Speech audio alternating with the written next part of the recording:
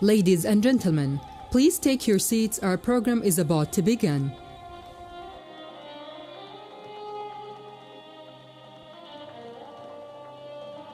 Ladies and gentlemen, our program is about to begin. Please silence your cell phones or place them on vibrate.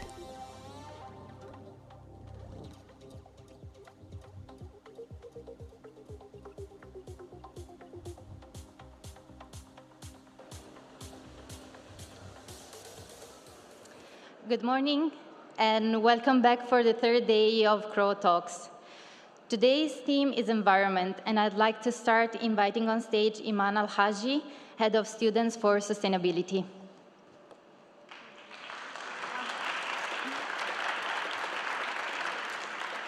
Good morning, dear beloved KAUST community and distinguished guests. It's my great pleasure to welcome you all to this special seminar. Your host is Iman Al-Haji, a PhD student here at KAUST, innovating nanocarbon materials, and the President of Students for Sustainability. This is Sustainability Seminar Series, which we started back in early 2020, just before the pandemic, and we had so many great distinguished speakers. So it's about a platform for intellectual exchange, and today it's my honor and pleasure to introduce our speakers. Our speaker today, Professor Donal Bradley. He joined KAUST in April 2019 and as the Vice President of Research, and he's tasked with fostering excellence in its research and supporting wide applications of resulting knowledge, interdisciplinary collaborative research, bridging science and engineering to social benefits. It's his strategic focus. Before coming to KAUST, Donal Bradley was head of the Division of Mathematical, Physical, Life Science, Dean of Science and Engineering at the University of Oxford. In his role, he oversaw the activities of 10 departments, comprising 700 faculties, 200 research and support staff, and 5,500 students. His publications have been cited over 92,000 times, with an H-index of 131. He's named inventor on above 25 patent families. He also holds honorary doctorates from the University of Sheffield, Hong Kong, Babson University, and the honorary fellow of Churchill College, Cambridge. Professor Bradley has been a fellow of the Royal Society, a fellow of the U.S. National Academy of Inventors. He is also a co-founder of Conjugate Polymer Electroluminescence, and he's a co-founder of the Cambridge Display Technology. His latest startup is Bureau-led, co-founded with Dr. Peter Livermore as a KAUST spin-up. Please join me in welcoming Professor Donal. Thank you. Thank you. Thank you very much, Iman, for the introduction. So I have a confession to make. I've never actually spoken about sustainability. So this is the first time that I've had to talk about sustainability. And it's been a very interesting process for me to try and think about what I should say. What should I be trying to communicate? What are the things that I think are important to get across when we think about sustainability? So deciding that the theme for this Research Open Week was sustainability has led at least me to think about sustainability in maybe different ways. And hopefully that is the experience for other people attending the meeting, presenting at the meeting, thinking about what they hear in the meeting. So it's been a great opportunity to actually think about the issues relating to sustainability. And one of the things, listening to the presentations that have taken place over the last few days that struck me very hard was just how complex all of this is.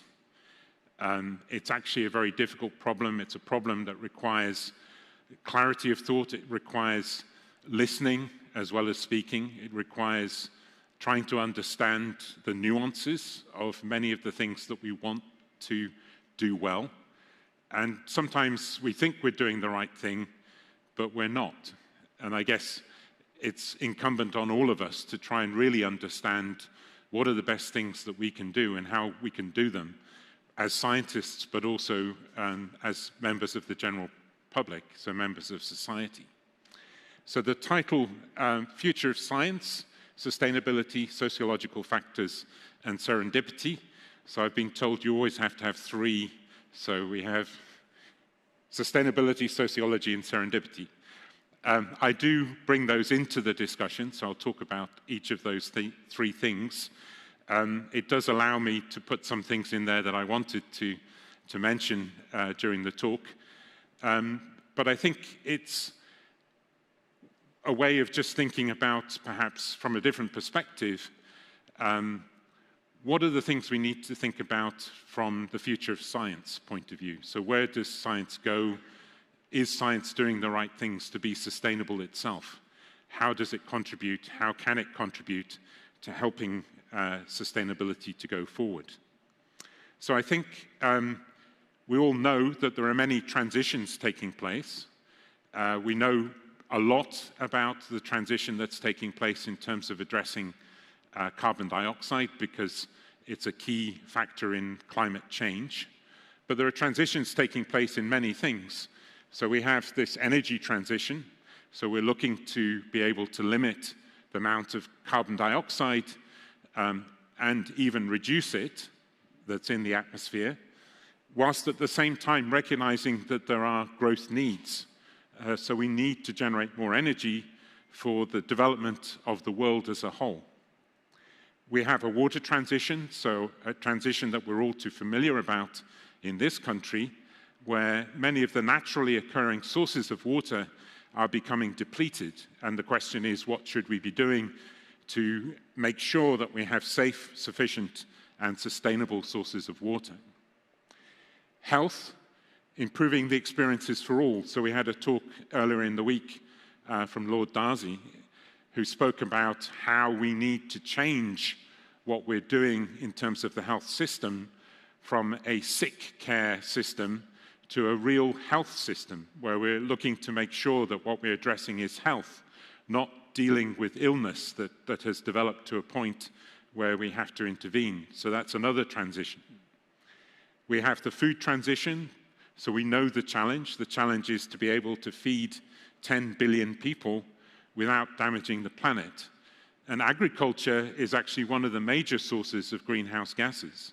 So how are we going to do that? What are the technologies, what are the approaches that we need to be able to address that transition?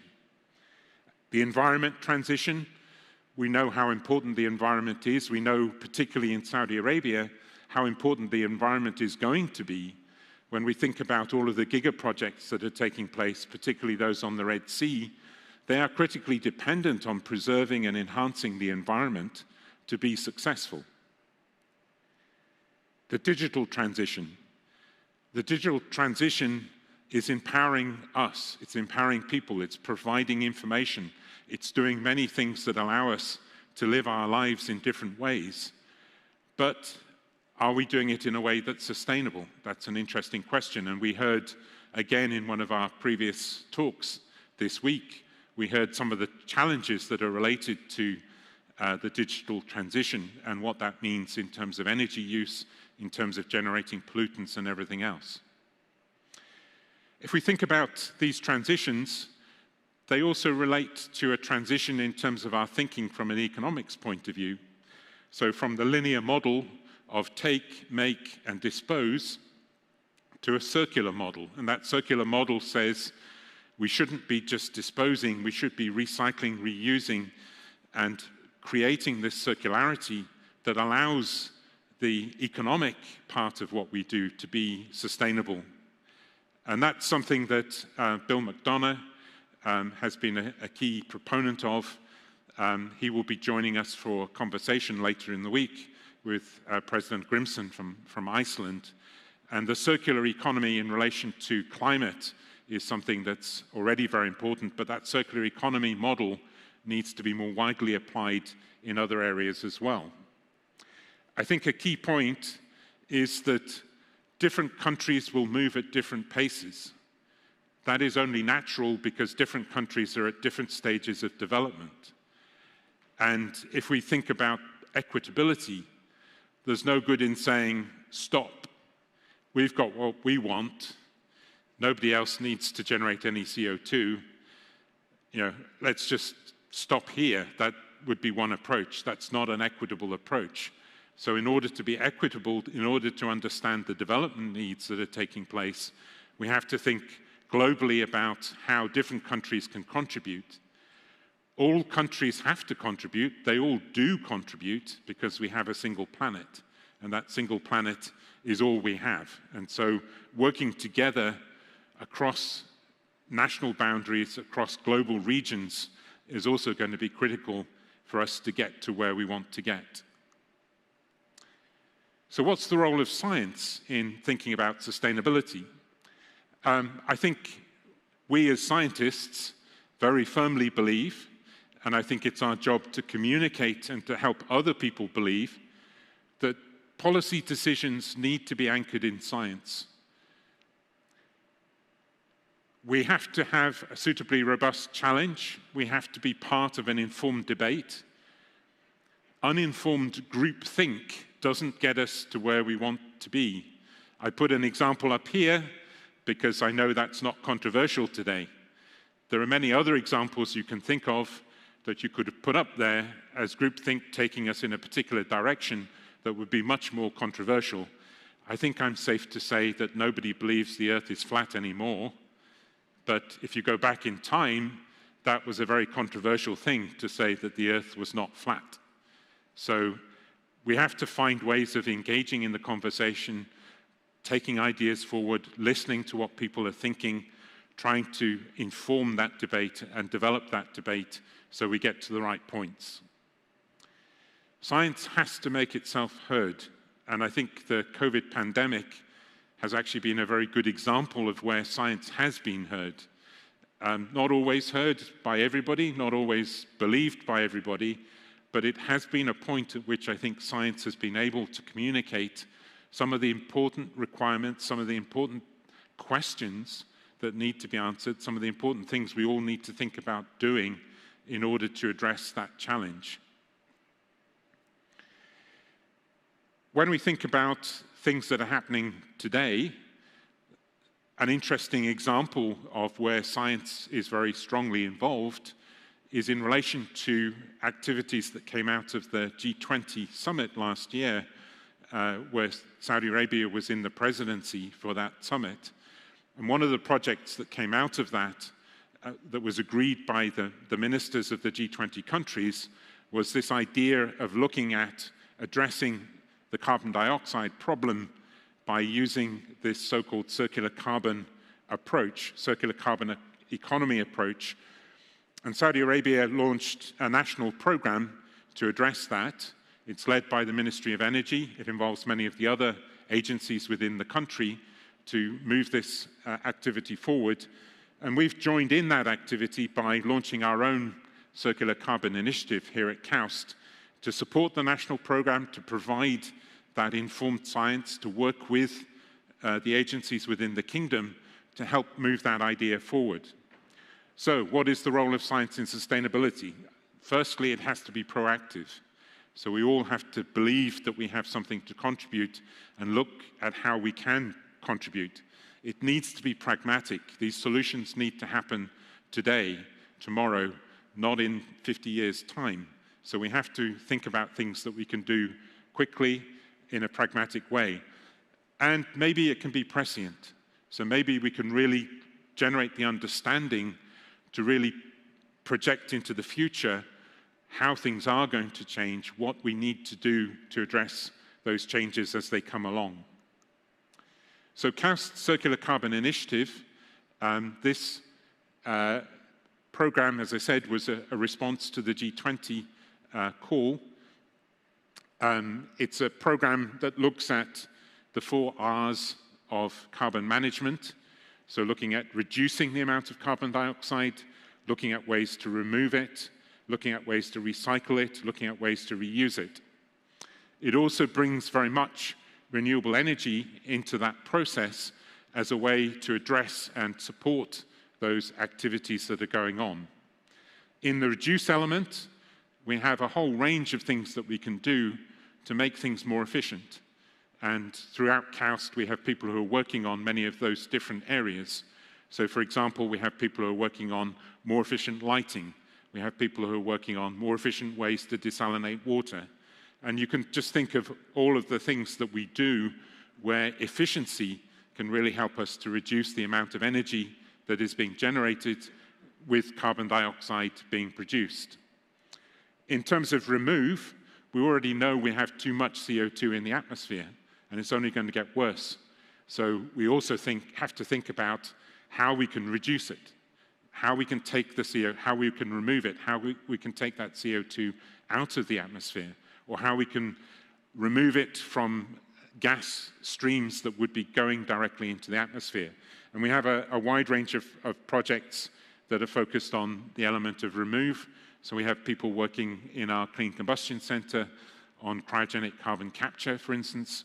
We have people working in the Advanced Membranes and Porous Media Center on direct air capture using metal organic framework systems. We have people who are looking at how the carbon can be stored within the natural cycle as well. So so-called bio-inspired approaches to capturing CO2. We also are thinking a lot about what to do with that CO2 once we have captured it. So how can we store it? Where can we store it? What are the techniques that we can use to store it? So there's work going on about how to store the CO2 in depleted reservoirs, oil and gas reservoirs. There's work looking at how to track the CO2 through geochemistry in basaltic rock, so that's very important for this part of Saudi Arabia. There's work going on to look at how that CO2 can be used in geothermal experiments or in geothermal energy generation as a working fluid. So there are many things that we're looking at in relation to the capture and storage. In terms of recycling, what can we do with the CO2 that we have captured? We're thinking about how it can be used to make so-called e-fuels. So how it can be used to make fuels that are basically less carbon intensive, fuels that will allow us to support some of the transportation sectors that are very difficult to decarbonize, very difficult to replace with, for instance, electrical drive systems. Reuse, again, thinking about some of the other things we can do with carbon dioxide. We think about plastics, and I'll talk a bit about plastics later. We think about whether we can use the carbon dioxide as a source material to include within plastics and so make use of it as a source of carbon rather than a pollutant. And then the integration of renewable energies in order to drive a lot of these processes, in order to support this circular carbon economy. We want to change the energy sources that we're using to drive those processes. And renewable energies, we know, are a better solution for many things. Sociological factors, good or bad. So I have two lists, okay? And on the left, we have plastics, fossil fuels, internal combustion engine, and beef. Good or bad? Actually, the answer to that question depends on who you ask. It depends on when you ask that question. So I think probably if you think of a global audience today, at this point in time, after COP26, this side would be bad. I think I'm fairly safe in saying that. This side will probably be good. So renewable energy, solar, wind, hydrogen, electric vehicles, digital technologies that are helping us to do many things. But it's often not as straightforward as it seems. So let's take electric vehicles. Good? Always good? Maybe not. In the end, electric vehicles depends on where does your electricity come from. So if you're burning coal to charge the battery in your electric vehicle, is that good? Not necessarily. It also depends on whether you can afford to buy an electric vehicle. So about 1% of the world's population can probably afford to buy an electric vehicle at this point in time. So what about the other 99% of the world? What are they supposed to do? So internal combustion engine, bad, but not so bad, because actually if we're thinking about that transition that's taking place, if we're thinking about how do we go from where we are today to where we eventually want to be, if we scrap the internal combustion engine, all we will be doing is stopping the development of many nations. So what should we do? We should be working on how to make the internal combustion engine more sustainable. And there are many things that we can do to take that approach. Within our Clean Combustion Research Center, there's a lot of work that's going on to make those engines more efficient, to make the fuels that are used in those engines much more sustainable fuels. So sometimes things look good, bad, but it's not always obvious. So what about beef? We know beef is responsible for generating a huge amount of methane. So within KAUST, we have people who are working on how to produce agricultural feedstocks that basically will reduce the amount of methane that's been generated and significantly enhance the sustainability of beef. So we can think about that. I'm going to talk a little bit about plastics. Fossil fuels, certainly in the part of the world that I come from, many people say, leave it in the ground. The problem is if we leave it in the ground, I wouldn't be wearing very much at the moment, because fossil fuels are also petrochemicals. Petrochemicals are what's used to make a huge number of things that we rely on in terms of just our daily life. So we have to be a little bit careful when we sort of think about these things in terms of good and bad. So this actually just illustrates this point about it matters where your electricity comes from when you think about, is an electric vehicle a good thing? If your electricity comes from brown coal, then the answer is no. If it comes from organic photovoltaic technologies, and this is a slide from the KAUST Solar Center, then the answer is probably yes, it's good. So we have to think quite carefully about, when we say something is good, what are the caveats, what are the other things that we should be thinking about, and how do we address getting to the point where it genuinely is good? This slide is making a couple of points. One, Sustainable Development Goals. The United Nations didn't say sustainability goals. United Nations said Sustainable Development Goals. So a key component of what the Sustainable Development Goals is about is that word development. So it's not what I said earlier, let's just stop changing anything because we've got what we want. It's about how do we allow the rest of the world, other parts of the world, to develop in a sustainable way? How do we make sure that we're not stopping equity when we start to talk about sustainability? And I think that's an important point. These diagrams show greenhouse gas emissions by gas. So we're rightly focusing a lot on carbon dioxide in terms of fossil fuels, industrial processes, forestry and land use. Sometimes people tend to forget about that part of the equation. Methane. So we know about the beef question.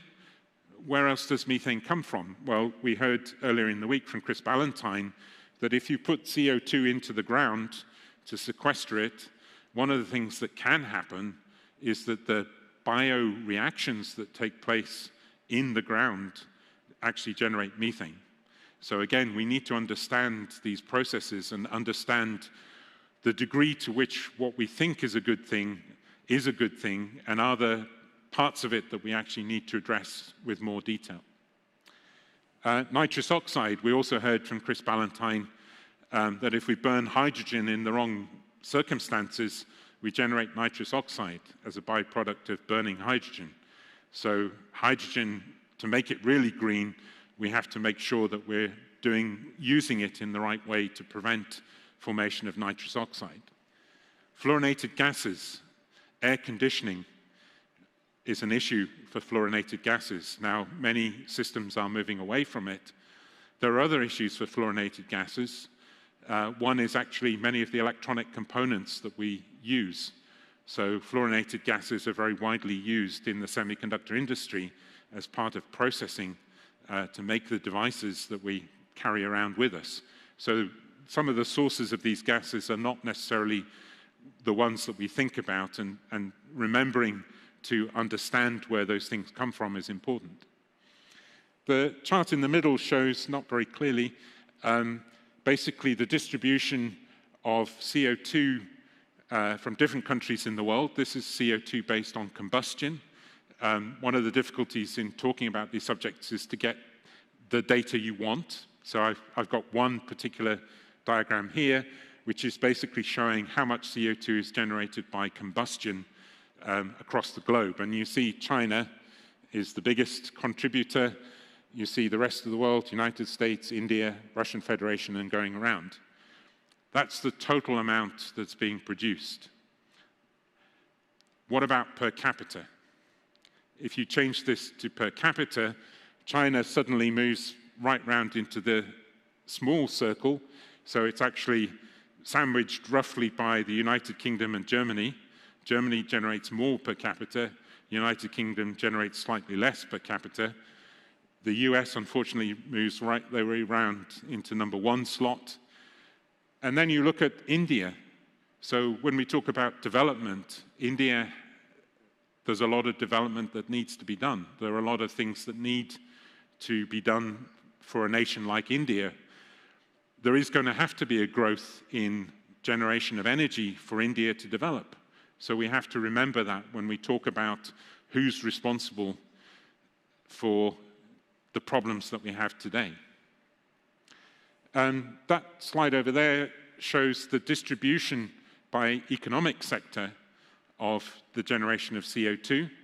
Electricity and heat production is the largest, followed by agriculture, buildings, transportation, industry, and other energy. A lot of focus has been put on transportation and electricity. So this is where we hear a lot about things to do with CO2. Industry doesn't get unpacked. So we don't hear about which industries do we really need to focus on. We heard earlier in the week from Aradazi talking about the health system, that the pharmaceutical industry generates twice as much CO2 as the automotive industry, which I think is a surprising fact, certainly something that I didn't know. So I think we do need to drill into some of these things to better understand holistically what it is that we need to do to address, the issues that we're wanting to address. Now, I'm going to switch tack. I'm going to talk about plastics.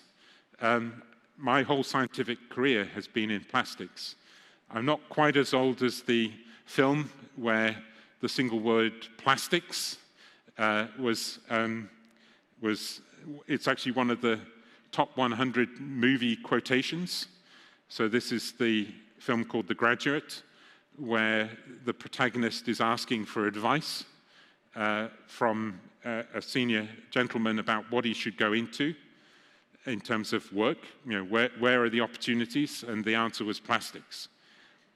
We've already heard plastics are bad, so I'm going to talk about plastics, but I'm going to talk about a different kind of plastics, not the plastics that probably most people are thinking about. I'm talking about plastics that can do things that normal plastics can't. I'm talking about plastics that can conduct electricity, that can emit light, that can work as semiconductors.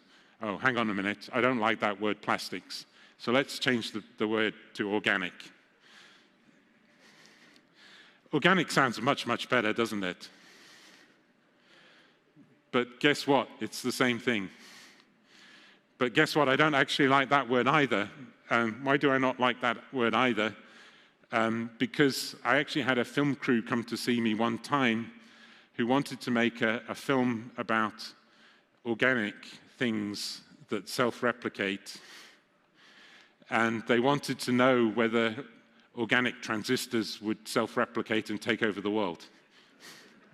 So let's just call it soluble semiconductors.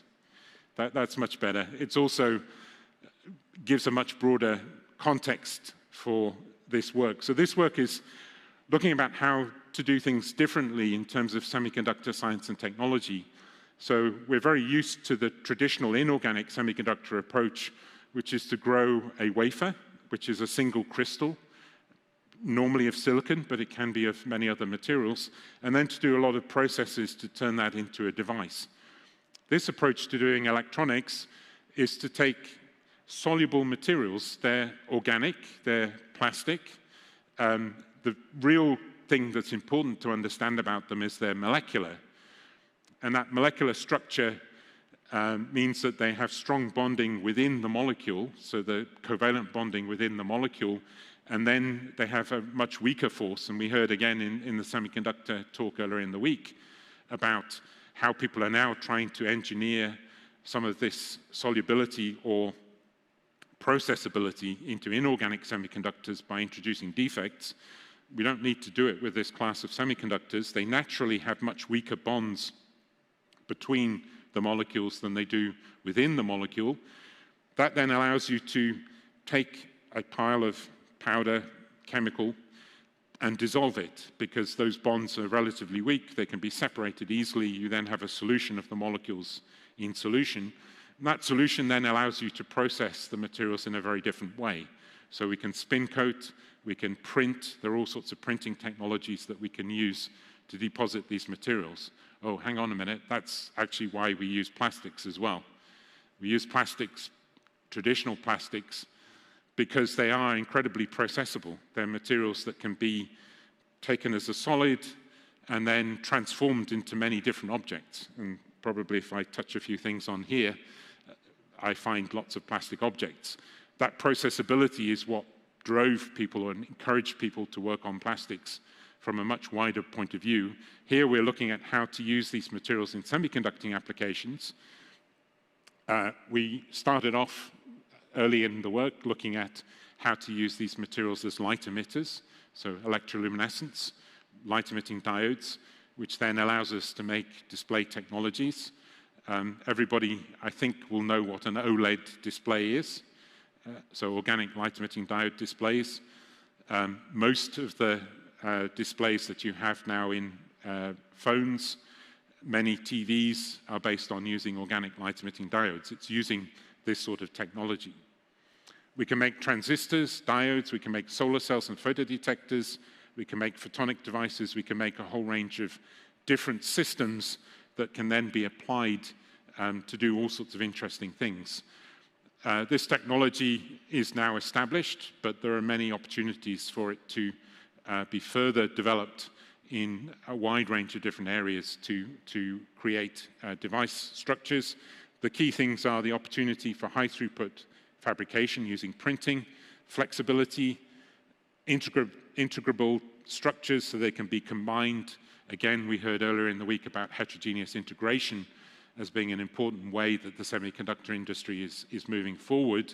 So these materials are very easy to integrate with other structures. They're low cost, and there's a huge versatility in terms of the parameter space that we can address in terms of optical gaps, in terms of many other features of the devices. And today, we now have displays that I think I can say are the world's best displays. There's always a debate. If you go into a TV sales room, people will tell you every single device on display is the best display. And you really have to know something about display technology to kind of understand what they're talking about. Why would I say these are the best displays? Partly because of the ultra-high definition that can be obtained, partly because of the contrast ratio that can be obtained, so 1,000,000 to 1 contrast ratio, but also how fast they are, how lightweight they are, how well they address the color gamut, so the range of colors that we need to be able to reproduce if we want to show objects in their full light. The other point about this slide is just how long these technologies take to develop. So the company Cambridge Display Technology was started in 1992. The first inkjet printed demonstration device, significant size one, 56-inch, was in 2014. We now have TCL in Guangzhou building a Gen 8.5 line. Gen 8.5 means that the panels are 2.2 by 2.5 meters in size, so 5.5 square meters is a single panel that's going through that process. They have building this line to make 8K, so that's 33 million pixel TVs. So the resolution of those TVs is amazing. You have to have the content to put on them to see the difference. You have to have better eyesight than I have to see the difference, but they still are would be the highest resolution. This technology will go on to address other device types, so lighting and optical devices will follow over time. This is really what you want to hear the answer to. Are they more sustainable? Well, one of the things that was being addressed by developing this technology was to make more efficient displays. Again, I'm old enough to remember CRTs. And if you compare a CRT, 24-inch CRT uses about the same amount of energy as a 42-inch plasma display. Again, some people won't know what a plasma display is. Today's displays are much more efficient. The problem we have is we make the technology more efficient, and what do people do? They make a bigger display. So all of the efficiency gain is consumed in making a bigger device. So that's our problem. And unfortunately, many of the things to do with sustainability are our problem. It's not the technology's problem, it's our problem. So why do I need a 65-inch TV? Many houses don't have a wall that's big enough to put a 65-inch TV on. They probably do in KAUST, but many other parts of the world, you don't have a wall that's big enough. So really, I should be saving the energy rather than making a bigger display. So Paraled was mentioned. Paraled is a new startup at KAUST, which is going to look at developing displays. One of the key things Paraled wants to do is make more efficient displays. So we're trying to address that efficiency question to try and make these things more sustainable. This is where serendipity comes in. So actually, we like to think that science is a process where we know where we're going, where we do the experiment and we get the answers that we're looking for. But actually, science doesn't always go that way. And often, we find things by doing science that we don't expect, and that we call serendipity. Now, the key thing with serendipity is you have to observe, so you have to know that something has happened that perhaps you didn't expect to happen, and note that, observe it, think about it, and then does it have uses? So actually, the development of light-emitting diodes using plastics, polymers, came from an accident.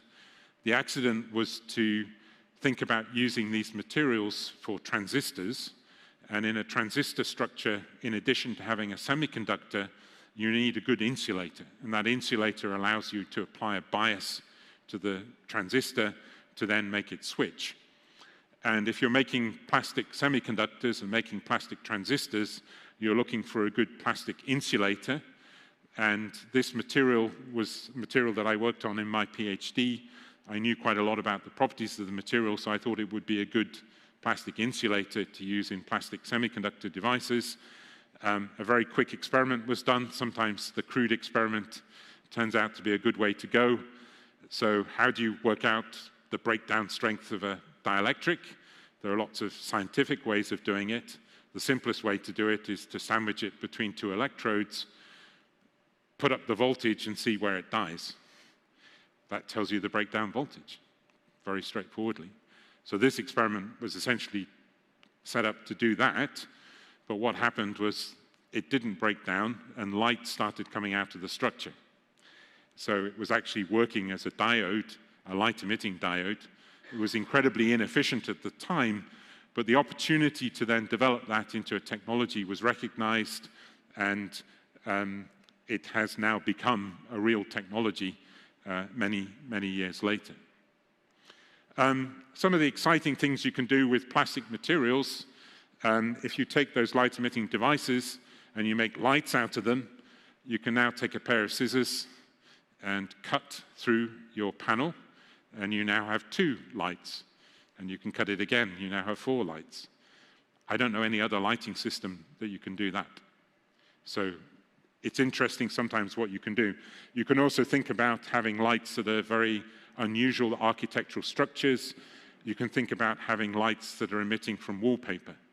So you can really start to design new ways of using this kind of lighting.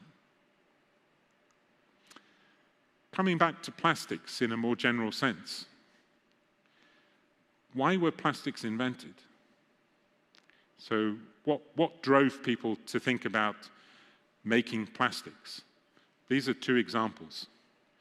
So elephants, sea turtles, billiard balls, and what are called tortoiseshell combs. So if you go back into the 19th century, people were concerned that they were going to eradicate the population of elephants and sea turtles because ivory was being used to make billiard balls and sea turtles were being used to make combs, hair combs. And the plastics were actually invented to remove that problem. So the plastics were invented as materials that could replace these natural products and actually make superior goods at the same time. There was a bit of an issue with the billiard balls because they were originally made out of celluloid, which does have the habit of exploding occasionally with impacts. So I think some of the early games played with celluloid billiard balls might have been interesting. But the point really is, we think of plastics as being bad, but plastics were introduced originally to address this problem. And you could even say that we wouldn't be thinking about the issues of sustainability for sea turtles today if we had not introduced plastics, because they would have been extinct before we got to today. So we have to sometimes just remember where these things come from. Plastics have also been a very important driver for development. Just all of the things that we have, all of the things that have been developed that have allowed societies to develop in a way that would have been very, very difficult without those material systems. So, let's think about plastics in a more nuanced way when we think about plastics. So what's another comparison? This is a comparison of different bottles that can be used to store liquids.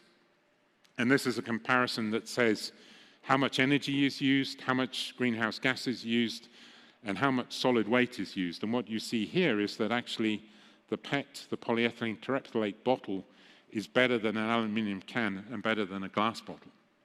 So what's the problem? The problem is a societal problem. It's not a materials problem, actually.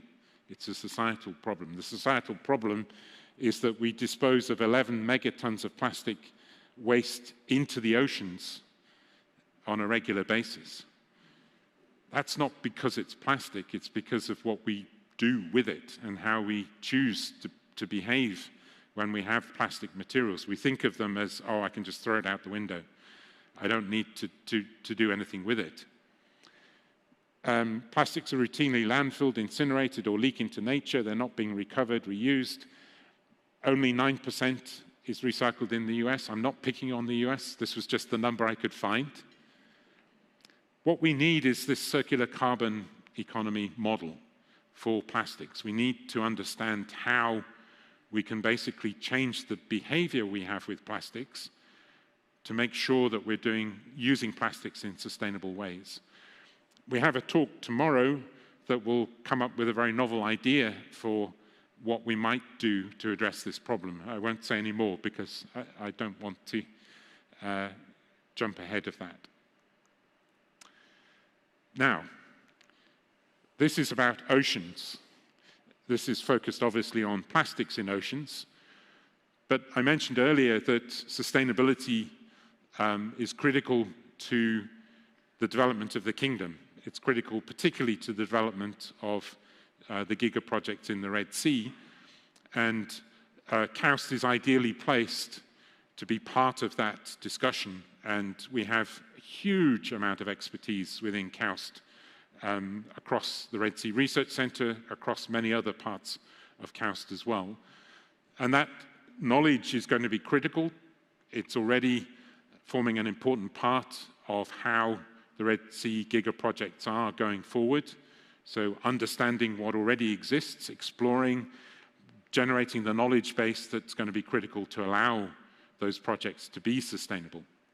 And that involves exploration, it involves looking at how to regenerate and protect, it involves looking at the human-ocean interface, the interactions that are taking place. It involves also developing a lot of new technologies. In order to do this efficiently and effectively, we need many different ways of collecting the data that's of interest and harnessing that data to do the things that we want to do. So this is going to be, going forward in KAUST, the activities that we have that are addressing Red Sea are going to grow, and I think it's a fantastic opportunity for us. It's fantastic being next to the Red Sea, and it's fantastic that Saudi Arabia is looking to develop the Red Sea, and for us to be part of that, I think, is a very exciting opportunity.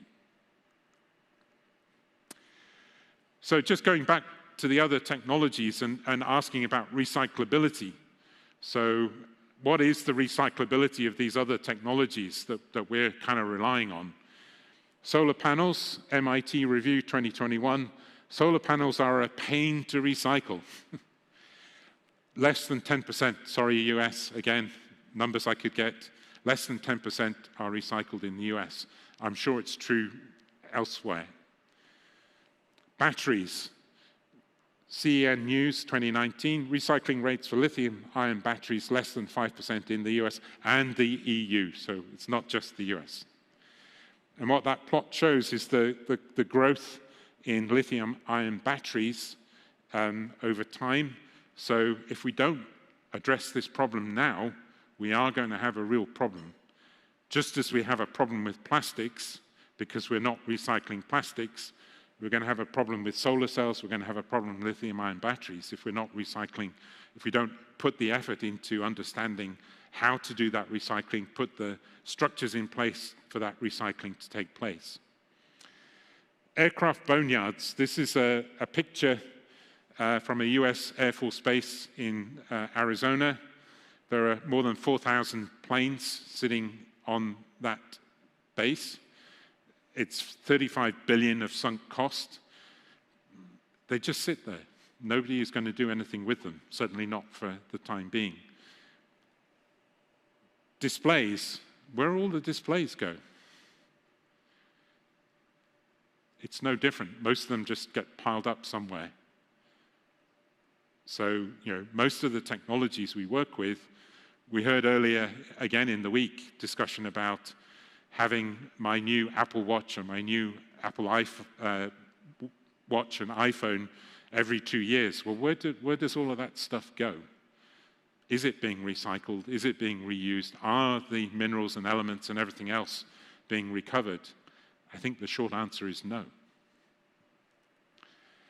So this is a legacy problem for future generations, and the problem is that we have this out of sight, out of mind issue. So unless somebody shows you that picture of the aircraft, and there are many other places where aircraft are just being parked in the desert, you probably have no idea that that's what's happening to all of the things we've used, because it's out of sight. And there are just so many things that we would be concerned about in terms of sustainability that are out of sight. And unfortunately, that means they're out of mind. And that out of mind means we're creating this legacy, or potentially creating this legacy problem for future generations. So this is where Bill McDonough comes back in again. The cradle-to-cradle design philosophy, the cradle-to-cradle design principles are all about saying, don't make stuff that you can't recycle. Do it properly. The problem is it costs money, it costs effort, it costs commitment.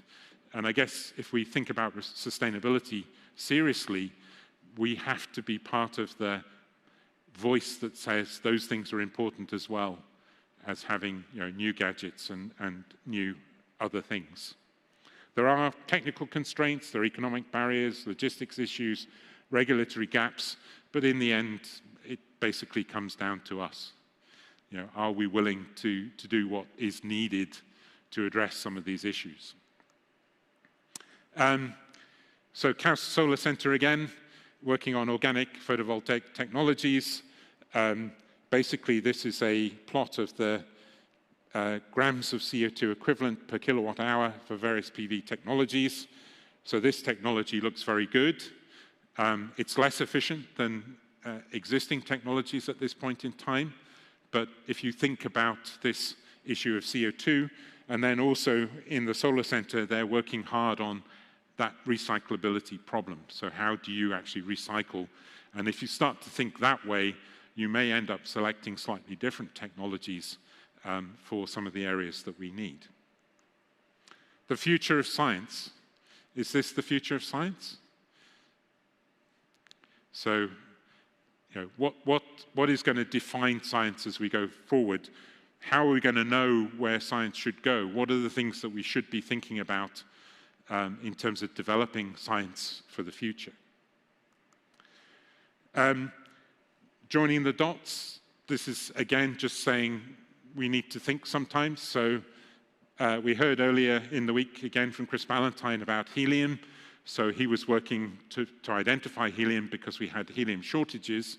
So where does helium come from? Well, helium mostly comes as a byproduct of natural gas extraction. So again, if we stop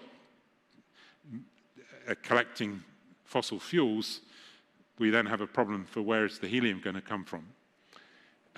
We have a choice. If we have a shortage, 30% goes into medicine, 17% goes into science, and 17% goes into party balloons. So what are we going to cut? Thinking about those displays that I was talking about, this is Saudi's biggest petroleum site.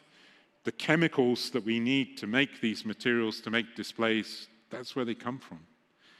We also need minerals, and that's a mine. Doesn't look very nice, but it's out of sight and out of mind. So we need to think about how these things are connected together. What are some of the other things that happen in science that maybe we should be thinking about? One is, can we sustain the growth in the number of journals, the growth in the number of publications? Is this good? Is it good that we're publishing exponentially more papers as a global society? Do we need all of those papers? So the head of sustainability, Iman, asked me that question. I didn't have a good answer. You know, do we need to publish so many papers? Is it desirable? Is it sustainable? Open science may be an approach. Big science is already addressing this problem just by saying we have to work together to deliver some of these things. Citizen science. So how can we involve the public in doing science? I realize my time is nearly done. Just very quickly, I'd like to propose a new sort of citizen science called piscatorial ichthyology. So what's piscatorial ichthyology? Piscatorial ichthyology is the study of fish by fishing.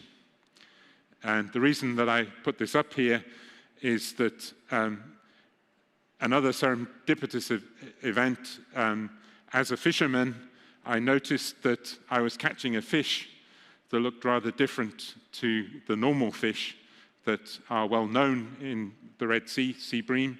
So I got in touch with Mike Berriman to ask him about this, and Mike and the team very kindly said, oh, okay, let's have a look.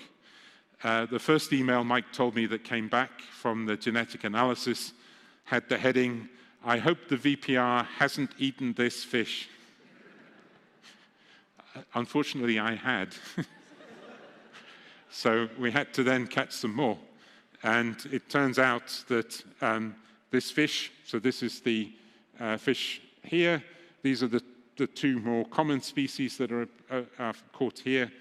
So this one and this one look similar, but this is now identified as a new species. It's called Acanthopagris o'connori. Why is it called o'connori? The answer is my mother, her family name is O'Connor. It was her 90th birthday this year.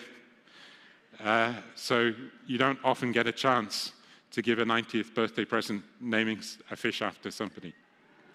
So finally, just to tell you where you can follow KAUST Research, and thank you very much.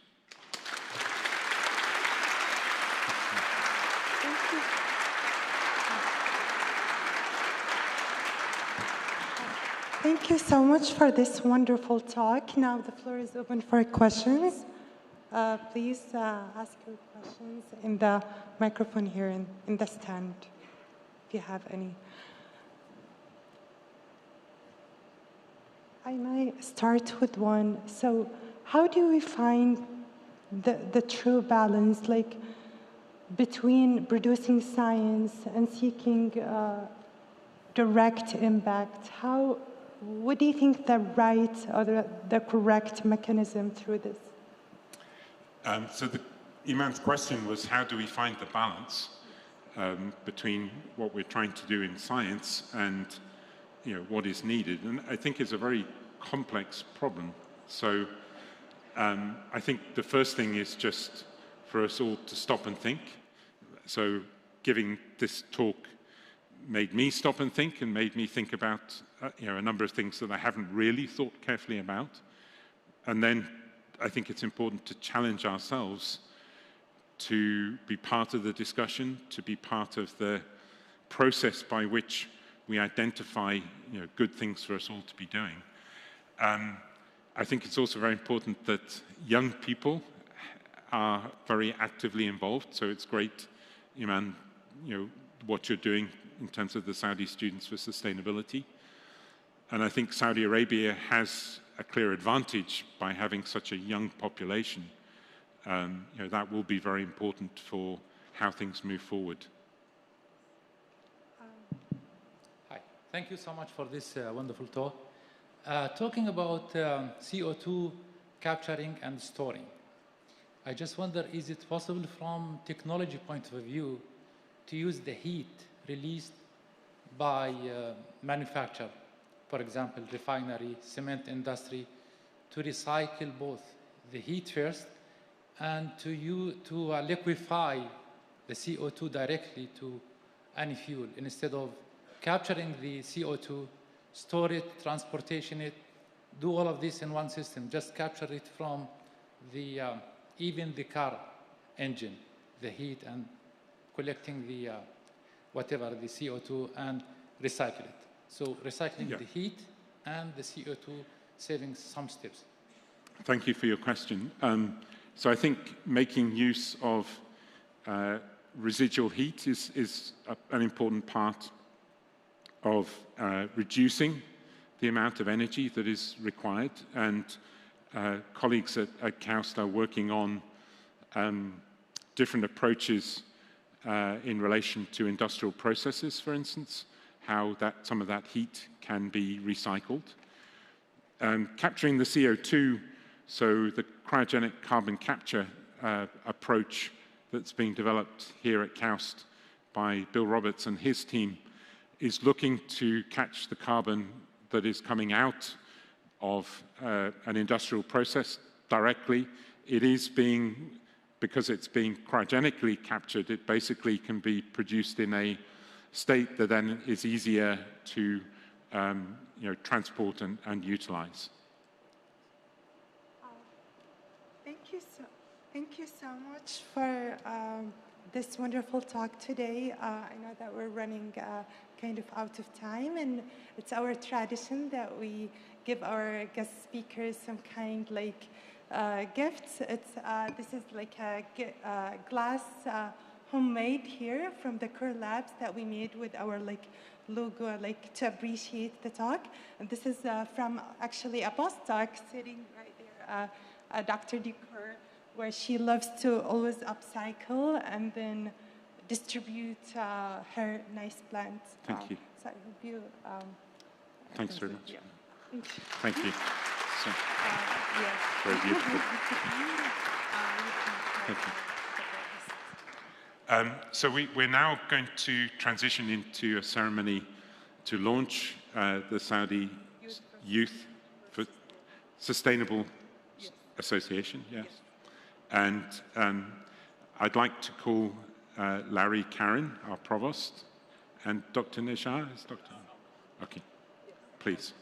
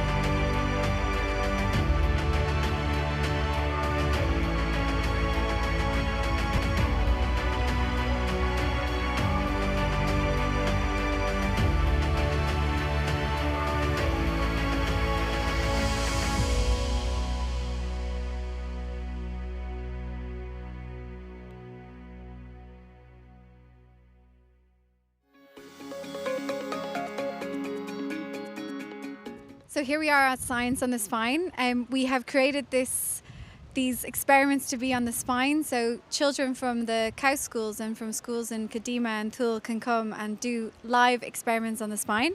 Over here we have the Mate ROV competition. What's happening here is they're building robots, they're putting them in the pools and making sure that they work. And then if you follow me here to the library, you'll be able to see that our postgrads are reaching out to our younger students and doing live experiments on the spine.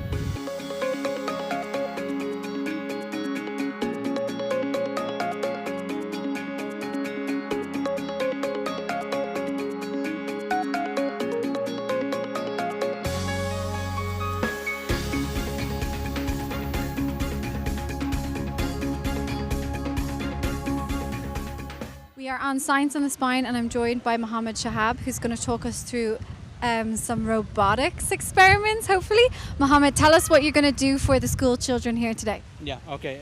My name is Mohammed Shahab. We are from the Robotics and Intelligent Systems and Control Lab. Here I'm accompanied by PhD students Ubada Wali and Fertabi and Kuwait Liganov, who is managing the lab. So what we are going to be presenting today is two demos, robotic demos. The first one is going to be a combination of modular drones. So that's the first demo that we're going to present. And the other demo is related to the robotic arm. So both of these two demos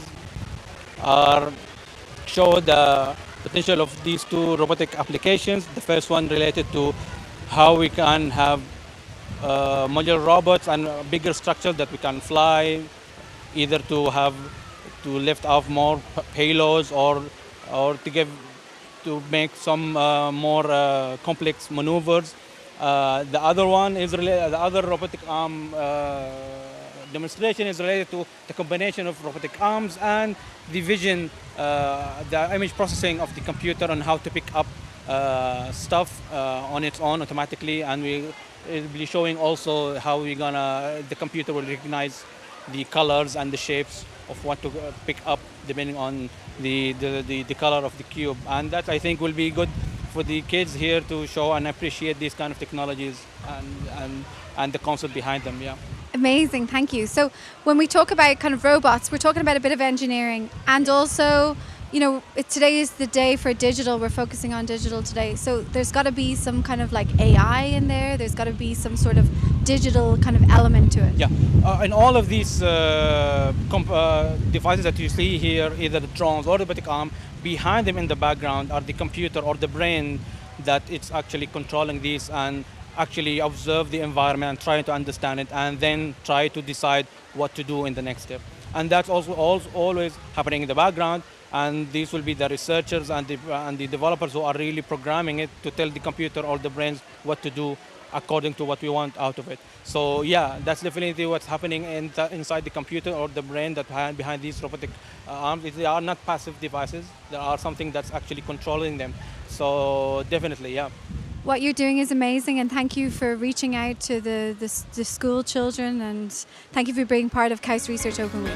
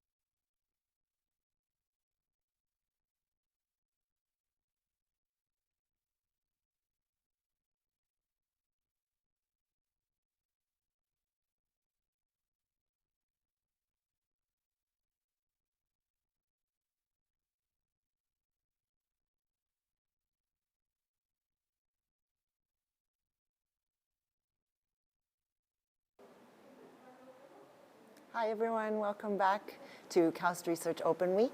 Today the theme we're covering is environment, and we just listened to our Vice President for Research, Professor Donal Bradley, give a really inspiring and as well as a little comical and fun talk about sustainability, the future of science, sustainability, sociological factors, and serendipity. So I hope you were able to catch that.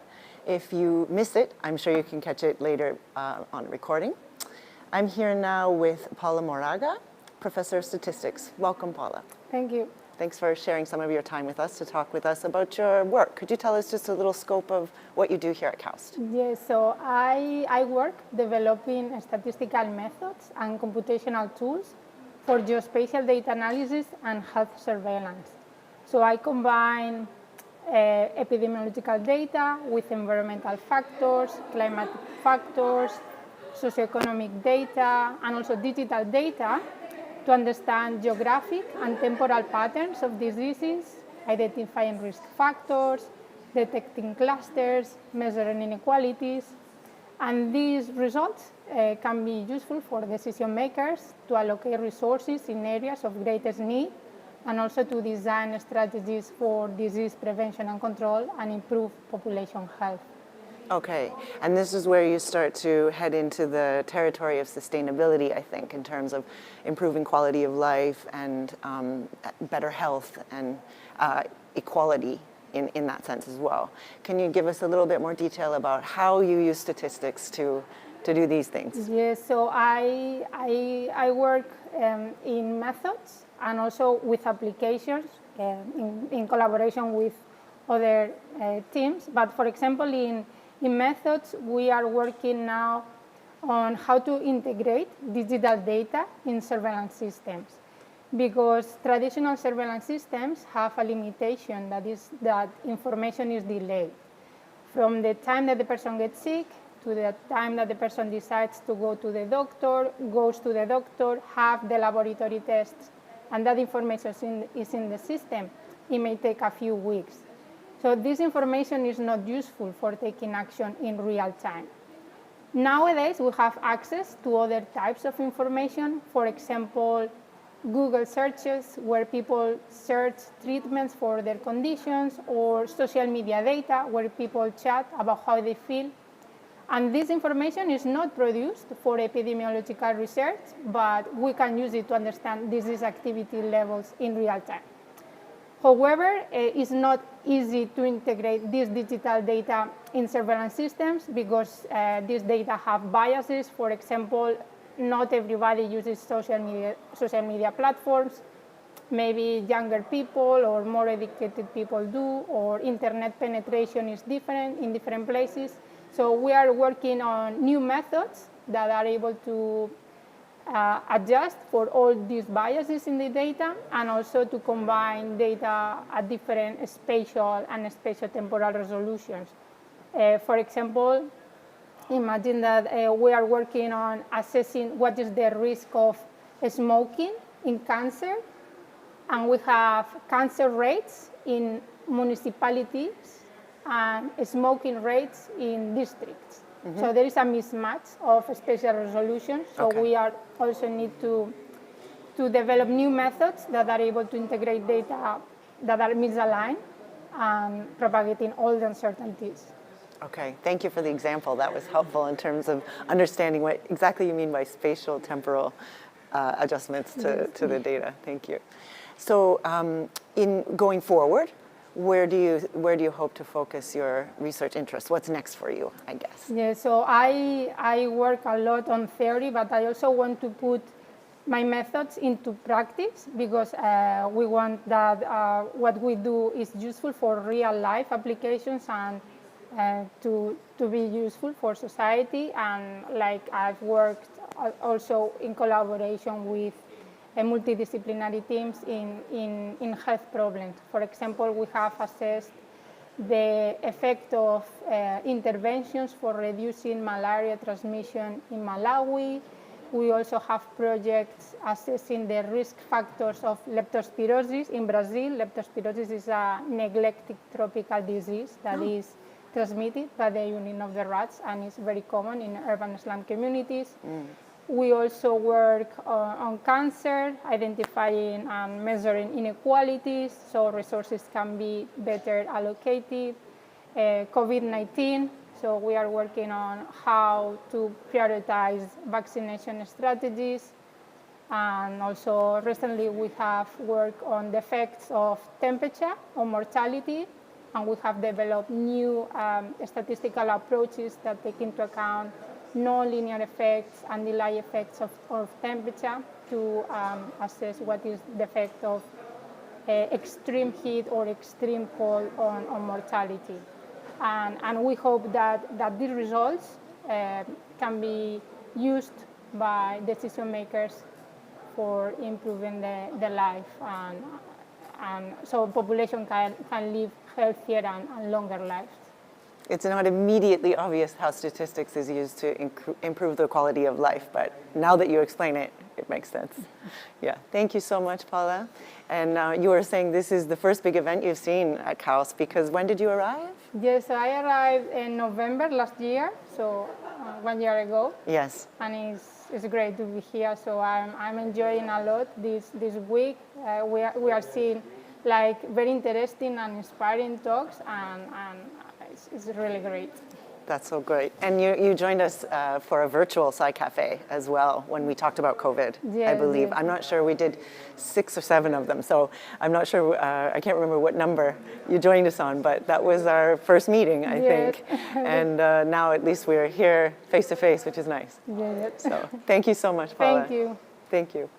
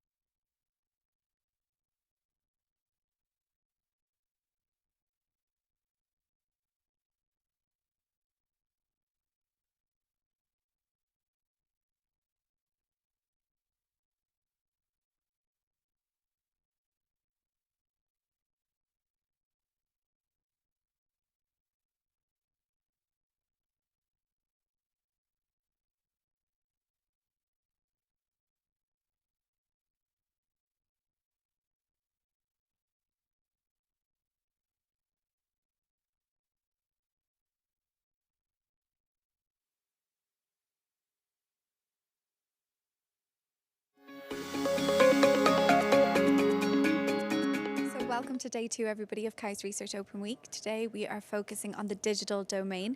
I'm here at the booths again, and I hope to walk you through what KAUST is doing to provide a more sustainable future for the kingdom and for the world. Come walk with me.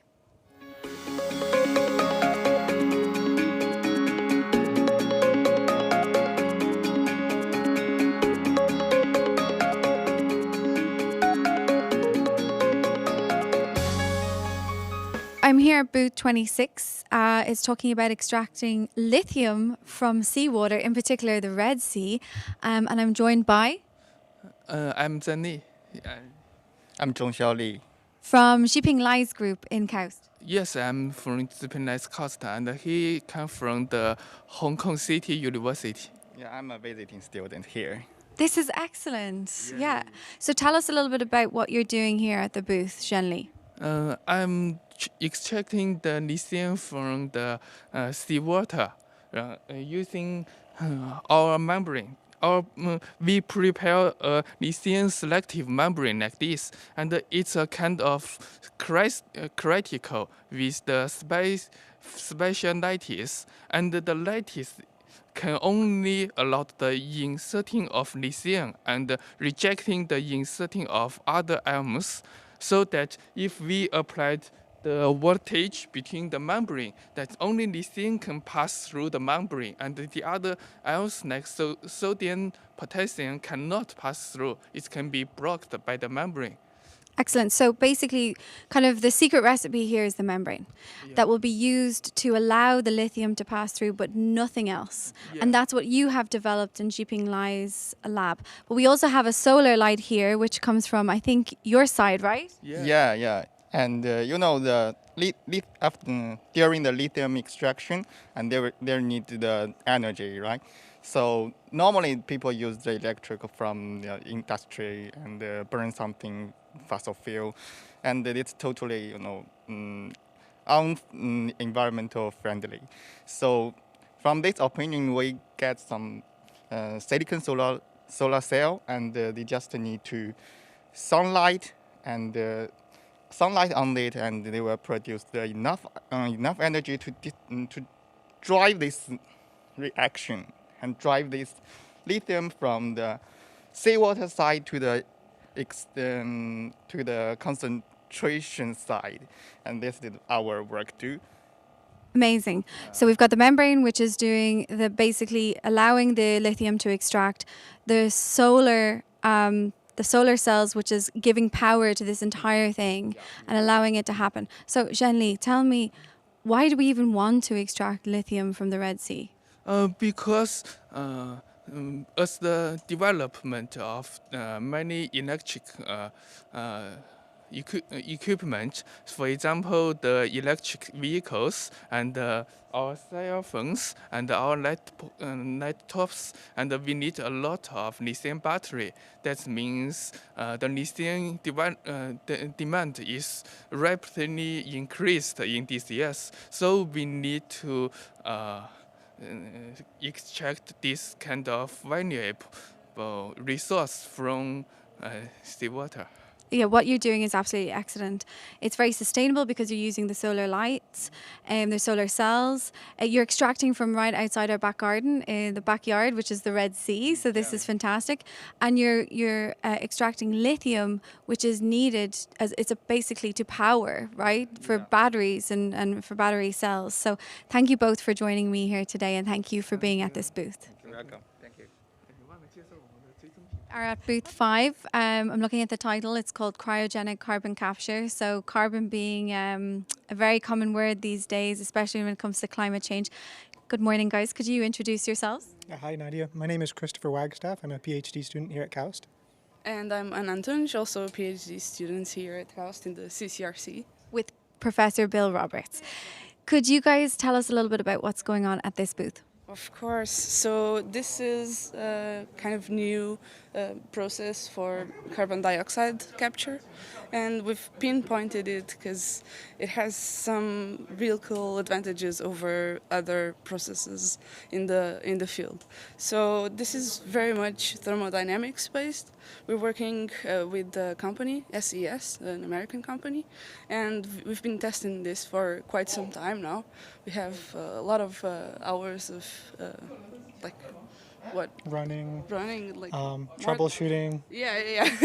in Kingdom, and we're going to separate ways. I'm gonna say why. This sounded really bad. It sounds amazing. No. So it sounds like you guys are capturing carbon at the source, right? In carbon dioxide intensive sources. So cement plants, power plants, all the big emission sources. And it's really cool because we can basically be integrated in their process without changing anything. So we capture the flue gas that's rich in CO2. We cool it down a lot, and then this is where the magic happens in the spray tower.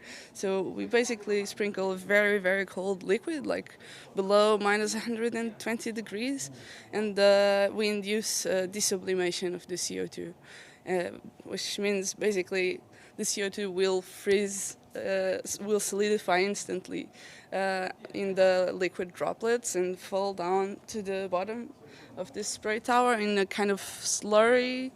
And then we separate this slurry by squeezing it in a screw press. We separate the liquid from the solid, and we end up with kind of solid CO2, like dry ice, which is quite fun to see. You can see it right there on the screen. Exactly. And we recirculate this very cold liquid to not lose all of the energy we used in cooling it.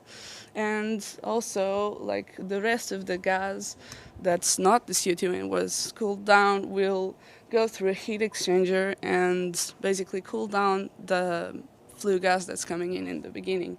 And this technology is really interesting because we can end up with a very pure CO2 at the end, like industry-grade CO2 that you can I don't know, use in food industry, eventually sequester in the ground. There's a lot of options.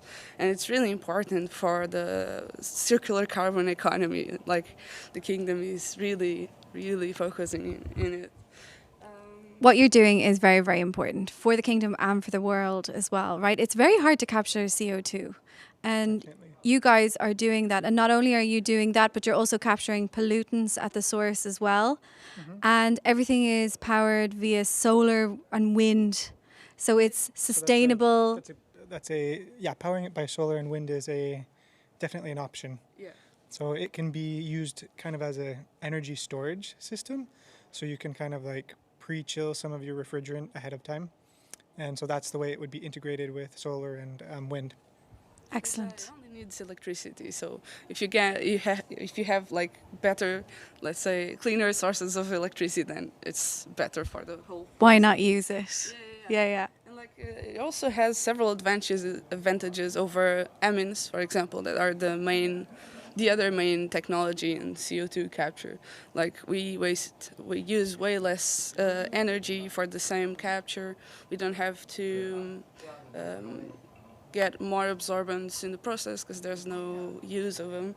And you don't have to use steam. Usually steam is integrated into the power plant process, but this can be used with wind and solar, where there is no extra steam lying around. Excellent. What you're doing is very important and it sounds like it's state of the art. So thank you so much for your time today. Yeah, thank you, Nadia. We are at booth number 8. This booth focuses on energy, really exciting stuff, crude to chemicals. And I'm here with Alberto Rodriguez Gomez.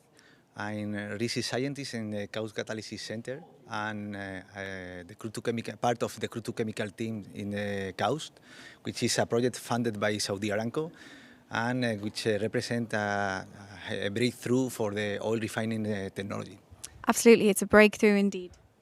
Hello, my name is Tiana Shenkhorova. Currently I'm a PhD student at KAUST Catalysis Center, and my work in this big collaboration between Saudi Aramco and KAUST is mostly dedicated to the development of catalyst for one-step conversion of crude oil to chemicals. Awesome. Can you guys tell us what is going on at this booth? So I will tell some introduction because. So as you may know, the demand for all diesel and gasoline is expected to decline in the next year. So the idea is to use this the most abundant feedstock in the kingdom, which is Arabian Light, to produce other stuff different to the fuels. So what we propose here is a reactor. What we propose is a new reactor concept.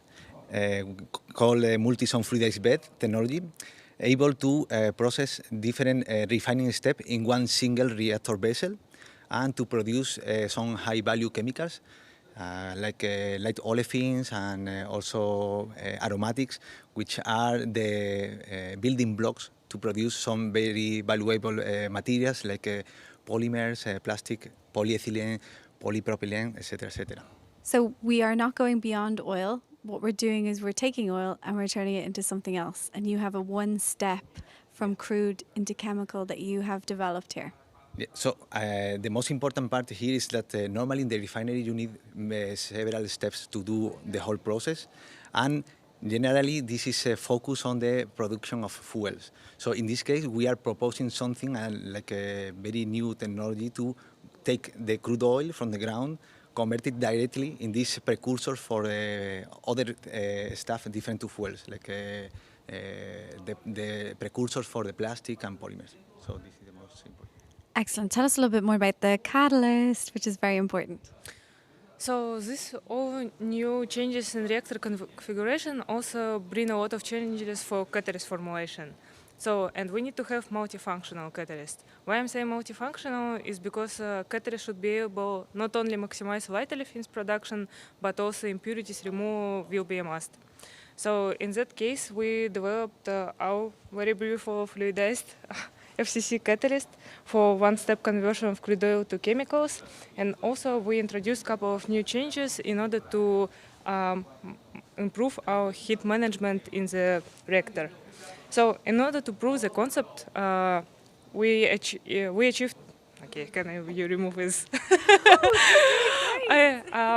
We, at the present, we achieved 35% of light olefins production at lab scale level. So in order to prove the concept and reliability of the system, we have moved to the benchmark. As you say, we already proved the concept at the lab scale, and we moved to a demonstration unit, which is currently working at KAUST. We are operating at this moment. So the idea is that this is we are very optimistic that this technology will go to the industry. So Aramco is already getting a lot of feedback, and I think in the future is very promising. They will implement it in the next generation of refineries. This is indeed very promising. Well done, guys. Congratulations. Thank you. Thank you. Thank you.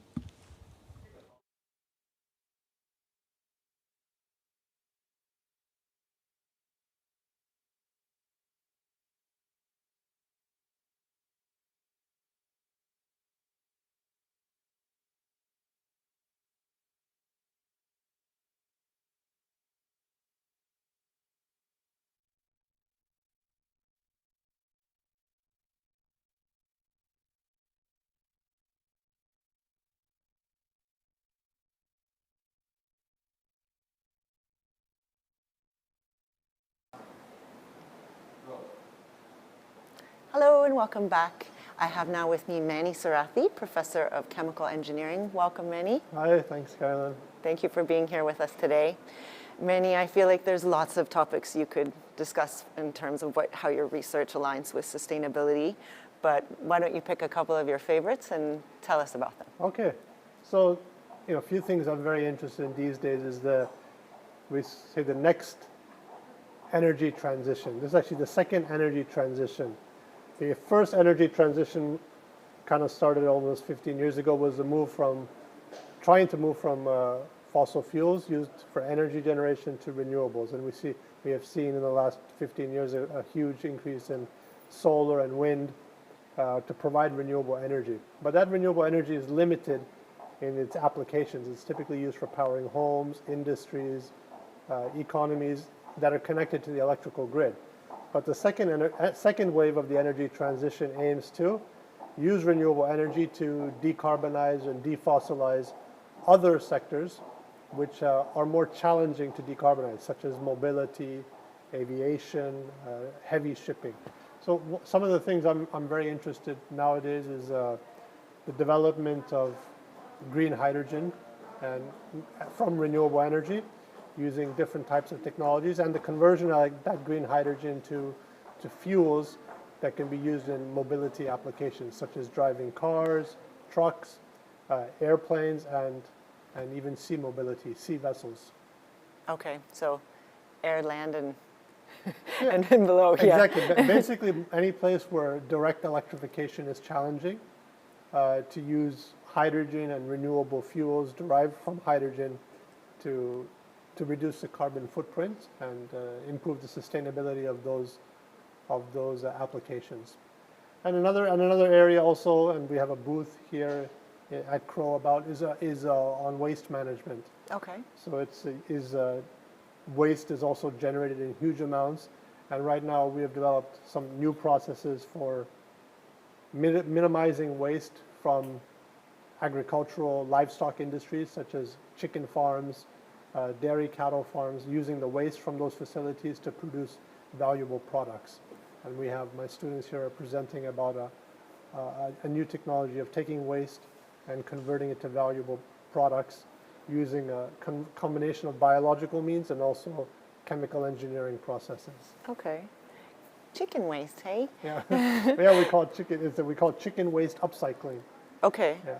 What can it be upcycled into? So we have basically used a very fascinating insect called a black soldier fly larva, which eats chicken waste. Okay. And people have used this kind of larva before for processing agricultural waste from food, like fruits, vegetables. But we have been working with the partners in South Africa, also in China, to get the conditions right for this larva to feed on chicken waste. And in doing so, the larva metabolizes the chicken waste into its own biological mass, body mass. And that mass consists of proteins and oil and some chitin as well, which is an exoskeleton for this larva. Okay. So what we do is we grow the larva on this waste, and the larva reduce the waste by about 75% in mass, and they grow fat. Then we take the larvae before they turn into flies and we process them. We get the oil out. From the oil, we make a biolubricant. From the exoskeleton, we make a chitin, which can be used in pharmaceutical applications.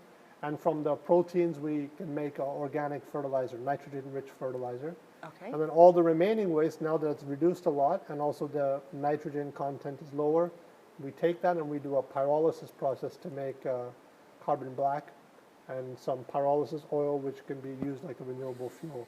So our goal is to avoid sending waste to landfills, which is now what's done in Saudi Arabia, and instead help companies that are growing chickens, producing a lot of chicken waste, rather than from landfilling their waste, which has huge implication on the environment, to make valuable products. And so the team now has participated in the Omnipreneurship Grand Challenge for the Kingdom of Saudi Arabia, and the announcement will come next week. Inshallah, we are one of the finalists. Well, best of luck to the team. And then we also have an internal KAUST research technology grant, translation grant, to take this technology and move it to higher levels of technology development for industry application. So that to me is a very project I'm very passionate about. And that's one major one. And another one is all the work we do around green hydrogen at NEOM, is where I work half the time now. Okay. So first of all, did you ever expect your career to be highlighted by chicken waste and flies? Well, did you see that coming? Actually, I think I've always been interested in waste management solutions and using chemical engineering processes like pyrolysis, gasification. But those are very intensive and expensive processes. So once you find that nature can do some steps more efficiently than an engineer can in an industrial process, you start to combine the different methods. So that's how I got interested in combining the biological side and also this engineering approach to waste management. Ultimately, I think there's a lot of scope for this kind of biological engineering combined process where we use larvae and pyrolysis for chicken waste, cow manure, other types of agricultural waste. But ultimately what we want to do is actually work on sewage waste, human waste. Okay. So if you can work with a municipalities are producing a lot of human waste, sewage waste, and this waste can also be converted by this larva and treated using pyrolysis. But we need some more experimentation, some more experience to get the process conditions right for that. But I think once we get that, it can have a huge benefit also to cities that are managing sewage waste. Okay, so that's the future, like what's coming. That's what I'm looking to go in next 3 to 5 years with this technology. Okay, and then the second one you said is about hydrogen. Yeah. Hydrogen is, this is for, not from waste. No. We have looked at producing hydrogen also from this waste, but it's still very expensive compared to producing hydrogen from renewable energy. Okay. So whenever you look at energy, you choose which technology solutions can provide you the best economics at a very large scale. And for waste management, the goal is to get rid of the waste and then make something valuable in the process. When it comes to hydrogen, we need to make it in very large scale economically. And going waste to hydrogen is still very expensive. But renewable energy to hydrogen from solar and wind in places like NEOM or other parts of Saudi Arabia is a technology that's economically viable. And in the next 5 years it will be economically viable. They're doing projects in NEOM, but my goal is to continue driving that cost down in the next 10 years, 15 years, with new technologies developed at KAUST, so that green hydrogen can be widespread for powering many different types of applications. And for that, what we're looking at is how to innovate on taking water and splitting it more efficiently into hydrogen and oxygen. I'm not a material scientist. We have material scientists at KAUST who work on catalysts, materials, but I'm more of doing the process engineering side, trying to find out what is the best way to operate these electrolyzers efficiently, what is the best way to connect them to renewable energy resources so they operate efficiently, so maintenance costs are reduced, operational costs are reduced, and that therefore the cost of the hydrogen comes down. Right, I guess that's what a lot of these, the holdup on some of being able to apply these technologies and new energies is that they need to be financially viable. Financially viable, yeah, and that's the difference between an engineer and a scientist. An engineer tries to take what the scientists have done and find ways to implement it at an industrial scale. And of course, one is just building these huge capital projects, infrastructure, to take the technology to very large scale, which makes things cheaper, but then also being able to operate the process continuously at low cost with little maintenance. And these are all also aspects of research and development, where we need to help industry to get familiar with this technology, implementing it, running it efficiently so that the cost can be reduced. And of course, the end goal is to have clean products, efficient technologies deployed to society and for their benefit. And for that, we need it to be reliable, minimal maintenance requirements, and operationally stable. And this is what a lot of the work we do in engineering tries to enable that. Right. And it sounds like the movement to application is very important for you as well. Exactly, yes. For me, I like fundamental science. I have researchers in my group that do fundamental science, but I've always been an engineer at heart. I went to engineering school in my undergrad. After I finished my undergrad, I worked in industry as an engineer. Then I came back to get my PhD and joined academia. And one of my passions is I love doing research in the academic setting, but I want to see it implemented in industry. And that's why I've had the opportunity, and I'm fortunate to have the opportunity to work at NEOM for the last 1.5 years, is to help them take technologies that are relatively less mature in industry and actually implement them in the real world. So being able to work in a company, work on these projects, together with being in a university, developing R&D solutions, to me that's what makes me most excited.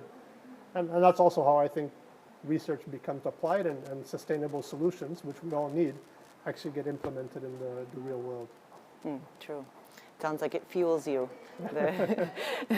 And Manny, you're also a member of the Clean Combustion Research Center, right? Yes. You'll be having an open house tomorrow, I believe? Tomorrow's a big day for our center and for Crow, because we have McLaren coming. Yes, right. And you're also going to be on our Sci Cafe panel? Yes, that'll be fun. Tomorrow is a very big day for you. Yes. So a lot of good events tomorrow. We'll have the driver, Lando Norris, here in the morning. Then in the afternoon, we'll have a STEM, science, technology, engineering, math panel. We have 2 winners of a STEM challenge that we launched here at KAUST around the future of mobility. We asked the KAUST graduate students, give us visions of where you see mobility will be in the future and what technologies are needed and which would be the most innovative to make mobility sustainable. Okay. So 2 winners, 1 female, 1 male, were awarded, and they'll be on a part of a panel tomorrow with some STEM ambassadors from McLaren. Oh, great. So that's tomorrow Wednesday at 3 o'clock. And then Wednesday at 4 o'clock, we have a Sci Cafe with Professor Parsani. And a McLaren guest, Justin McLaren and myself. So that's about sustainability and in Formula One and in motorsports, and that should be exciting as well. Yeah, it will be. I think I'm talking to Professor Parsani this afternoon. Great. So and then we'll have our open house at the Clean Combustion Research Center, where you'll see, if you come and visit, you'll see our nice McLaren display, some cool Formula One parts, and also you'll see the Formula One car downstairs in the auditorium. Yes, it's a highlight down there. Yes. Have you tried the simulator yet? I tried it yesterday. Yeah, okay. But How did you do? No, I just sat inside and I got out. I'm not into those things. Oh, okay, okay. Oh, I didn't know we were allowed to just get in and have a seat. Maybe I'll ask around. Okay. Just take a picture. Yeah, take a picture. We also had one of your students, Kiran, on our TKS Sci Cafe last week. And the students really enjoyed that as well, alongside two other PhD students. Yes, Altine and Mohammed from Mateo's group. So, and that was really nice. So we're getting back to doing some more outreach with the students at the school as well. So yeah, I think the kids are all excited. And I think around noon tomorrow, Lando Norris will be judging a competition in the library for what the TKS students did around, I think, Formula One in schools. I think that's a competition. They had to design kind of a racetrack. Okay. And so Lando will go and judge the students' work at around noon. So that should be fun as well. Yeah, that will be fun. Well, exciting day tomorrow for Energy Day, right? Every day is an exciting day here at CRO. Yes. Today's environment, of course. Yes. And just everything we've been talking about, I mean, really is an overlap. You can't separate them, can you? It's environment and energy. This is all the thing is energy, environment, they're not mutually exclusive. These things have to come together. Food, food depends on the environment, requires a lot of energy to grow food. And that's why, all these things need to come together. And then we talk about digitalization and AI, and that's what's going to be tying everything together. Yeah, absolutely. Well, thank you, Manny. Thanks, it's been nice to chat with see you. See you later tomorrow for Sci Cafe. Definitely, and see you all around. I'll be in the poster session now and attending different talks. So look forward to meeting more people around today. Perfect. Thanks, Manny. Thanks. Bye. Bye.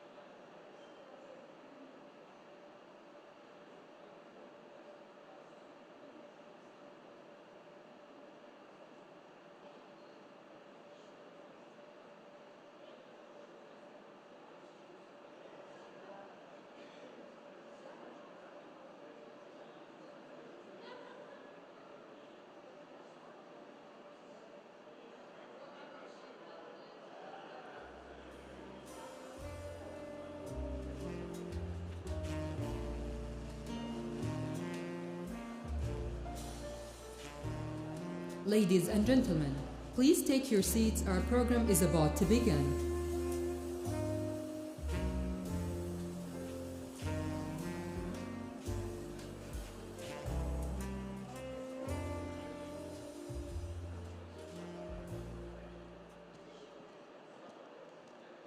Good morning, everybody, and welcome to the next session.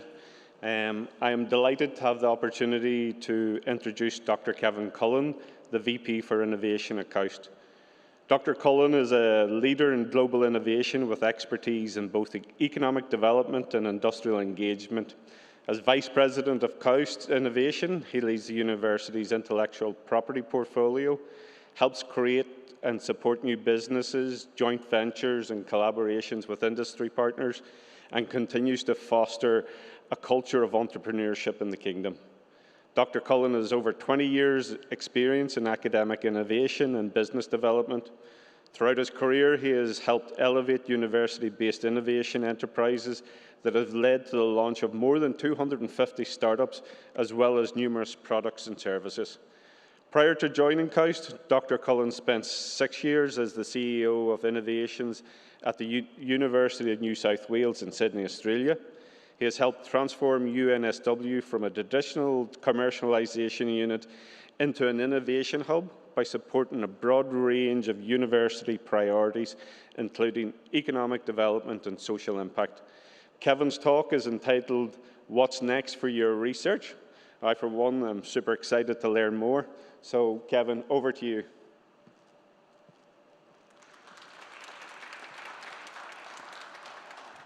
Thank you and good morning. As Mana said, I'm Kevin. He was very kind to say over 20 years. It's now 26 years I've been doing this university industry innovation thing.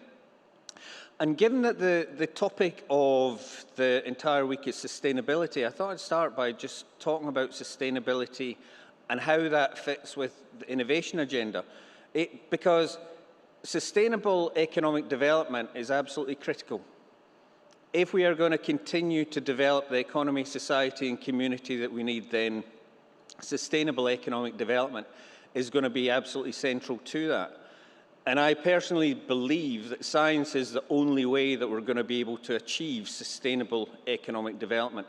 But there's another sustainability aspect to this as well, and that's the sustainability of universities globally, of higher education globally. Because everywhere in the world, governments are asking, what does the university do for us?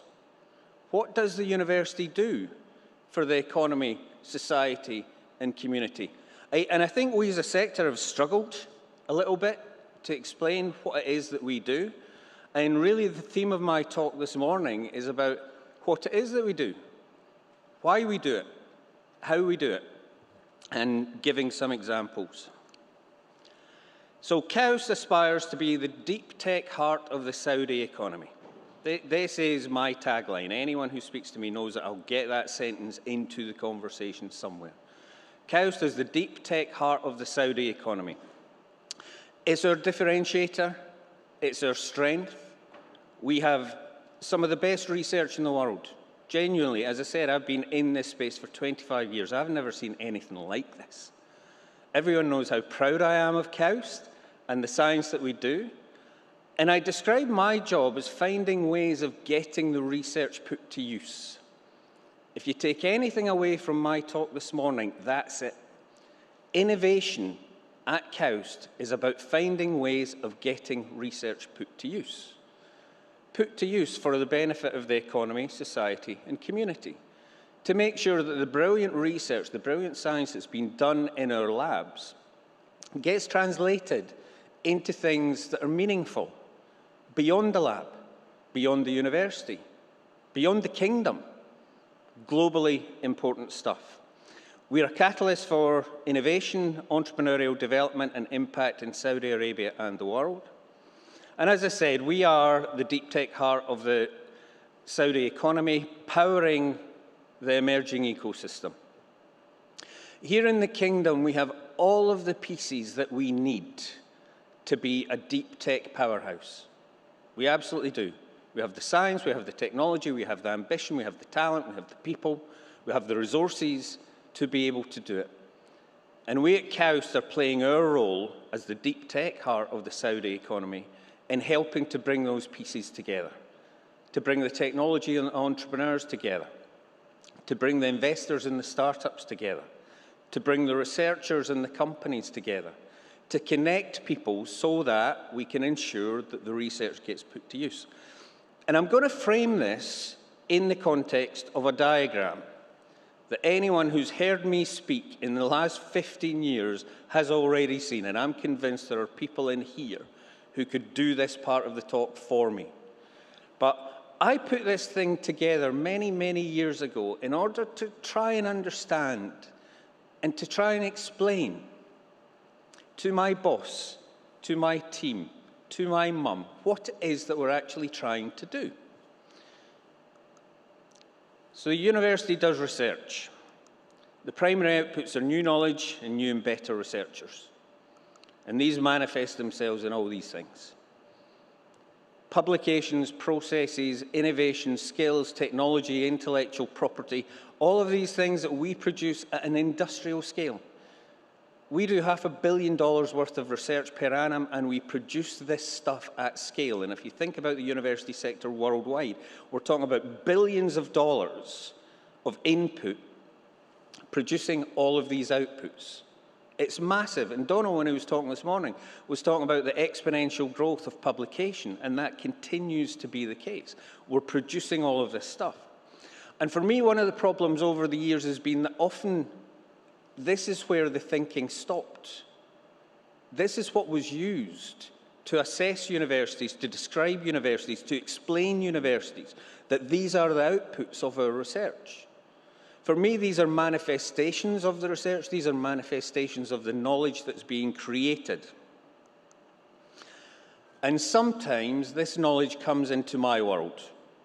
This is my world here. This is the innovation world. Inside this KAUST colour box, you've got all of these activities, all of these things that every university in the world does to some extent, all of these conduits or channels through which knowledge flows to and from these people. The research users, big companies, small companies, individuals, entrepreneurs, SMEs, startups, spin-outs, government departments, agencies, non-government organisations, all of these people who take our knowledge and subject to all sorts of other factors. And it used to be when I was talking about all sorts of other factors, I would talk about Icelandic ash clouds, and I would talk about the price of oil, and I would talk about exchange rate mechanisms.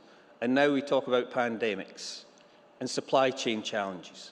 But subject to all sorts of other factors, these people take our knowledge and go and do something useful with it. Something useful and interesting with it. They take our knowledge and go and produce products and services and businesses which create jobs, GDP growth, sustainable economic development, all of those things that I was talking about at the beginning. And that's it. That's the system as I understand it. And the reason I'm stressing this is because over the years I've read chapters, books, articles, all sorts of stuff explaining how complicated this university innovation, commercialization, tech transfer, whatever it's called this week, how complicated and difficult it is. And my assertion to you is, it's not. Look, I've put it on one slide. That's the entire system. And all that we have to do, the only thing we have to do, is to get the knowledge from that end to that end. If we can get the knowledge from the lab into the hands of people who go and create products, services, jobs, GDP, happiness, healthiness, wealthiness, greenness, all of these things that we now call impact. A word that didn't exist when I came into this profession. Well, the word existed, but it was never used in the context of universities. But now it's all about impact. Impact appears to be everywhere. All we have to do is to get the knowledge from the laboratory into impact. So why is that so hard? There are a couple of implications from this diagram that I think are really quite significant. And the first one is the recognition that we, as the university, do not create impact. And I've been told off for saying this in public, not by our president, but by other people, for saying in public, we don't create the impact, but we don't. If you believe me that the impact is the jobs, the products, the services, the GDP, the happiness, the healthiness, the wealthiness, these are created by the people who use our research. These are created by the people who take our research out into the economy, community, and society. And that has a massive, massive implication if you do my job. Because when I came into this profession of mine, industry were viewed as the competition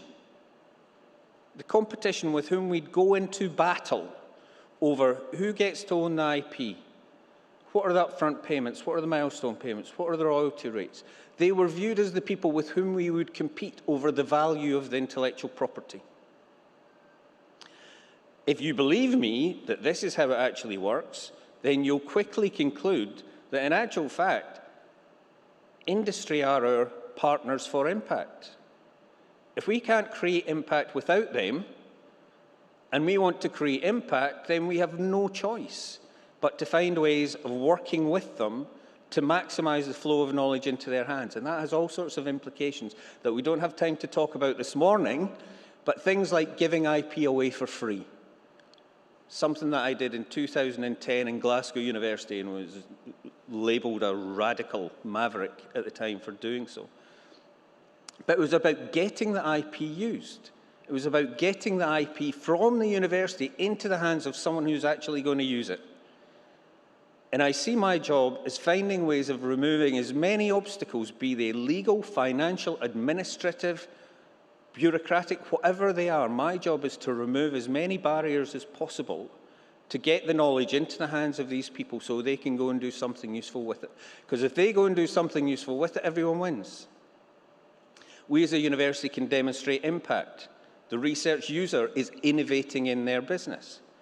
The policymakers and politicians are seeing innovative relationships between the research base and industry leading to sustainable economic development. So everyone's a winner if you align the interests. And as I say, over the years, I've been in too many debates where industry says that the university is the problem, the university says that industry is the problem, and everyone just throws their hands up in horror and someone writes another white paper talking about how to address it. I think it's actually in our gift to be able to address this by creating partnerships between the university and industry. And I'm going to go back to an even more fundamental point, and that's why are we doing this in the first place? It's written in the university's mission. Every university has written into its mission somewhere something about social contribution or social contract or impact of some kind. But when you dig right into that, what do we mean by that and why are we doing it? And this takes me back to another one of my little stories from over the years about if I ask 100 academics, would you like to commercialize your IP? Then typically, roughly 100 will go, no. I've got my research to do, I've got my students to teach, I've got grants to write, I've got papers to publish. Why would I commercialize my IP? And what does that even mean, Kevin? It sounds difficult. It sounds expensive. It will probably involve lawyers. And by the way, how long does it take? Oh, it could be years. Nah. If I ask the same 100 academics, would you like your research to make a difference in the world? 100% positive response. I have never, ever met a researcher who would answer no to that question. Would you like your research to make a difference in the world? Absolutely. Who wouldn't? Why did you go into research in the first place? to make a difference. I don't believe researchers go into research in order to publish papers. I believe they go into research in order to make a difference. If I ask that same 100 academics, would you like to meet someone who's interested in your research? 100% positive response. Of course I'd like to meet someone who's interested in my research. So, for me, the narrative is now really, really simple. The narrative is really simple. We want to help you to ensure that your research makes a difference in the world.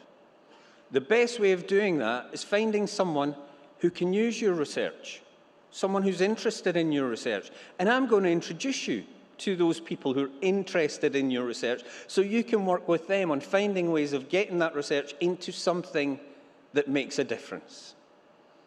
Do you see how simple a narrative that is?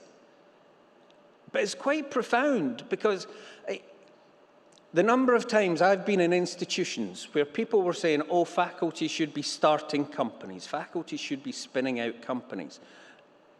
And I asked the question, why? Why would they do that? And why would we as a university want them to do that? We have recruited these people who are world leaders in doing research. They've typically spent 20, 30, 40 years becoming a world expert on doing their research. Why would we then ask them to go and become the CEO of a startup company? Something for which they've had no preparation. You know what? If someone wants to, that's absolutely fine, and we will help them. But for me, it's more about find the CEO, or find the company, or find the partner, so that you can do the brilliant research, you can do the brilliant science, and let them do the bit that they're good at. That's why the KAUST innovation model is all about partnership. It's all about finding the people who we can work with. And that's why the metaphor of being the deep tech heart, I think, is so profound. We're a critical, vital part of the body, but we need the other parts to be there as well for it to function. The other thing about this diagram, before I move on, is I get told off because it's a bit linear. It's a bit linear. You know, you just do that and that and that and that. And yeah, how difficult can that be? The problem is it's not linear. And I describe it as chaotic. This is a chaotic system. And I mean chaotic in the scientific sense. Right? I did my PhD in chemistry. I'm a sort of scientific, deterministic kind of guy, but this is a chaotic system. Chaotic in the sense of being a cause and effect system from which the outcomes are so unpredictable as to effectively be random. I'll repeat that. A cause and effect system from which the outcomes are so unpredictable as to effectively be random. Chaotic. And that's fine. It's the best description of my job I've ever seen. Because we do all this good stuff. What's going to come out at the end of it? What's going to be the unicorn? What's going to be the big winner? I don't know. I genuinely don't know. Because there are too many other factors at play. And that makes mine one of the most exciting jobs in the world. Because you don't know what it's going to be. You don't know what's going to come out. It also makes it one of the most difficult jobs in the world when I have to explain to my boss once a year, well, what are we going to achieve this year? Well, the outcomes are so unpredictable as to effectively be random is not the answer that your boss is looking for. So we do our very best to be able to plan and understand and manage things, but at heart, it's a chaotic system. Another problem about it is that the journey time from over there to over there can easily be 15 years. The UK did an impact assessment exercise a number of years ago, looking at the impact that had resulted from UK higher education and research. And the window that they placed upon it was 20 years, recognizing the fact that for the impact to come from the laboratory and hit the world can easily be 20 years. Now, again, that's uncomfortable in a place like this, where the ambition and the speed is so high. We are actively looking at ways of being able to accelerate that. from 20 years to 10 years to 5 years, because there are some things that you can accelerate. Some things you can't, like experience is a difficult thing to accelerate, but what you can do is bring in experience to graft onto the system so that you're just turbocharging.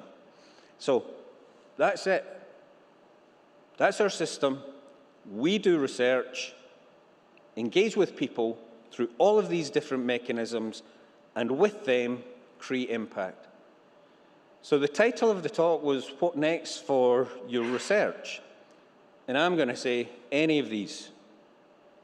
Any of these. If you're doing research and you want your research to make a difference, come and have a chat with us, because we can support you doing consultancy. Consultancy gets a bad rap in some universities. I actually think it's one of the best mechanisms known to man of getting a company and a researcher to know each other and to understand each other. And typically it'll lead to something deeper.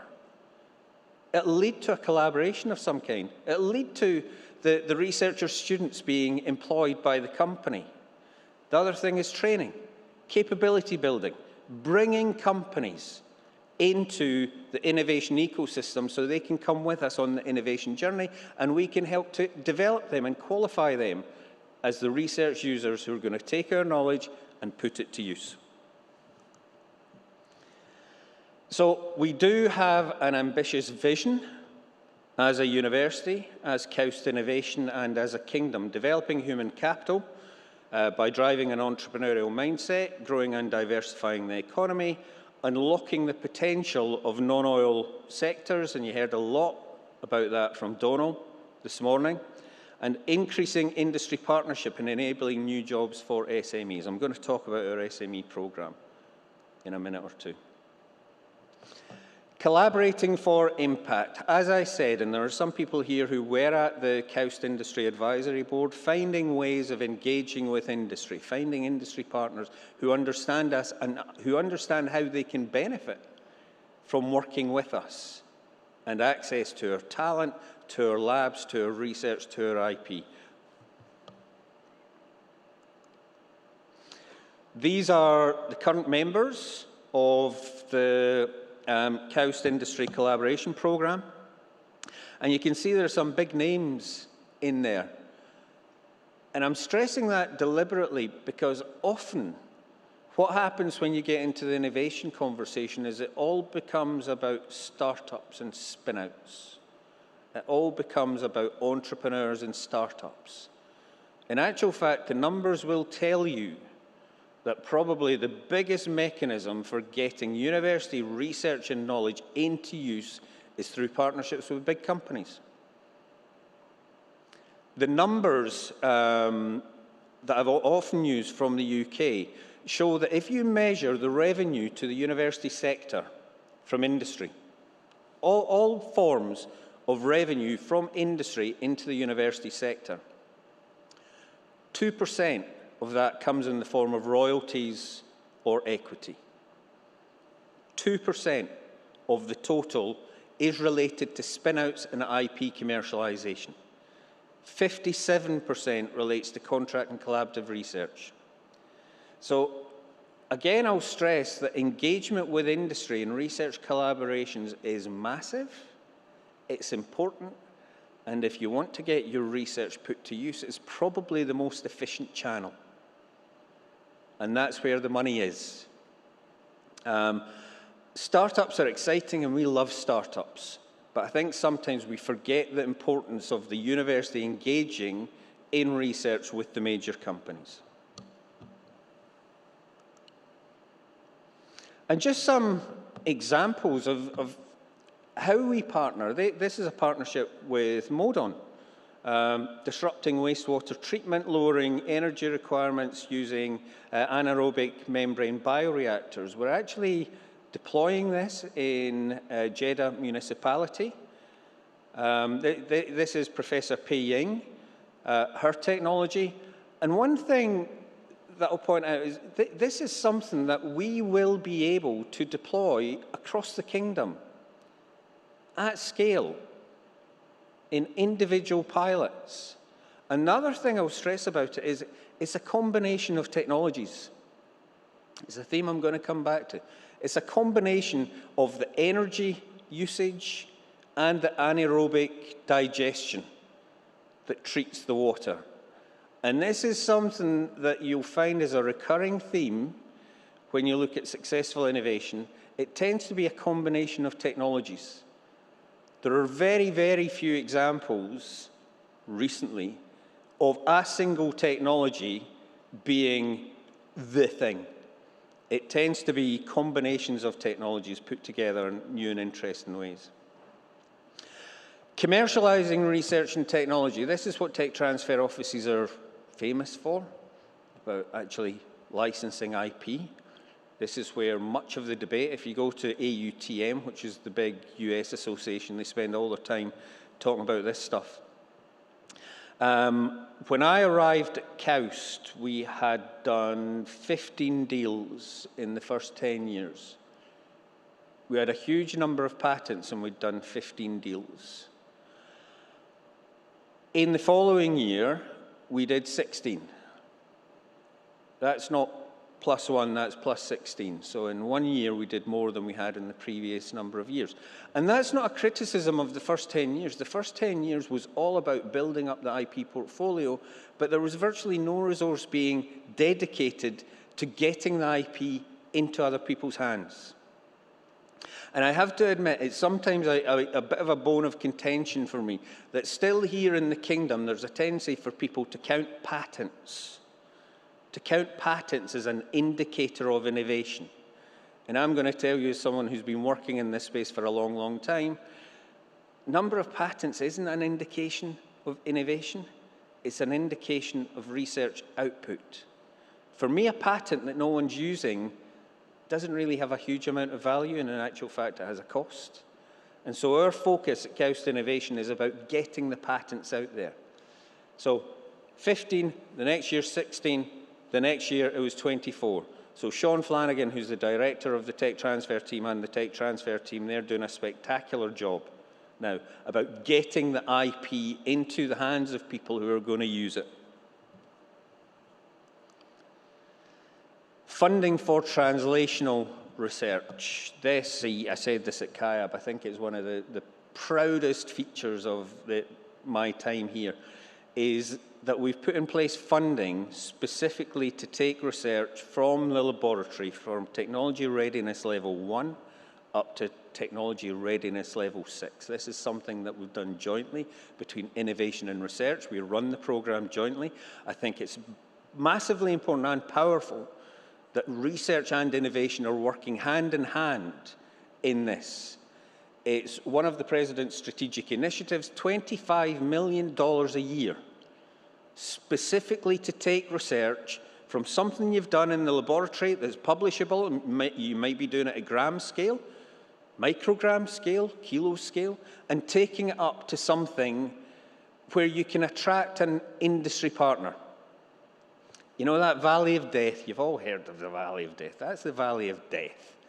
That one where we've got a technology and it's brilliant and there's a potential application in the economy, but how do we get from there to there? Oh, well, that's too late for us as a university and that's too early for us as industry. Things just sit there. We at KAUST have put in place funding specifically dedicated to do that development. And the number one criterion in applying for this is to have an industry partner who says, you know what, if you develop this technology, we'll use it. So we're bridging that valley of death. And back to the title of the talk, what next for your research? This could be it. If there's any KAUST researcher in here who doesn't know about this, get in touch with us. Because this is unique as far as I understand. And I think it's an indication of just how committed KAUST is to that second part of the dual mission. The first part of the dual mission about doing world-class research, brilliant, done. #1 in the world, 4 years in a row for citations per member of faculty. That second part of the mission, this is us making a commitment to take the research along that journey to get to the point where industry are able to partner with us and take it on. This is another piece of technology that came through that program. The Maritecture technology actually came through the impact-focused research funding program. And this was about development of our coral technology. We've got the world's leaders in coral here at KAUST, and we're working with them to take the coral science to scale.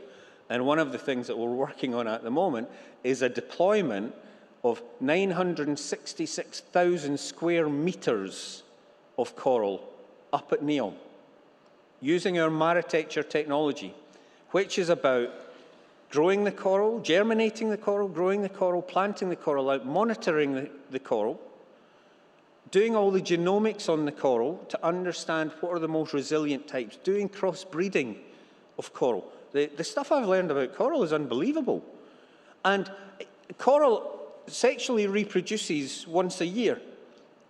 And our folks have worked out mechanisms to be able to fool the coral so that that can happen at any time of the year. So we've just increased the cycle time of being able to understand the genomics of different strains and crossbred versions of coral. We've multiplied it by 12. So we're going to build the world's biggest coral nursery. It's going to be the size of 2 football pitches, where we're going to be growing coral to be deployed into the Red Sea. We're going to be creating the world's biggest coral garden. And we're absolutely delighted as KAUST to be seeing this as technology that was developed in our labs by world-leading scientists now going to scale in the kingdom, addressing a challenge that's facing the entire world. We have some of the most thermally resilient corals in the world in the Red Sea. And we are hoping that we are going to be able to use that and the research and the understanding that we get from it to be able to help coral around the world. Cryogenic carbon capture. This is Bill Roberts' technology. This was something that was operating at lab scale, and through the Near-Term Grand Challenge program, we were able to partner with a company called SES to build a pilot-scale cryogenic carbon capture unit. You can see 1 shipping container there. It was 3 shipping containers. Let me tell you, this is not the sort of scale that a university would normally work at, but that's the sort of scale that we at KAUST are now working at. 1 ton a day, with a view to going to 30 tons a day, in partnership with NEOM, moving to 500 tons a day, and again, developing a technology that's going to be vital for the entire world. Being able to just take the carbon dioxide out of flue gases, out of whatever the source is, cryogenically capture it in an economically sustainable way, and then use it to do some of the things that Donal was talking about this morning. SME Innovation Services. We are, I believe, the first university in the kingdom to take on the SME community as a key partner group. Part of Vision 2030 states that we will grow SME contribution to GDP from 20 to 35%. That's an ambitious target. That's a big growth rate. But I come here from economies where SME contribution to the economy is typically 60 to 70%. So I think there is a lot of headroom.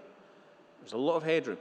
And what we are saying is that the only way that you can do that with SMEs is to drive the SMEs up the innovation value chain. You can't just make the SMEs bigger or create more SMEs. We need the contribution of each SME to GDP to be growing. And innovation is the key to that. We did a survey, I think it's a couple of years ago now, Omar, a couple of years ago. We had 500 SMEs respond to the survey. That was the basis of a bet in the office, because some people said, SMEs, they're too busy. We got over 500 responses, and it was something like 90% said they wished to be more innovative. And when we asked them, in what way? Interestingly, they didn't talk about IP. They didn't talk about collaborative research. They spoke about access to knowledge, expertise, and talent. Now, guess what we as a university have? We have knowledge, expertise, and talent. We have loads of it. And this is the SMEs saying that we want to be more innovative, but we're not at the point of being able to engage in IP negotiations at this point, because some of them don't know what IP is. But what they're saying is, give us access to expertise, knowledge, and talent, and we've got a conversation. So that's me going back to the things about consultancy and training, easy mechanisms. And we've now trained over 900 SMEs in our innovation training, and the story I always tell, I'm very proud of this, is that our last SME training course, I think we had 30 seats available, and we had 680 SMEs apply. Now, that's telling me that there is an appetite in this kingdom for innovation that we, as a university, are able to help address. We can't do it on our own, but we have a role to play. Capacity building at scale. Capacity building is absolutely key. I mean, Vision 2030, capacity building, human capital development is there right at the outset, and I think we have a role to play here. And our Entrepreneurship Centre has been doing a fabulous job in this space. They train 3,500 entrepreneurs per annum. This is in a university where we have fewer than 2,000 students. So we are training innovators and entrepreneurs from across the kingdom. We've got partnerships with about 20 other universities. And it's absolutely brilliant. It really is. Anyone who hasn't engaged with entrepreneurship, please do. It's brilliant. But the latest thing that we did was to introduce a massive open online course. This, again, was one of the strategic initiatives that we put in place when President Chan arrived, and it's taken us 2.5 years to get it to the point of launch. Massive open online course, entrepreneurship in Arabic. It's the first massive open online course. It's the first MOOC to come out of KAUST, and I'm personally proud that the first MOOC out of KAUST came out of innovation. And the fact that the content's in Arabic is specifically to find a way of engaging with the kingdom community, doing this at scale. So we launched this thing in July, and the launch was supported by Lubna Al-Olayan, by Amin Al-Nasser, and by Andrew Liveris. They all supported us in the launch of this thing. Right? And we went live just at the end of July. And 2.5 years ago, when we were putting this thing in place, we had set a target of having 10,000 learners within the first year. 10,000 people signed up within the first year. Within the first month, we had 71,000. Young Saudis signed up to do entrepreneurship in Arabic. So again, this is telling me that the appetite in the kingdom for innovation and entrepreneurship is massive. We haven't even scratched the surface. The fact that we got to that in the first month tells me that I'm sometimes told off for being too ambitious in terms of the numbers. This takes me to the numbers I first thought of, which was hundreds of thousands, because if we've done that in the first month, then the potential for that is massive. And if you think about that, this is KAUST reaching 71,000 young Saudis. And if you think about the degrees of separation thing, and people, the question that we get asked more often than not is, so what does KAUST do for the kingdom? As hopefully I've been explaining, we do a lot. But this is a way of reaching an audience, of reaching a community of young Saudis with the KAUST brand and the KAUST vision in a way that we've never been able to do before. You can probably tell I'm really quite proud of this, and I'm proud of the team that did it. And I do just have to brag. We found out last week that this program won first prize in the Middle East PR Association PR competition. I don't know what a PR competition is. But we won first prize. And my colleague from Al-Ula is there, because I have to tell you, we came first ahead of Al-Ula. Can you imagine that we, as an innovation department in the university, have come ahead of Al-Ula in a PR competition? You know, I spoke to you, I'm very proud of this. I just think it's absolutely brilliant. But I think it's an indication of the quality and the ambition that this university has in this space of making a difference. And I'm conscious of the time because I want to have time for questions because there usually are some. Global recognition for KAUST startups. I always put this up and I always say, we don't start companies in order to win prizes, but our startup companies keep winning prizes. It's an indication of the quality of the startups, but the startup quality ultimately is going to be about how successful that startup is. And we are now well on the way to being able to demonstrate the quality of our startups in terms of sustainability. And here are some of the deep tech startups, Red Sea Farms. Most people in this room will have heard of Red Sea Farms. They're known as the saltwater tomato people. But, you know, I was talking earlier about combinations of technology. This is a brilliant example of a plant biologist who's developed salt-tolerant strains of tomatoes partnering with an engineer who's developed an air conditioning system that operates on salt water. So the combination of the two means that the amount of fresh water used to grow tomatoes in greenhouses in the desert has been reduced by 95%. And it's a funny one because everyone knows them as the tomato people. The first question everyone asks is whether or not the tomatoes taste salty. We should have had some samples here. They don't. They taste really sweet. It's something to do with osmosis, that they're actually really, really, really sweet and not salty at all. And this is Red Sea Farms. And, I mean, the first time I met them, it was Mark Tester with a little plant pot with his little tomatoes on it and a big vision. And now they've just raised $16 million from a US-based investor. Again, an indication, I think, of the quality of what's going on here, that we've now got US investors coming investing in Saudi startups based on KAUST technology. Wyatt, another startup, they were originally a laundry product company. Their business model was to sell this laundry product to hotels. Right, as part of the pack that you get in your hotel room for people who had lost their luggage. Then the pandemic hit, and guess which industry got hit the hardest? Hotels. So no one was staying in hotels except in Australia in quarantine, but you weren't getting any of this stuff. So they pivoted. They went and tested their laundry formulation against COVID-19, and it turned out to be 99.999% effective in destroying COVID-19 in 30 seconds. Faster than bleach, hydrogen peroxide, or alcohol. And so now they're shipping this stuff to Swissport, and if anyone came in on an international plane or any of the buses, it was probably disinfected using Wyatt product.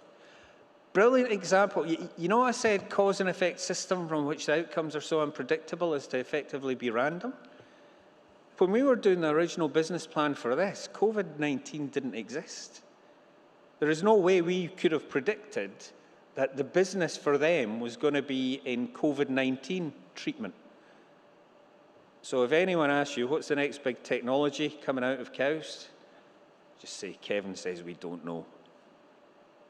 But if you keep doing it, and you keep bringing the technologies through, and you keep supporting them, and you keep developing the entrepreneurial abilities, and you keep forming the partnerships with people who are going to take the technology and do something with it, then it's all going to happen.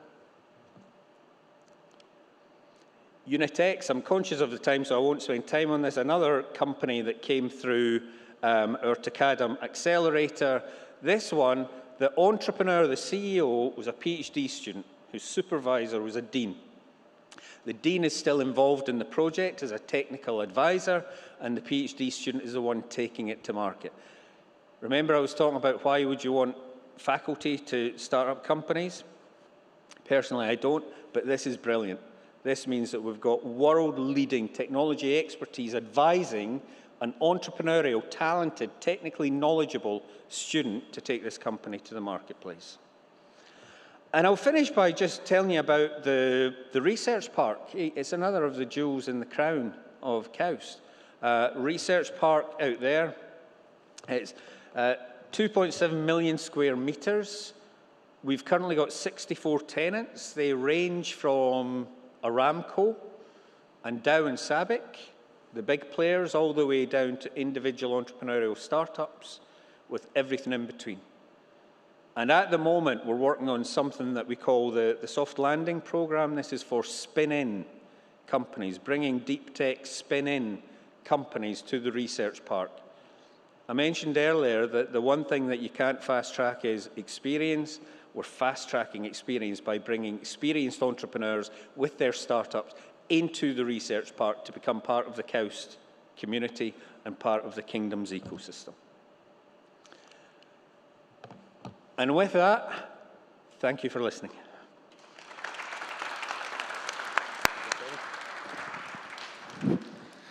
Thanks, Kevin. I love your passion. I've heard your talk, I think, a few times at this stage, and I've seen the model a few times. But you know, it's always delivered with passion, and what you've done over this last 4 years is absolutely amazing.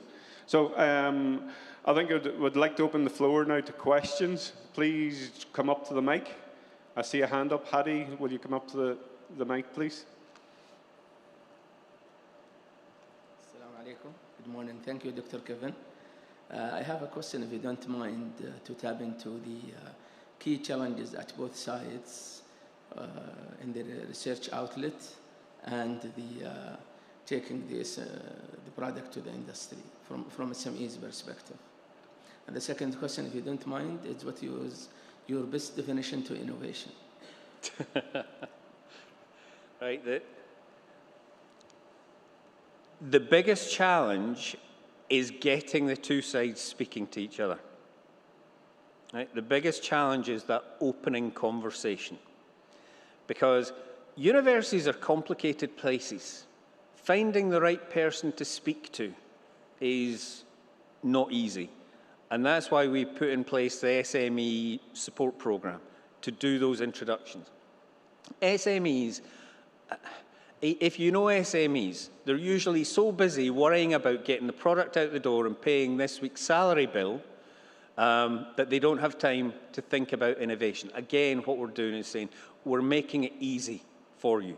We're going to introduce you to the people. We're going to provide you with access to training, quality training, so you can begin to understand what the innovation journey actually is.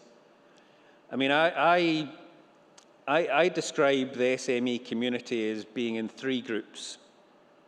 The innovation uninterested, who are probably never going to engage in this stuff. The innovation interested and the innovation engaged. Universities are very good at dealing with the innovation engaged companies because they're already engaged and they know how to do the work. I see my key audience as being the innovation interested community, the people who say, yeah, I think so, but I don't know how to do it. And giving them the means and access to finding out how to do it and working with them to do the introduction. My definition of innovation, I've not got one. I've not got a standard definition that I can use for every occasion, because innovation tends to change with the context. It really does. I mean, innovation in a multinational that I used to work for is very different to innovation in a startup company, just in terms of the complexity. But if I had to say something, it's doing old things in new ways or doing new things. Finding different ways of being able to do things. Sometimes they're new things, sometimes it's new and different ways of doing old things. And a lot of the value in innovation is in that latter category. Yeah, please just go up to the mic there, please. Assalamu alaikum. Thank you for an outstanding presentation, impressive. My name is Mohammed Khalil. I'm from Carbon Meta Technologies. We're a US and UK-based company involved in commercialization of some of the IPs. I am here to see what KAUST is doing, and it's remarkable. And thank you for sharing that. The question is, are you guys open for international companies to come in and help collaborate and commercialize some of these great ideas? Absolutely, 100%, 100%. I mean, It's a very important question, right? But the way I describe KAUST is as a proudly Saudi global university. Right? We're a proudly Saudi global university. We have a role to play in the kingdom, engaging with the kingdom and making our contribution to the kingdom. But we're also a gateway or a pathway from the kingdom to the world. And therefore, international collaborations is one of those mechanisms. And as I said, this is about finding people who can work with our researchers and take our research and find ways of putting it to use. And if that's happening in Arkansas, or it's happening in Beijing, or it's happening in Jeddah, to some extent I don't mind. As long as we can show that we are making a significant contribution to the kingdom, if we are also showing that we are taking kingdom technology to the world, then I think that's an added benefit, an added value. Thank you. Ahmed. Hey, Kevin. Congrats on the PR win. We'll try not to be too sour about it and be a good sport. So, you know, being a defected engineer myself, especially in deep tech, the joke was always, you know, how do you know an extroverted engineer versus an introverted engineer? And the extroverted engineer would look at your shoes when they're talking to you. So, of course, not to over-stereotype, but the skill sets of being a CTO of a startup are different than the skill sets of being a CEO and a CFO and a CMO of a startup. So I see how KAUST can produce magnificent CTOs that really own and understand the technology and its implications and its architecture. Across multiple disciplines. But KAUST doesn't have, say, an MBA program, right? Are there, you know, and I don't know and don't believe that there are really good kind of equal caliber, you know, MBA programs that can produce CEOs and CFOs regionally at the same caliber that KAUST can produce CTOs. So how do you bridge that gap when you're looking to commercialize technology and build your team, that investable powerhouse team that are really confident and strong in their skill set, that are attractive to then investors? Yeah, it's a very good point. It's actually something that we are discussing at the moment about whether or not we should be introducing some of the training related to those more business-related skills. At the moment, we often build teams by bringing in entrepreneurs from outside, by bringing in the CEO from somewhere else. But one point that I always make is just because you're doing a PhD doesn't mean that you're going to end up being a bench scientist. I say that as someone who did a PhD, and I'm delighted that I did a PhD, but then I immediately went to work for Procter & Gamble. You know, so there is nothing in the fact that someone is doing brilliant research and getting a fabulous training that prevents them from deciding, as Kieran from Unitex did, that they are going to go and develop a different side of their personality, a different side of their career, to go off and do an MBA. If someone's got a PhD from KAUST and an MBA from Wharton, for example, what a combination that is. And it's something the President and I are actively talking about at the moment, of the fact that we need entrepreneurship and innovation to be part of the KAUST brand. People talk about MIT and Stanford, you know, oh, they're great at doing startups, they're great at doing Stanford. It's an uneven playing field because the best and brightest, most entrepreneurial students self-select to go there. I believe I will have succeeded here at KAUST when the best and brightest, most entrepreneurial students have KAUST on that list as well. Where people say, you know what, I'm going to go and get the best education and do the best research that I possibly can, but my long-term goal is about creating a startup company. So I think there's room here at KAUST for us to bring in a different type of student, not to replace in any way, shape or form the student cohort that we've got at the moment or the shape that that's going to have in the future, but over and above that, to have entrepreneurship and innovation as part of the mindset when people are choosing which university to come to, because that's going to bring a different mindset and a different skill set into our community, which I think will make us even stronger. Any other questions from the floor? Kevin, I just have one quick one. You know, in my mind, sometimes sustainability and innovation, they don't really marry up. You know, I think this is maybe a dinner or a pub conversation. You know, the push to do things faster, smaller, quicker, but ultimately cheaper. And how does that marry with sometimes sustainability? It's a very good point. I actually think sustainability will not be achieved without innovation.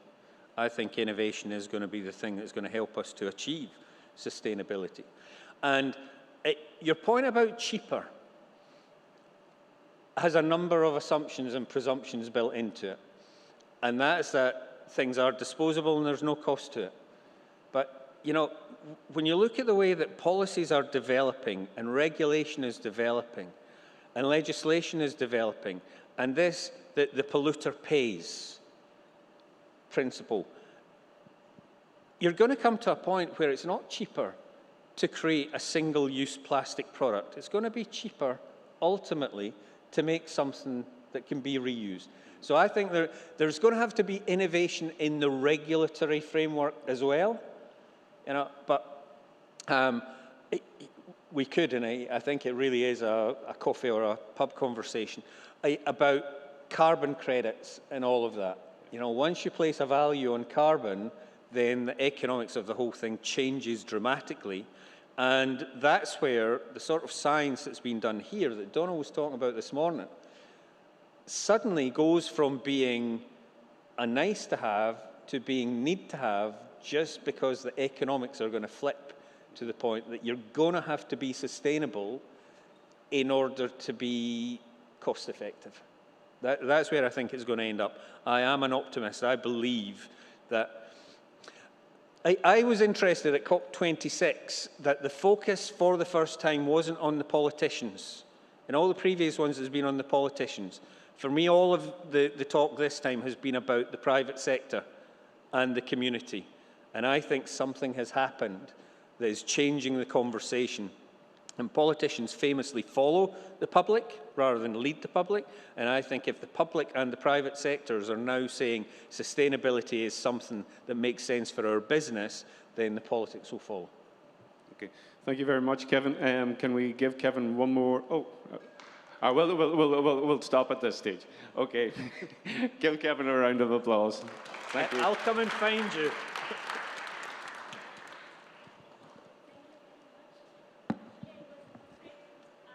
Question, but anyway, I think I should ask as you are here. So I say that I'm doing research like now 10 years, and a couple of times it happened like I thought this is brilliant idea and we can it can help the community and everything and all. But when it comes to the IP and things like that, the part of the member of the team that was involved in this research and everything, they come to the point that this is mine and this is yours, and in the end we come to the point that we didn't go for IP, or we blocked everything. So is this happening here in KAUST? And if this is happening, how you handle this situation? Yeah, I can't say that it never happens. I can't say there are never disputes about who invented that. Mm-hmm. But what we do, what the Tech Transfer Office does, is sit down with the team and just, work it through. I'm a chemist, but I actually believe it's all about human behavioral psychology and making sure that the conversation is had face-to-face to have the discussion to work it out. So if there's a particular example, come and see us in our office, because, it can usually be worked out. Okay, thank you very much.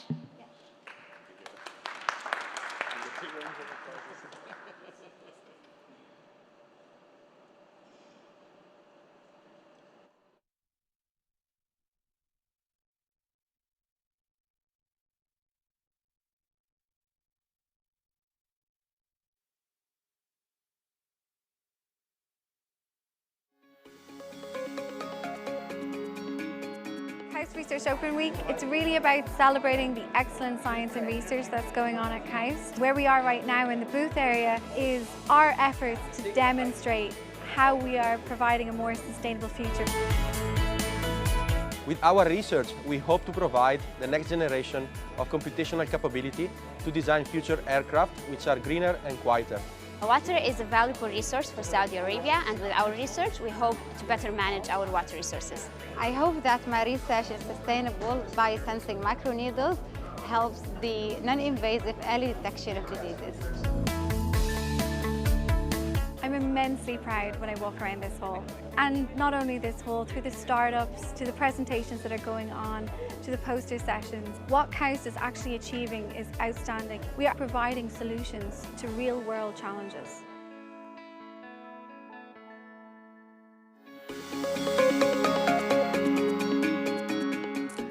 And welcome to day 3 at KAUST Research Open Week. Today we are focusing on the environment. So walk with me through the booths and we'll try and focus on those that are really providing sustainable solutions for the environment.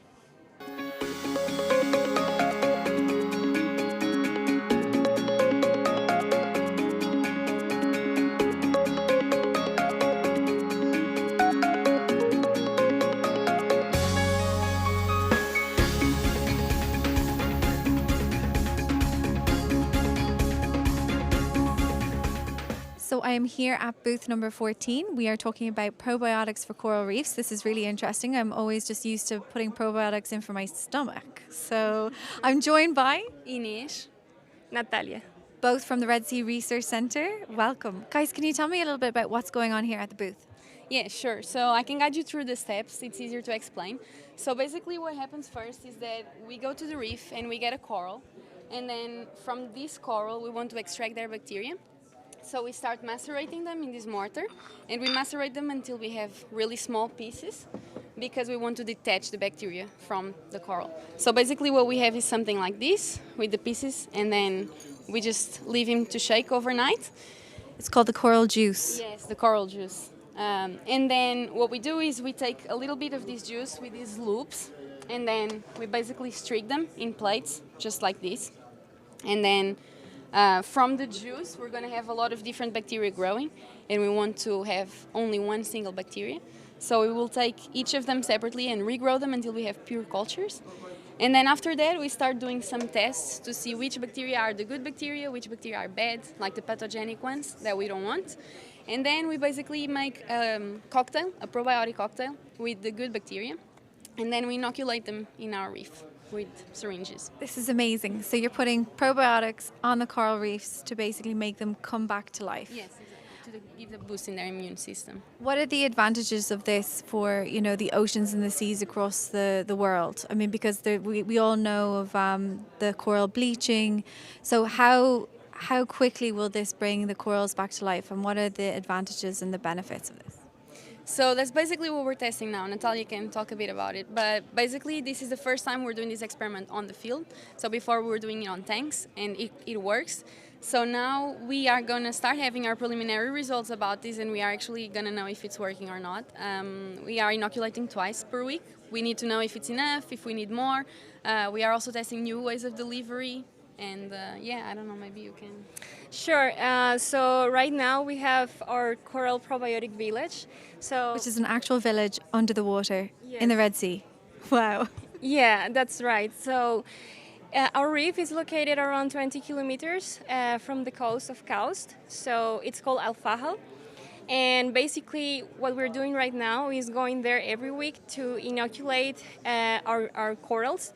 So right now we're basically doing 3 different projects in this reef, and we go there, we inoculate the corals with these probiotics, and then we take samples to the lab to understand how they are changing and how they are improving with these probiotics. So this is super interesting. It's the first time that something like this is done in the world. So we are like pioneers in this new technique, new science, I would say. And yeah, it's super interesting and very exciting. Very exciting. Congratulations both, and well done. Thank you.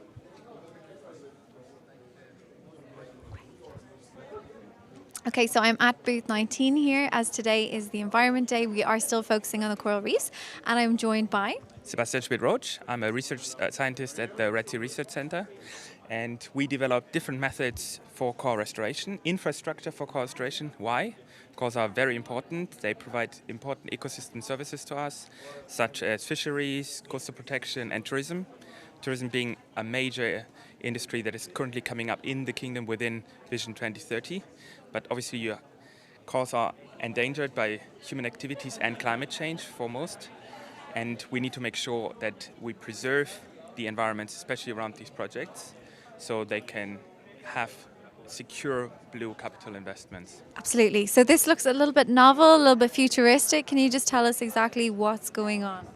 So we develop different technologies, different infrastructure to be more efficient and more effective without planting corals, and also be fast at it. If we look at coral restoration projects around the world, they're at the moment very, very small scale. So if we compare this to agriculture, at the moment we are really working in the backyard of somebody, where somebody goes like, oh, look at, what I've grown out in my backyard. But we need to go to a level where we are at industrial level, where we really have industrial aquaculture facilities where we can grow corals to restore the habitats that we damaged, such as in front of urban environments such as Jeddah, right?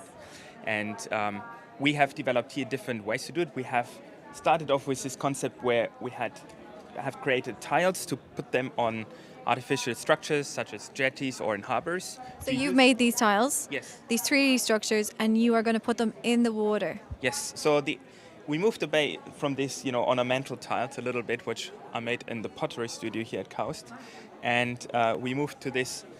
This is the newest thing, which is almost like a flower pot for corals. So we use this as a base we glue the coral on top, and then we have crates created that we can use in our tanks, but you can also use them out in the field.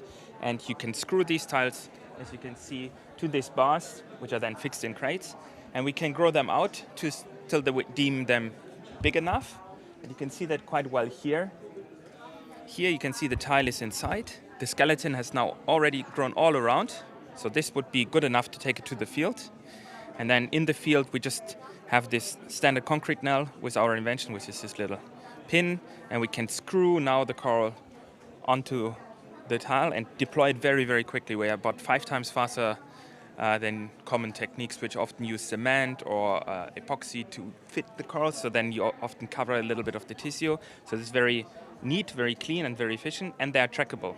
So this almost looks like a construction site, right? There's nails and everything going on. And I think maybe a question a lot of people might have is, how does this go into the water, and then, it's biologically sound and the coral reefs are safe and the surroundings are safe?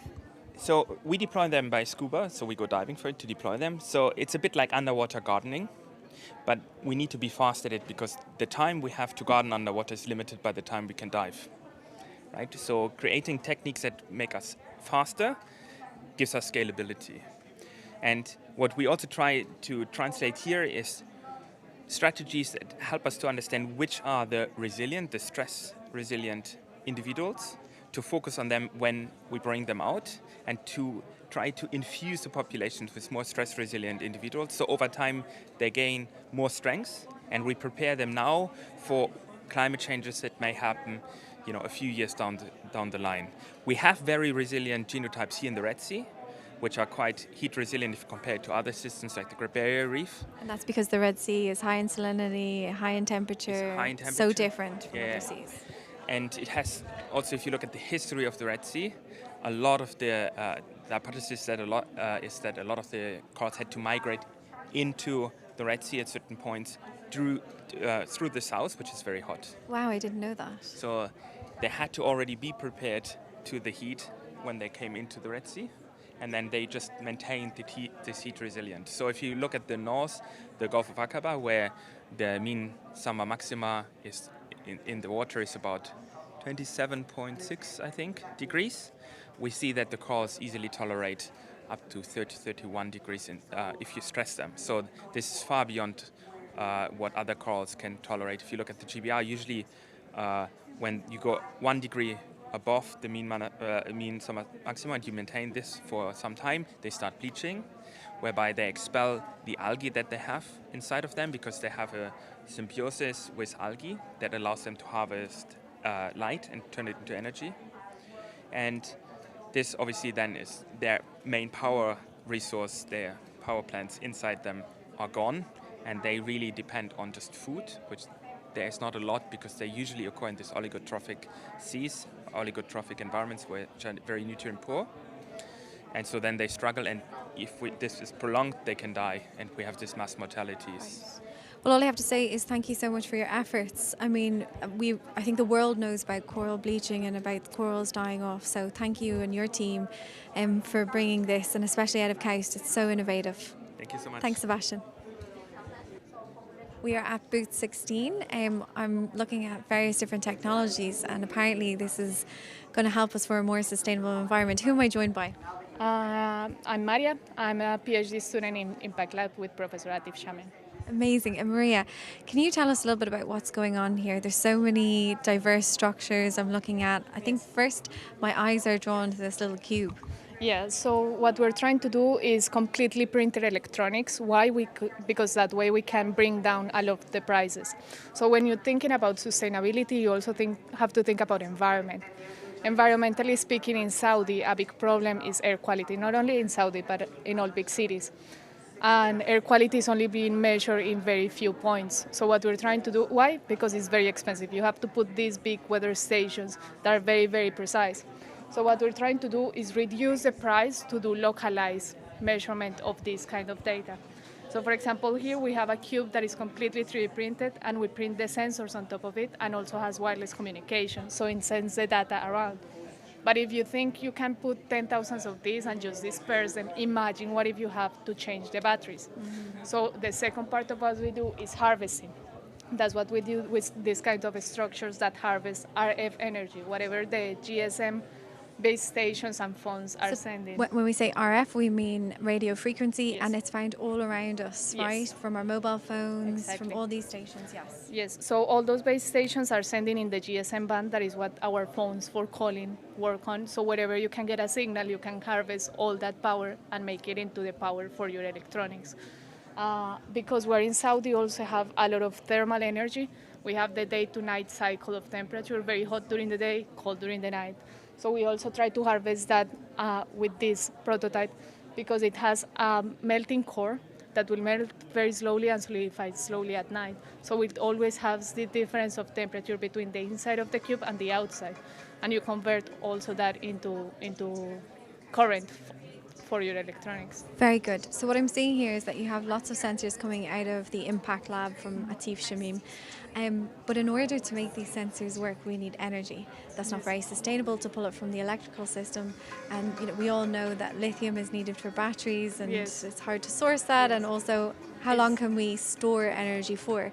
So not only are you guys creating printable electronic sensors, but you're also then energy harvesting from thermal, the heat, yes. Solar, the sun, and RF, so the radio frequency around us. Yes, yes. Well, that's what we're trying to do, like a complete system that is self-sustained, that is not mining a lot of harmful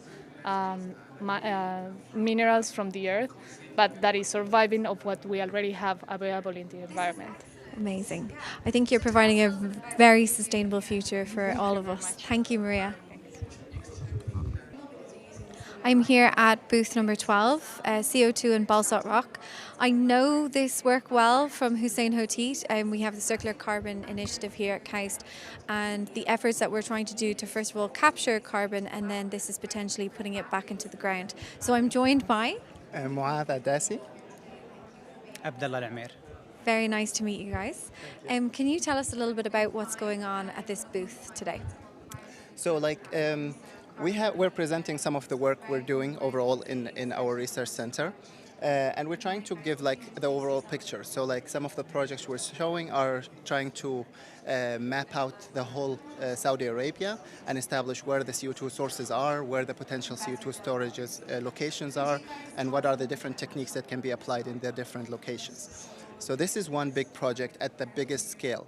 And then like we have other projects at different scales, people looking at like what's happening at the micro and at the lab scale, where we use different techniques and different methods to try to study the different things. But overall, when it comes to CO2 mineralization and basalt, this is a very fresh area of research. There's actively one project that is ongoing in Iceland, and Saudi Arabia is on the track to start the second one, which is pretty good. And we're actually doing some very active research where we're combining that knowledge from geology and from all different things to try to build the models we're working on. We're trying to study the interaction between the water, the CO2, and the solid. And we are like right there at that tip of knowledge where it's like we need to understand those materials better because it's a very, very new technique. So is this in collaboration with anyone? I think we are in collaboration with Saudi Aramco and with other partners, but yes. Okay, so this sounds very, very novel. We're trying to put CO2 back into the ground, and in Saudi Arabia, that might be an easy job, right? Because we've already drilled to take the petroleum out of the ground. But I think maybe on one side of the coast of Saudi Arabia, there's this rock that's very porous, and this is the basalt rock. And this is where we're trying to put CO2 back into the ground, am I right? And we have a sample actually of the basalt rock. This is a basalt rock, and it's, as we can see here, these white spots are the reaction between CO2 and basalt and to create these calcites. So this is like a demonstration of how CO2 is mineralized on these rocks. And this is a volcano rock. We took it, I think, from the western side of Saudi Arabia. I love this. So we took CO2 out of the ground. It's in the atmosphere now, and hey, we're like, right, we want to put it back in the ground. So what happens when it goes back in the ground? I know it's very novel, but tell us what you know so far. So can talk about it. So basically, what we're seeing there is considered the safest form of CO2 storage, because like if it's in a gas format, people are always going to wonder about leakage and how maybe it will escape back to the surface. But if we inject it with water, it will react with the rock in place, and it will, over a short period of time, maybe within 2 years, most of it will turn into minerals. That is a rock form, right? So like what we know is that this reaction works, right? We know that if you inject CO2 and water is present and basalt is there, or any other volcanic rock, this reaction will happen. And so this we know. So from in terms of how this happens, we know that. But like when it comes to the details of like what are the other chemical reactions that are happening, this is a very active area of research, and this is something also we're looking into by doing some modeling and doing some experimental work as well in our center. Sounds like you guys are at the forefront of research, so thank you very much for your time today. I appreciate it. Thank you. Well done. Great job.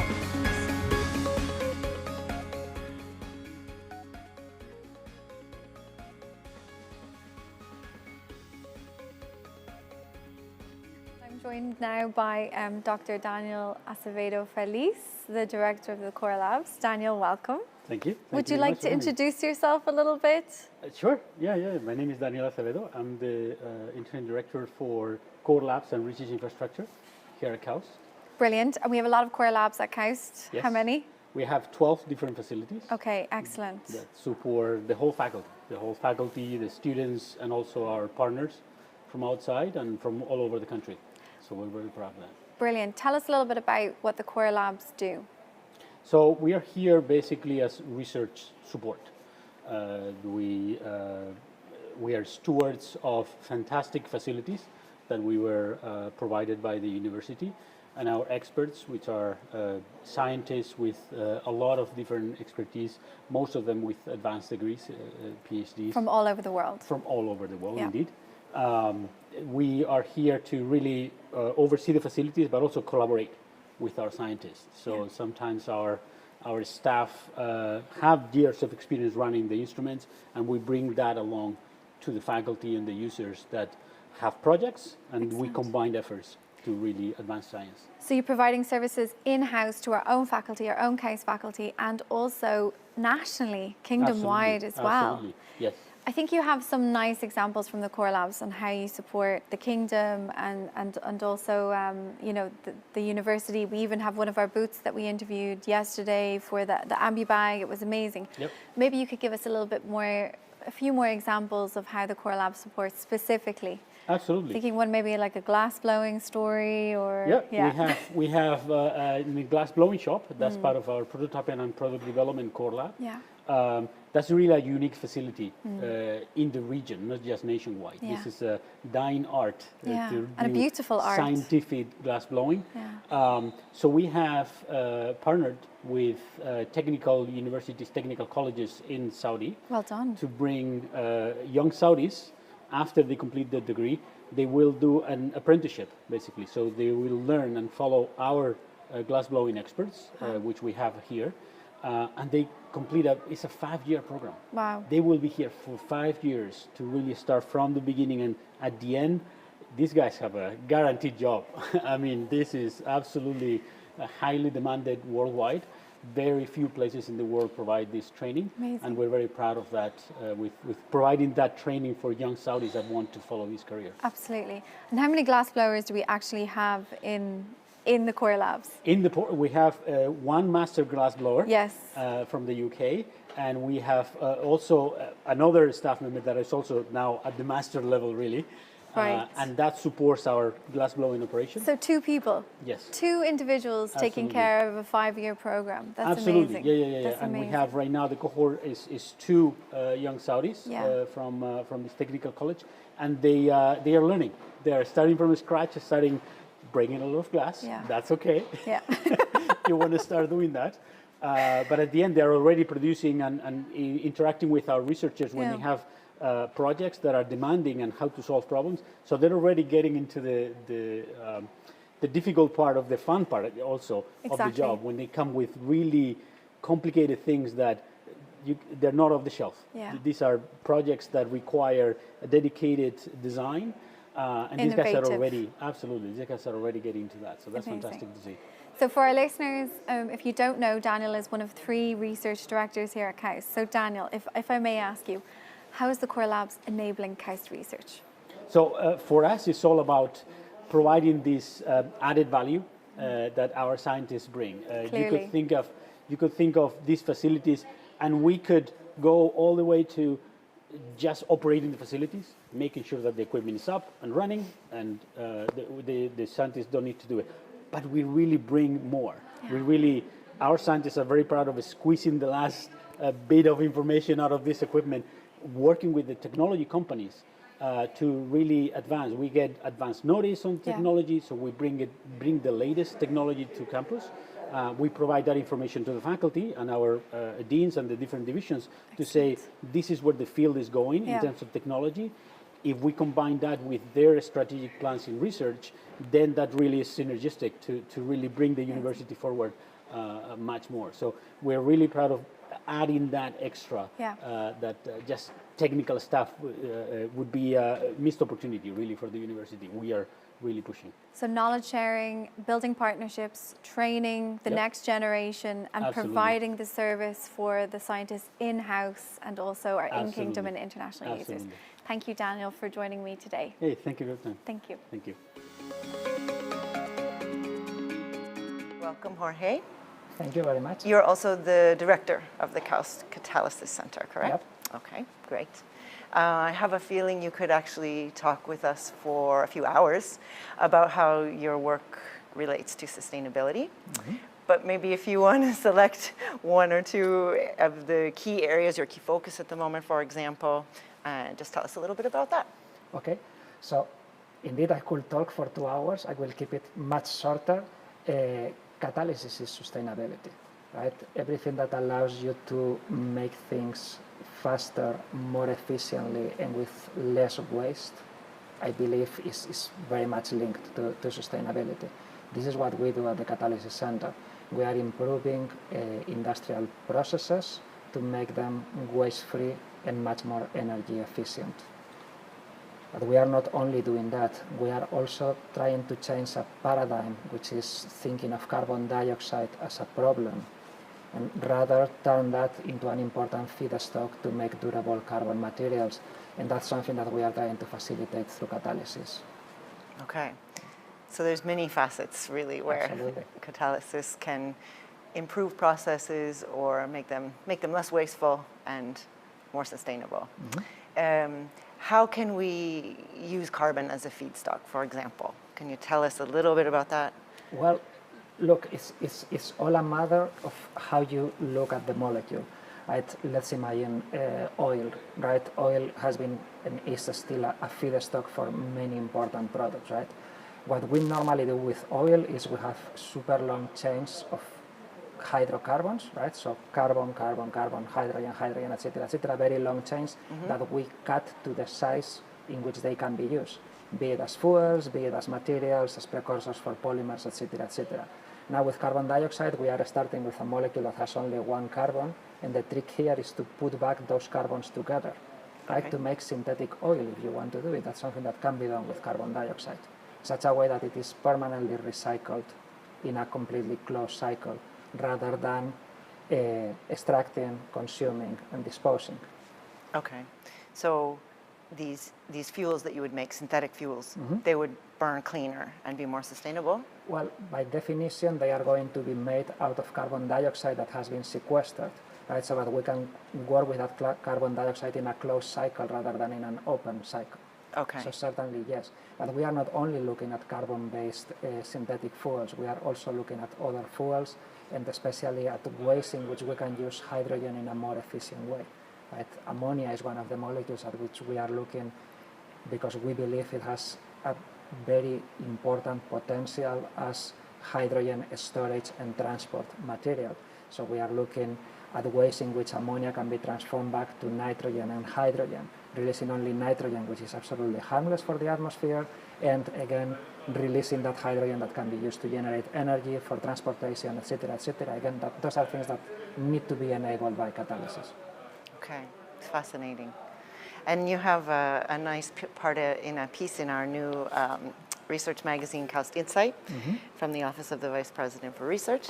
And you have also some very interesting collaborations with Aramco. Do you want to say anything about that? Well, that's also part of making consumption of oil more sustainable, right? So we are trying to change the way refineries operate. At this moment, most of the product out of refineries are fuels. A small portion are precursors for polymerization that are used for the synthesis of materials. We are trying to change that balance, right? So, and basically devote most of the oil barrel to make durable carbon materials rather than to make fuels. That should bring sustainability to the oil industry, which is important. And of course, we are doing it while looking at potential impacts in terms of carbon dioxide emissions and so on, because our idea is that oil is a fantastic feedstock for so many things, and if we use it responsible and smartly, it's here to stay. Wow, okay. I thought we were going to run out. No, I don't think so, especially if we use it for certain applications, then we will have oil for many more years. The problem is when we burn it, right? Okay, right. So just a different way of thinking about absolutely. Oil. It's making more out of less. That sounds good. A different way of thinking about things, and certainly it sounds sustainable. That's why we are at KAUST, right? Yeah, that's why we're at KAUST. Jorge, do you have any demonstrations happening here from your group on the spine? You're having also an open day. I imagine the Catalysis Center will be, is that Wednesday?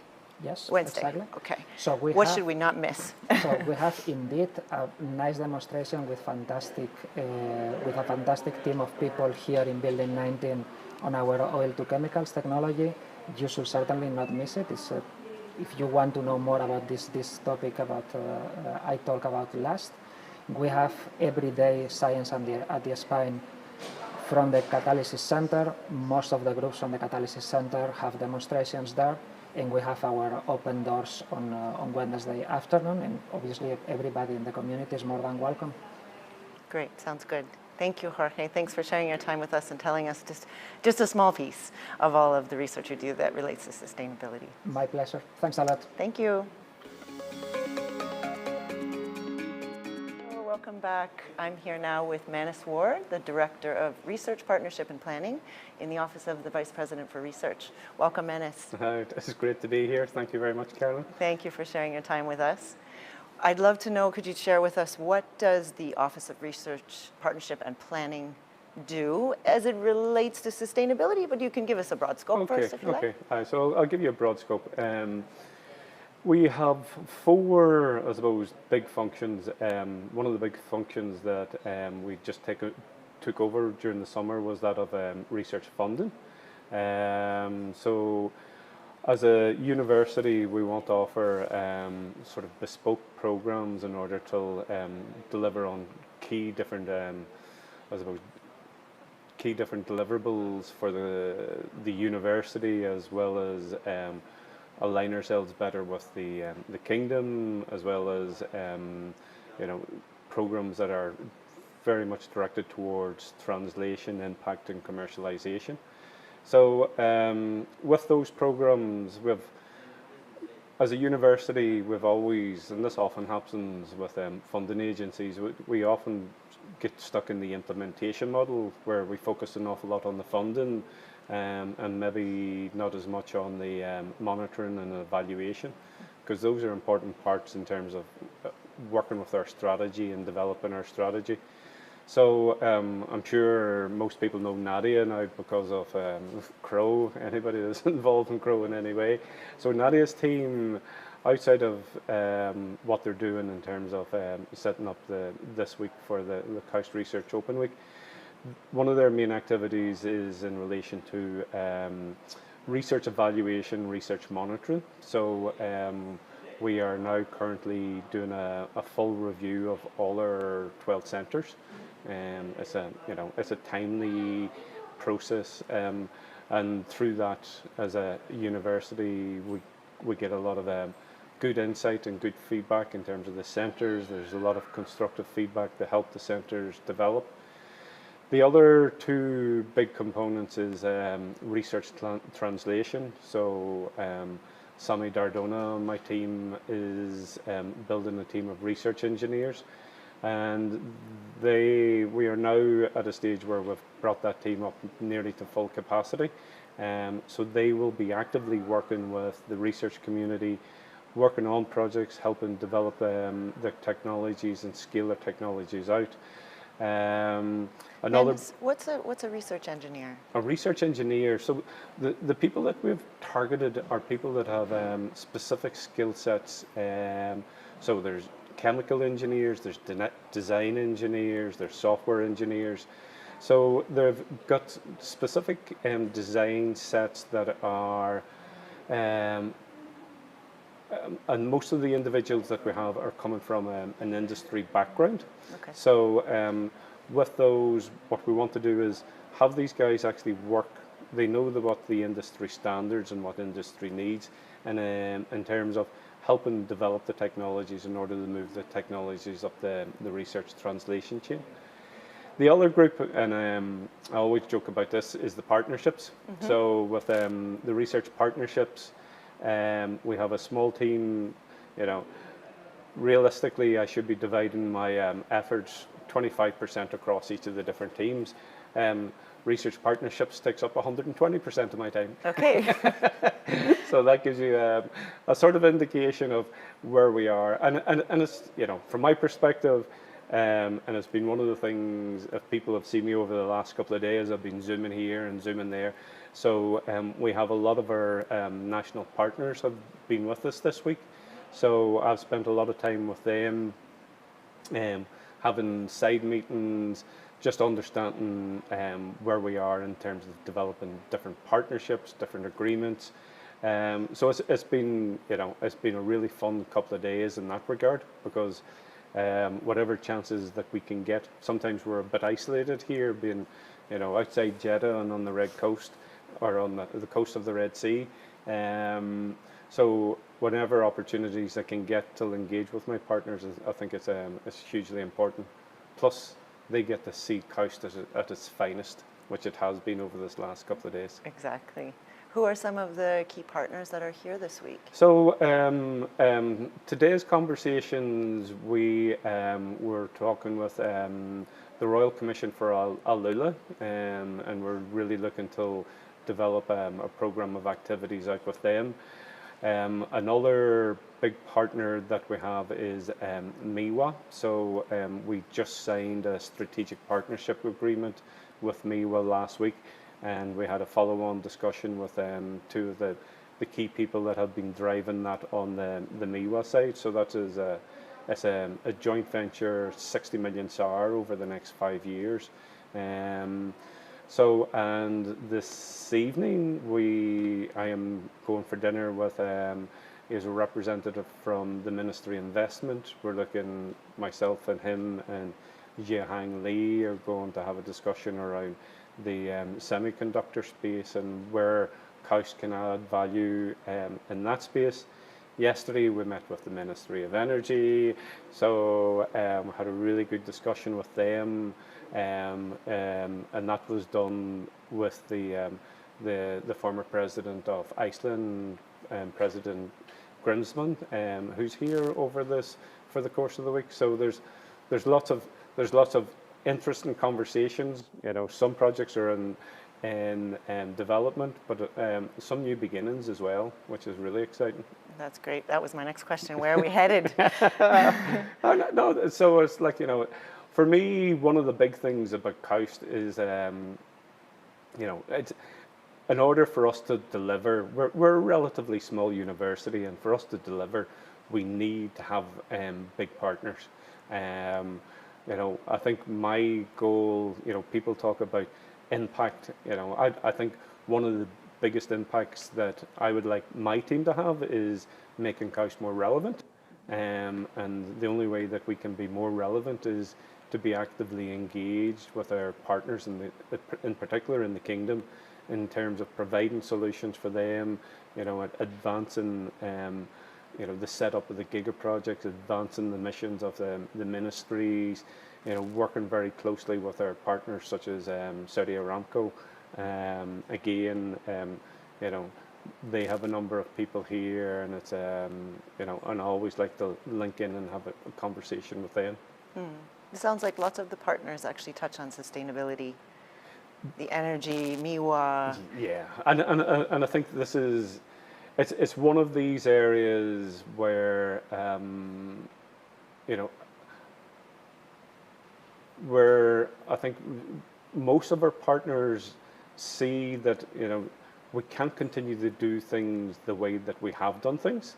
So in order for, you know, those projects, in order for them to have the sustainability that they want, they have to do things differently, you know. So they have to look at their energy sources differently, they have to look at water differently, they have to look at, you know, how, you know, they consume things, energy storage. So there's a whole sort of kind of mesh of things coming together. So the conversations on sustainability are, I think, they're very apt because, you know, I think, you know, already, you know, and this is why there's such a big conversation in the semiconductor space, because people are already anticipating significant shortages in that area, basically because we're starting to run out of some of the key materials and some of the raw materials. Lithium-ion batteries, which is one of the biggest storage mechanisms. Now, lithium is becoming a source of contention because, you know, there's only a limited availability of lithium. So if we're looking at, you know, developing worldwide fleets of electric cars that have lithium-ion batteries, where's the lithium going to come from? Right. You know, so there's I think globally people are starting to see that you can't continue to take and take and take and not have a way of sort of kind of recycling things back into the system.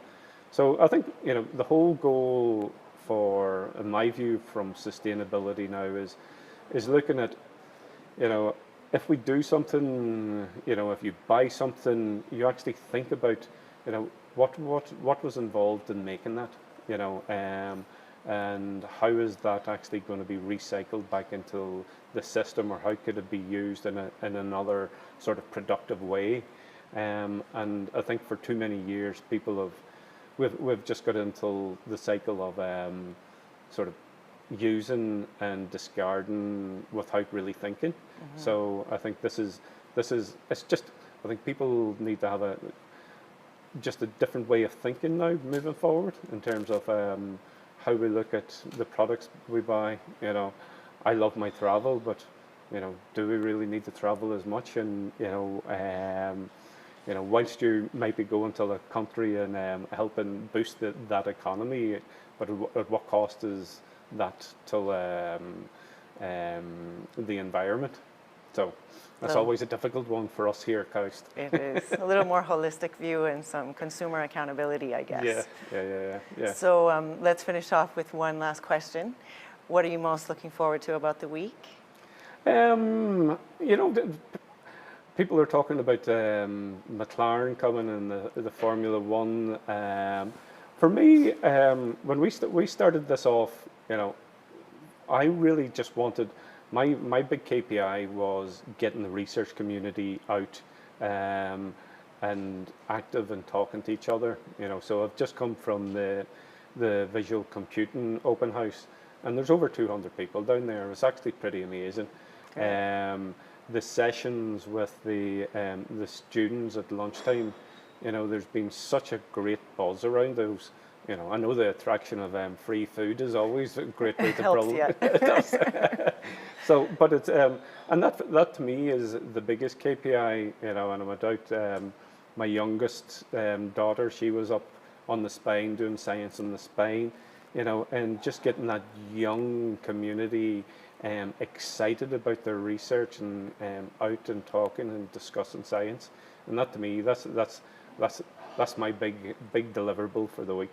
That sounds great. Yep, they're our future, right? Yep, they're our future. Thank you, Manis, for chatting with me today, and enjoy the rest of the week. Thank you very much. Thank you. Okay, take care. You too. Bye.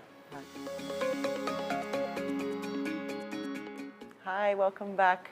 I'm here with Thibaut Ghiberti, who is a professor of mechanical engineering. Welcome, Thibaut. Thank you. Thank you for the invitation. Thank you for joining us. We'd love to hear a little bit about your research, and then maybe you can tell us how it aligns with sustainability. All right, sure.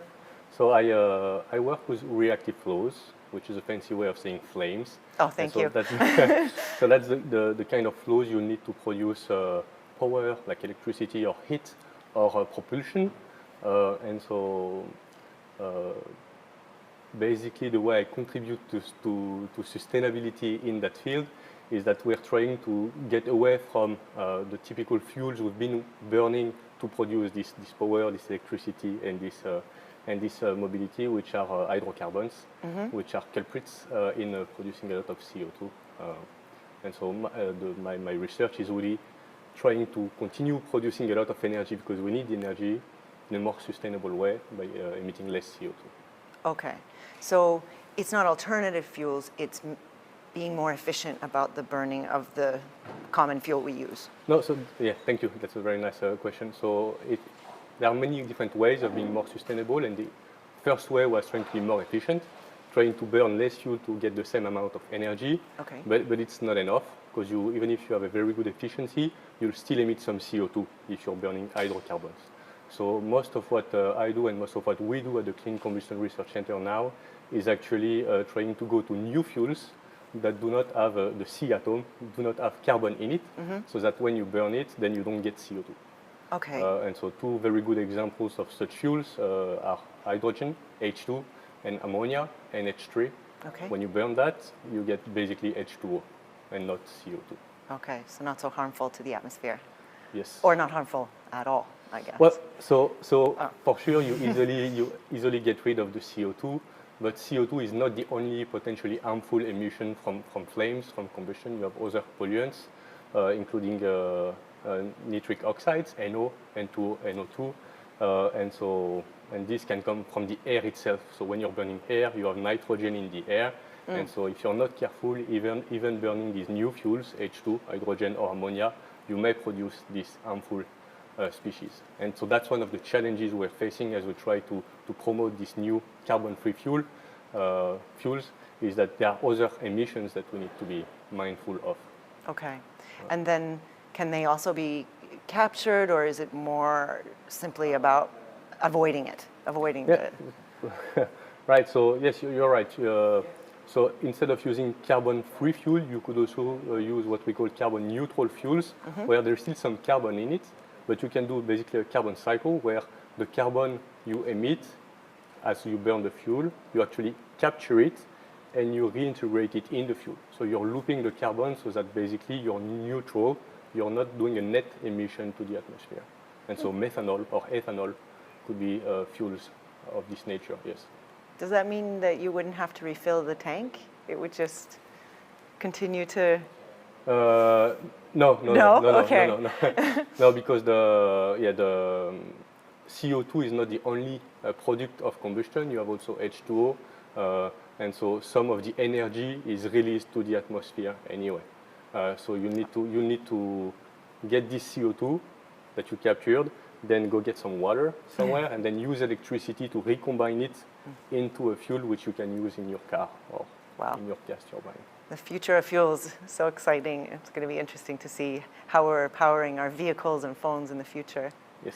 What's your main focus going forward in your research? So my main focus right now is on gas turbines, which is basically a unit to produce electricity, and we are trying to see how we can send pure ammonia in these turbines, which have been developed with hydrocarbons in mind, and still have good stability and good performance, so burning ammonia. Okay. Where do we get the ammonia from? So the ammonia is a hydrogen carrier. So actually you produce hydrogen using electrolysis, so electricity that comes from renewable, and you basically from water, you get this hydrogen, and then hydrogen, you combine it with some nitrogen you get from the air to create ammonia. And you want this ammonia because it's liquid at low pressure compared to hydrogen, so it's much easier to store and transport than hydrogen. Okay. So you produce ammonia from electricity and water. Wow. And air. Cool. Okay. Wow, that's really exciting. And so what are you looking forward to this week? You're part of the Clean Combustion Research Center. Yes. And you will have an open house Wednesday, yes, correct? Wednesday between 2 and 4, we are organizing tours of our facilities in Building 5 and in Building 7. Okay. Yes. What if of the folks who can physically attend, what can they look forward to seeing at this open house? Do you have any examples of what we could see? Will we see your flames, for example? So I know we've been preparing some virtual tours. Okay. So I don't know as of right now where they will be displayed, but we have a very nice movies of the different experiments we have in the lab, and but I need to look. Lab safety. To some extent, I guess we can't all pile into the lab to... Sure, and there are some experiments where nobody can be really around when they're running because of the scale. Okay. But we have nice images for that, On the upside, that means that our virtual audience will also be able to attend the open house, I imagine, or some sections of the So I don't know if it's going to be in parallel, but there will be some access to these videos, I think, but I just don't know right now. Okay. Through which channels. Okay, we'll find out. We'll try to be there for the open house. Yeah. Thank you, Thibaut. Thank you. Thank you. See you at the open house. Thank you. Hello, welcome back. I'm here now with Shaika Inal. She's a professor of bioengineering. Welcome, Shaika. Thank you. Hi, Carolyn. Hi. Thanks for taking the time to chat with us today about your research during Research Open Week. I'm very excited about it. Great. I saw you were just having a look through our new research magazine, KAUST Insight, and your piece within the story that we did about COVID. Yeah. Maybe you could start by telling us a little bit about that project. Sure, of course.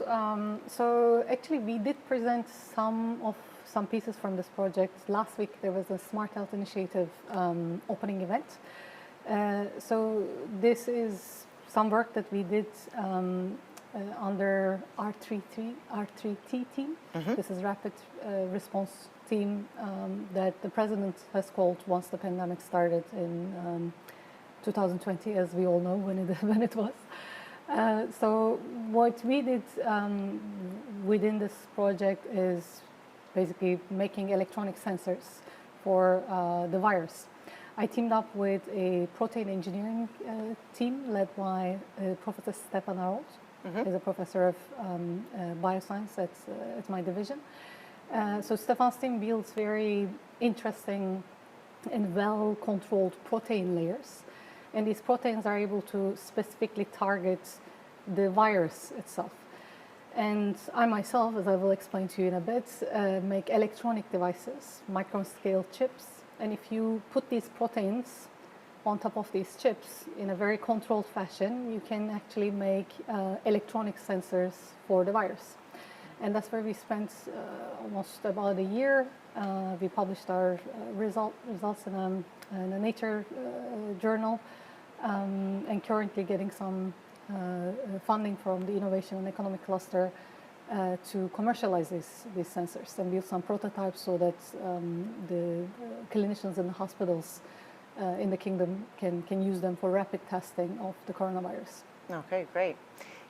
Do please tell us about your research about these microelectronics. They're so fascinating. Sure. And this field of bioengineering also. So my research is in the field of bioelectronics, and my lab is called organic bioelectronics. So as the name suggests, in the lab we deal with organic electronic materials. These are carbon-based semiconductors. I'm sure you heard this week about semiconductors. Mm-hmm. So the type of the semiconducting materials that I deal with are organic based. So these are simply, you can think about them as conducting plastics. Okay. And they do have a quite interesting properties for interfacing with living systems. So I do a lot of fundamental studies of how charges are transported in the films of these organic semiconductors. And then when we find interesting candidates or efficient candidates, we go ahead and make micro-scale chips that integrate these polymers. And due to these interesting properties, transport properties, we are able to make sensors and actuators for biological systems. So these devices either detect very small or very weak biological signals from living cells. Normally you can't really hear them, what they are doing, but once you bring those sensors close by, you can detect various things from the tissue. Or if you want to intervene with what they are doing, for example, to cure certain diseases, you can use electrical signals. But again, for that type of communication between the living systems and the electronics, you need really, you need materials that have the properties from these two worlds. And organic semiconductors have properties from these two worlds. They're, soft as the living systems, like the tissue, but at the same time conducting like inorganic metals and such. So my lab is really trying to bring the worlds of biology and electronics together so that we can establish communication between these two worlds.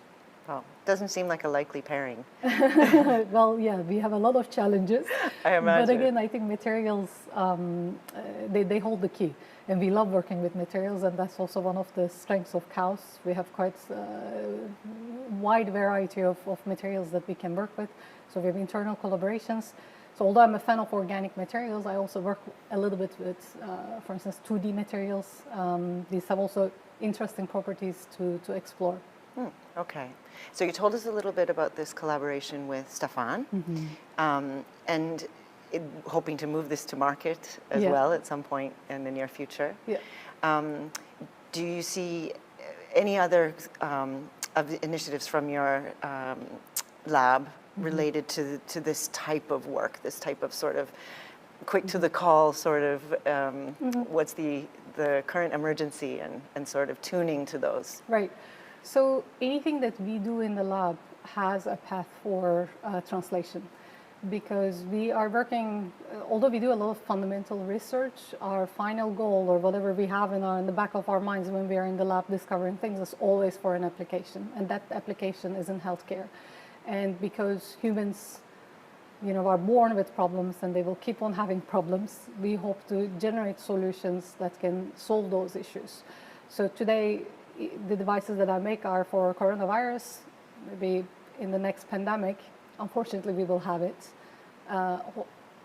We will then have some devices ready for the next diseases, or any disease that currently the detection relies on very long procedures, or hospitals with expensive instrumentation and trained personnel. So the idea is to be able to bring sensors to the homes of the users so that, for instance, people in rural areas or those in underdeveloped countries have access to some sort of healthcare. That's great. That reminds me actually of our new issue of KAUST Discovery, which is about super connecting the connected and connecting the underconnected. So also check out the latest beautiful issue topic. of KAUST Discovery. Yeah. So that sounds like you're doing a similar thing with health, basically, in healthcare. Yes, trying to bring basically healthcare to those that may need it, but at the same time we try to develop technologies that are at the forefront. You know, things that you cannot maybe think right now, or they are not used as treatment of diseases, but maybe in 10, 20, 50 years from now on, those technologies will be more mainstream. Available to all. Hopefully, yes. And you have you and your lab, you have a booth here, correct? Yes, that's correct. We are demonstrating some of our devices in the Future Semiconductors booth, which I think we share with 4 other PIs at KAUST. So we are just showcasing some of our organic electronic devices in that booth. Okay, so maybe some fruitful collaborations on the horizon there with those colleagues. There's actually one device there that we use in collaboration with Antonio Adomo's lab, who's a stem cell biologist. Antonio has stem cells that do not like to grow fast. So we try to use electrical stimulation by use of these devices to make those cells grow into their best. Wow. For instance, Antonio wants to take those skin cells and make them turn into a different type of tissue, which can then be implanted in the body where it is needed. But for those, you also need certain electrical cues, and that's what we try to molecularly induce with the devices. Fascinating. That's great. And also this week, you will be involved in a Women in Science talk, is that right? Yes, and I'm very excited about it. Looking forward to it. It's on Thursday, and in 3 days from now on. There will be 2 speakers from KAUST, and we have an external speaker who's coming from Oxford. She's also a keynote speaker. And we are going to talk about, you know, the goods and the bads about being a woman in science. Okay, sounds good. One not to miss. Exactly, yes. I invite everyone to attend the event. Sounds good.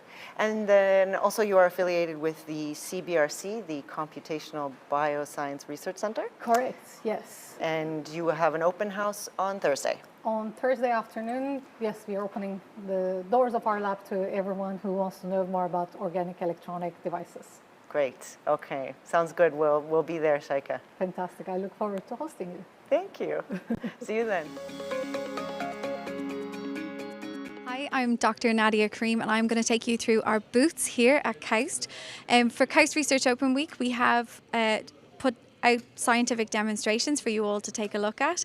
Want you to walk through KAUST's efforts for a more sustainable future. Come walk with me.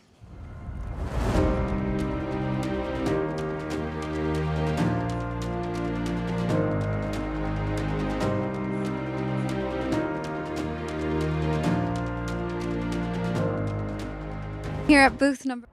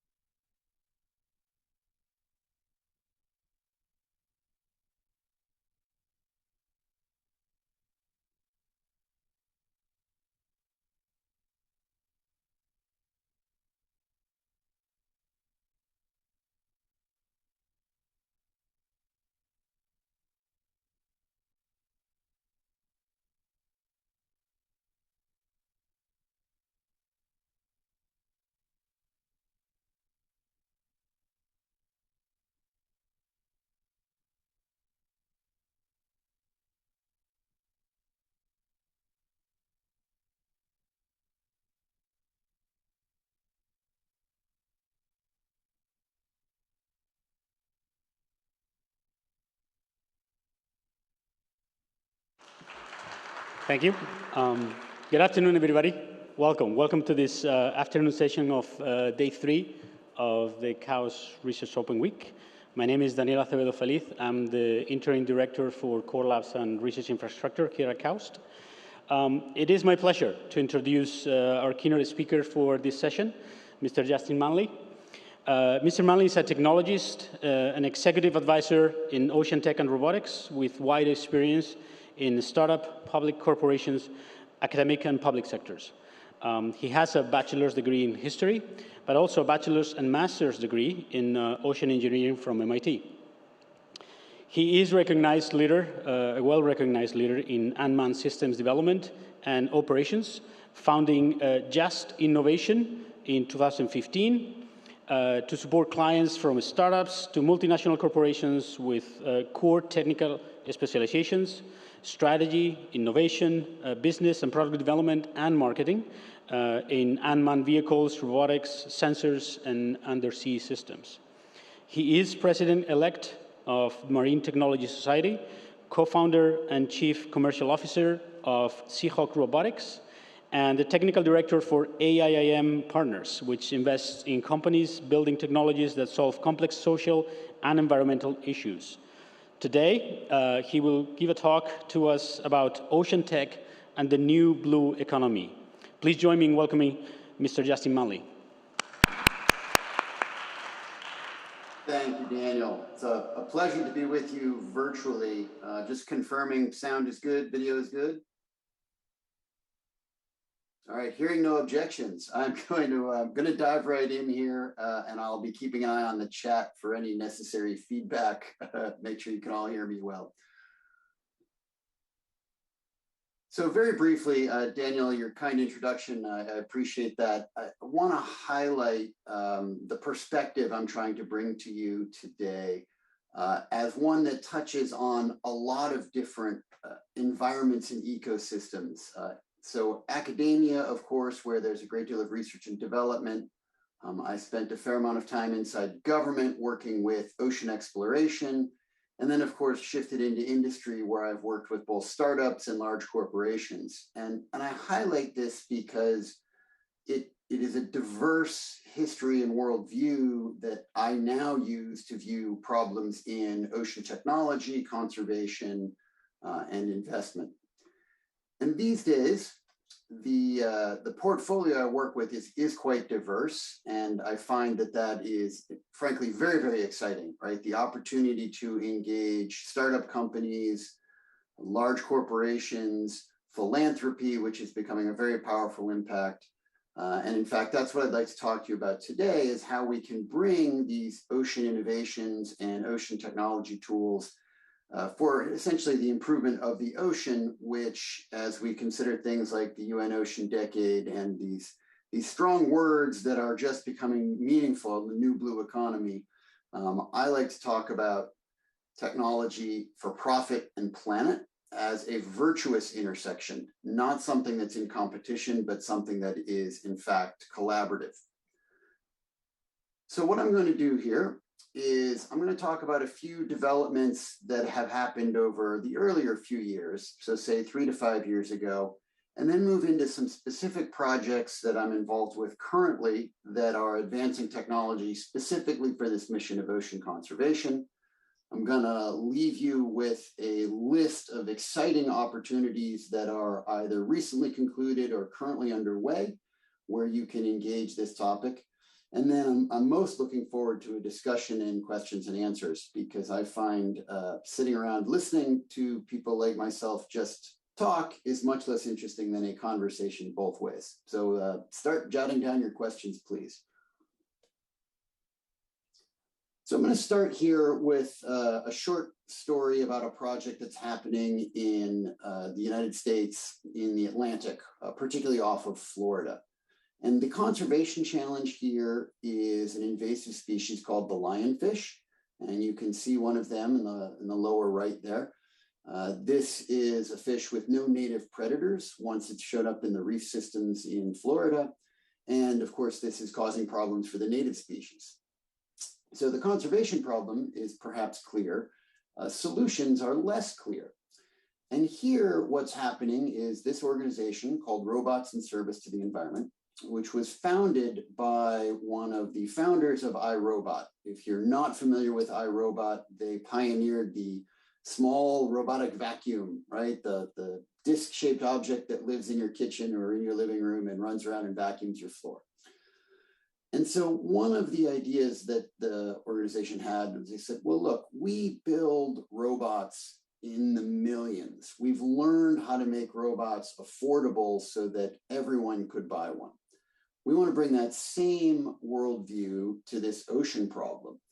And they developed, admittedly, these are prototype robots you're seeing in the pictures here. They're not being manufactured by the millions just yet, but they use the same design principles to be very, very affordable and very simple.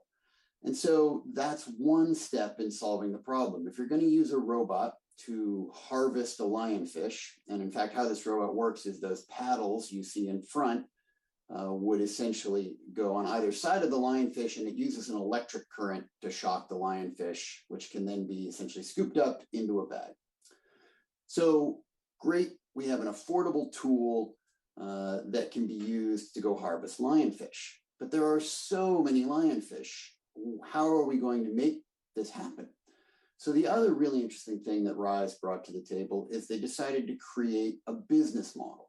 And what they did is they went out and worked with chefs. And as I understand it, I've never partaken myself, but apparently lionfish can turn into some quite tasty seafood meals.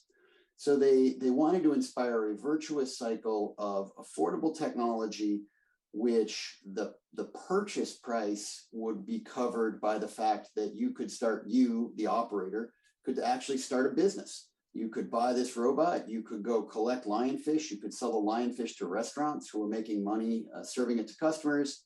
And now we would be solving an environmental problem through a combination of profit motive and affordable technology.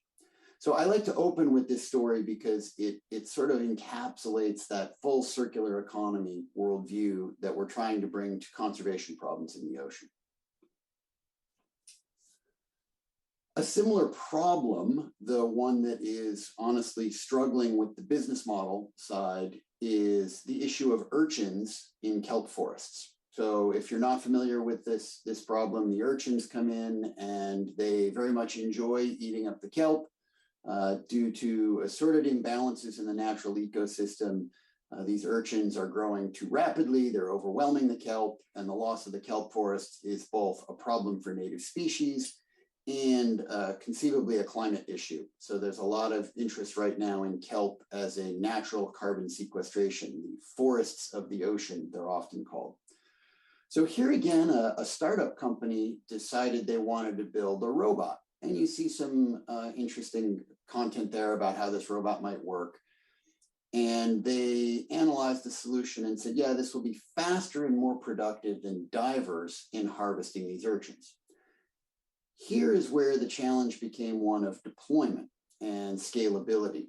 And in fact, as at the moment, what's going on in this market is a better solution for the conservation problem appears to actually be ranching the urchins and essentially attracting them into a location and harvesting them in mass, and divers are still productive in that activity. So this robot doesn't yet exist in the ocean at scale, but it presents another conservation mission that folks are approaching with ocean robotics.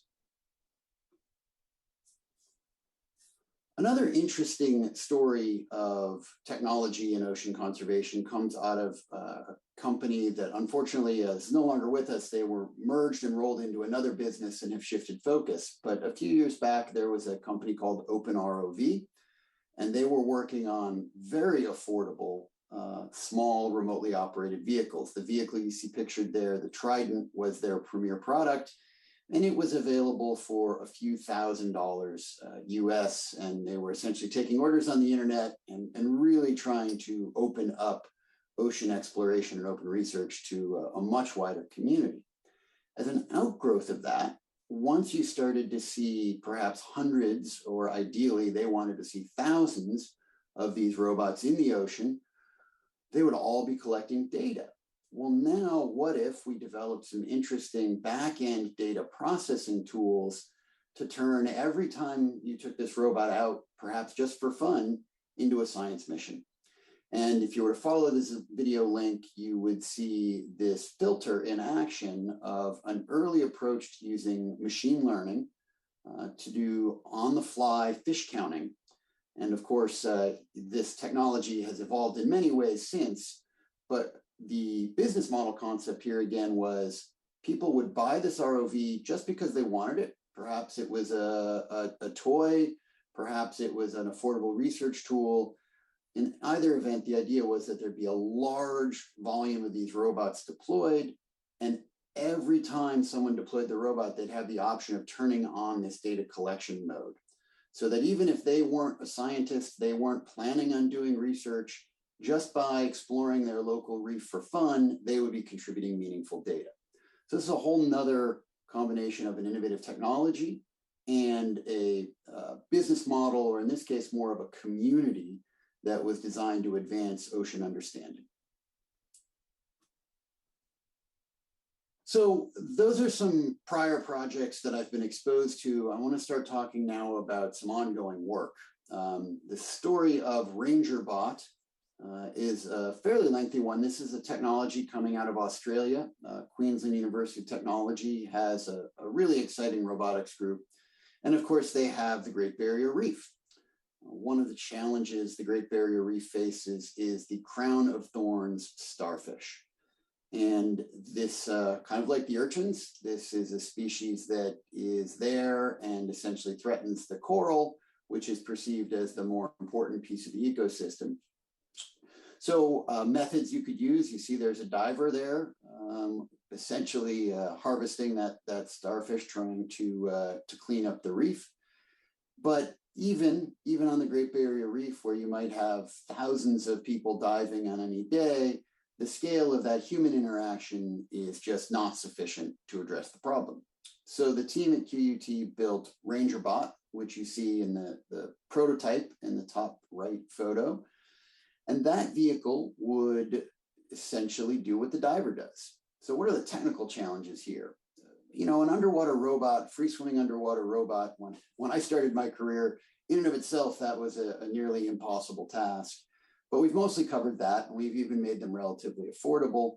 So the real challenge became, can you empower that robot to make the decision that the human diver is making to pick a particular target, a particular organism, this crown of thorns starfish, out of the surrounding environment? And can you equip it to do what the diver is doing, which is essentially spearing this starfish? They actually, as I understand it, and I'm an engineer, not a biologist, but I understand it, they can inject the starfish with a specific solution that essentially poisons the creature. They don't have to harvest it. And apparently it's totally benign to the environment as long as you're not a crown of thorns starfish. In any event, that was where RangerBot got its start, and the technology evolved, and there were some good demonstrations done. But along the way, as I'm going to tell you about in a couple more slides here, the conservation focus changed. But I want you to take a moment and look at this bottom right photo. This is essentially a production version of RangerBot today. And the key innovation in this vehicle derived from this question of, can I pick out and essentially mitigate a crown of thorns starfish? That's done very much with eyes, if you're a human diver, and it's done with cameras if you're a robot. And along the way, one of the most interesting conclusions or developments in this RangerBot technology is that in an environment like the Great Barrier Reef, very clear waters, you actually can do almost everything, in fact, everything an underwater robot needs using optical sensing. So if you're familiar with the field at all, right? So a robot needs to navigate. It needs to do obstacle avoidance. It needs to measure its pace of movement over the seafloor, something we would sort of call dead reckoning or tracking its movement. And with the highly affordable cameras derived from what most of us perhaps carry in our cell phones, it was possible to make this robot entirely optically based. And that matters because many ocean robots that you might see and use today require a large number of acoustic sensors, which simply are just not as affordable. Turns out they also, in many cases, can use more energy. So by optimizing to the environment, the Great Barrier Reef, where there is good visibility, the team was able to come up with a new technology solution, which makes for a very affordable robot. In round numbers, this robot is something like $15,000 to perform functions and capabilities that would be at least $50,000 to perhaps $100,000 in a competing product. So now you've sort of heard some innovation story. We've talked about crown-of-thorns starfish. I'll transition back into some of the questions of the reef problem. And where that science went was the question of, instead of taking out the crown-of-thorns starfish, what if the technology were used to make the reef grow more rapidly? And in this case, what's going on is these vehicles were developed to seed coral larvae. What happens here is once a year, typically, the reef will emit larvae into the water column. Left to their own devices, the larvae will drift around. Many of them will never find a proper home on the reef. And so the efficiency of the natural reproduction is limited. The idea becomes, if you can take the larvae and harvest them and redeploy them at the right time in the right place, you can make the reef grow faster. And that's more coming out of Southern Cross University. A gentleman named Peter Harrison is the scientist behind that idea. So the objective here is to take this technique, which Dr. Harrison pioneered with divers, and so you sort of see a diver-based operation going on the left, and make it scalable. I should add that the reef deployment, when you take these larvae and when you need to deploy them on the reef, the time period there is measured in hours, 18 to 36 hours. You need to deploy all of these larvae. That's just the way their biology works. So again, we would never have enough scuba divers to execute this. So the principles of the project here, very scalable, needs to work quickly, needs to be transportable. Ideally, this technique could be deployed on reefs around the world, not just for the Great Barrier Reef. And it's important that these larvae are put in the right place on the reef. So there's a lot of science around how to deploy them in the right gaps to make the reef grow. And of course, then it's going to have to be affordable. So these are the principles we're working on for this project we call CoralBots. And there's a whole body of work and some technical papers we could bring out. And there's a lot on this slide, and I apologize, but the important information and things to think about. Early in the work, divers, snorkelers reached a certain productivity. The Ranger bot that you saw reached a certain productivity. And we saw something like a factor of 10 improvement in the potential for larval distribution. One of the limitations with the Ranger bot becomes how much larvae it can carry, right? It's a small vehicle and the larvae are essentially seawater, right? So it's seawater. You would think a jug, a liter of seawater, a gallon of milk in North America. There's only so much the robot can carry. So we've evolved to using these boats. The boats are inflatable, and you see labeled there in the blue is the larval bay. That can now carry 100 liters of larvae at a time. And you combine that with an active and intelligent tow body, which is the image you see in the bottom right. Again, that carries a lot of cameras, carries a lot of processing, and essentially that becomes the pointy end of the stick, deploying the larvae in the right place at the right time and towed about by the boat above, which carries a larger volume of larvae. And our expectation here is a further scaling, possibly as much as 30 times more productive than divers.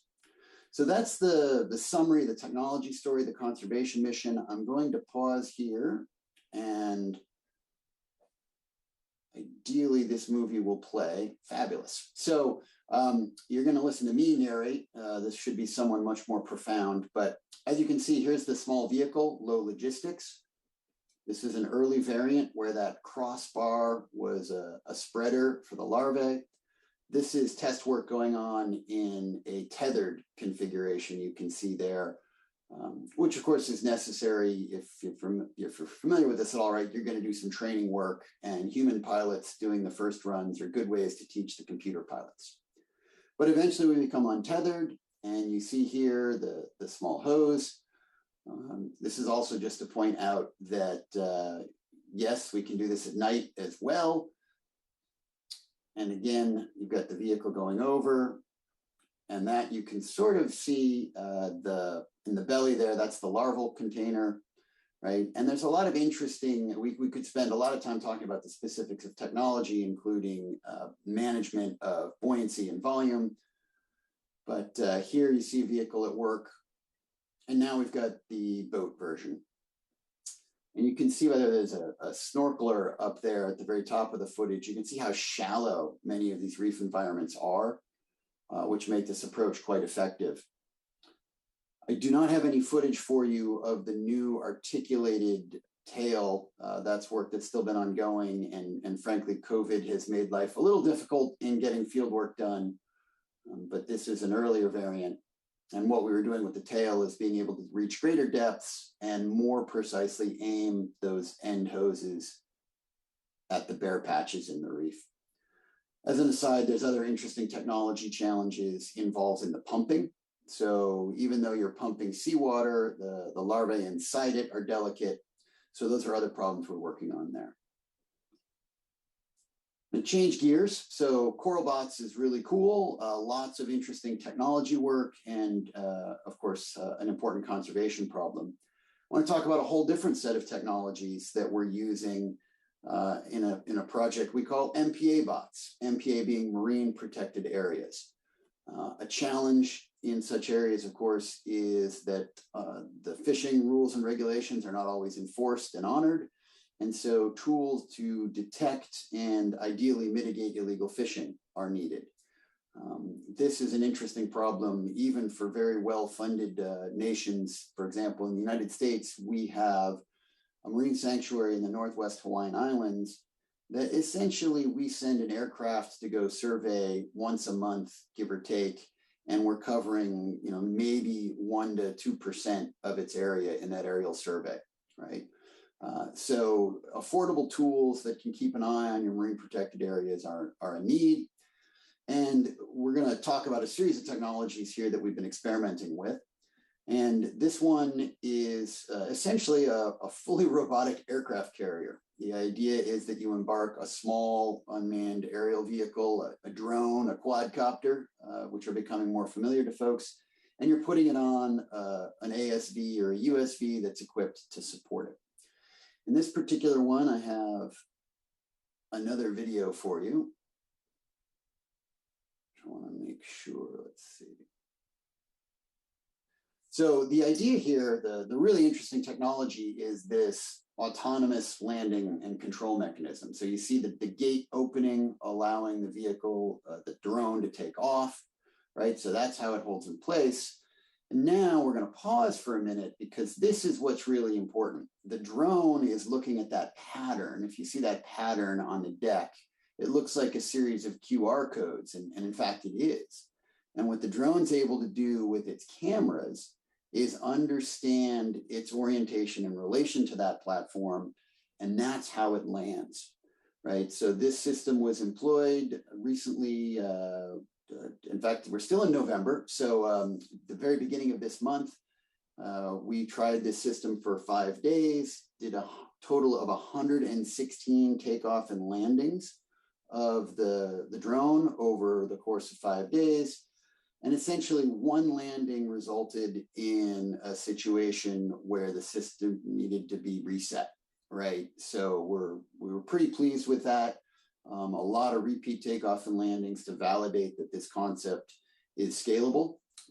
So it's certainly not a full production capability yet, but we're getting there. A whole different technology we're working with in this area is, of course, acoustic surveillance. So sound travels quite well underwater. It turns out fishing activity has all kinds of interesting sounds between the nature of the nets being towed through the water, the nature of winches, which are used to deploy the nets, the kinds of propellers and engines on fishing vessels. There's a lot of rich information in the underwater sound environment. And we've been collaborating with a company called Thayer Mahan. Their business model, as a side note, when we're talking about business model, they're a company that are in the business of operating ocean robot systems on behalf of customers. So this is sort of a robots as a service business model. And in fact, they're in the business of doing this for the US government. They support the US Coast Guard and the US Navy by operating robots that are deploying payloads that are specific to those agencies. And in some cases, the company, are not even managing the data. They're essentially transmitting the data back to their end customer, and the customer is simply benefiting from the deployment of the robot.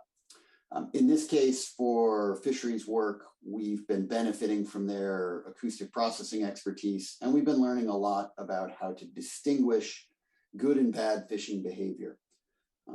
So the effort is underway. I apologize. This is a really hard subject to convey visually. If you're familiar with the field of acoustics, it's always difficult to make that glamorous, but it is an important body of work that we're pursuing, and the robot platforms are useful as well as the instruments. Another interesting robot platform we're using is a solar-powered USV. This comes to us from a company called Open Ocean Robotics. They're out of British Columbia in the Canadian Northwest. And the story of this particular robot technology in this company is somewhat interesting. So the founder is the first woman to have rowed the Atlantic Ocean. So she and her husband actually rowed it together. They were essentially adventure athletes, right? They were not entrepreneurs. They certainly weren't technologists, but they got very familiar with making robust and small boats. Went into business selling these professional adventure rowing boats to other adventurers.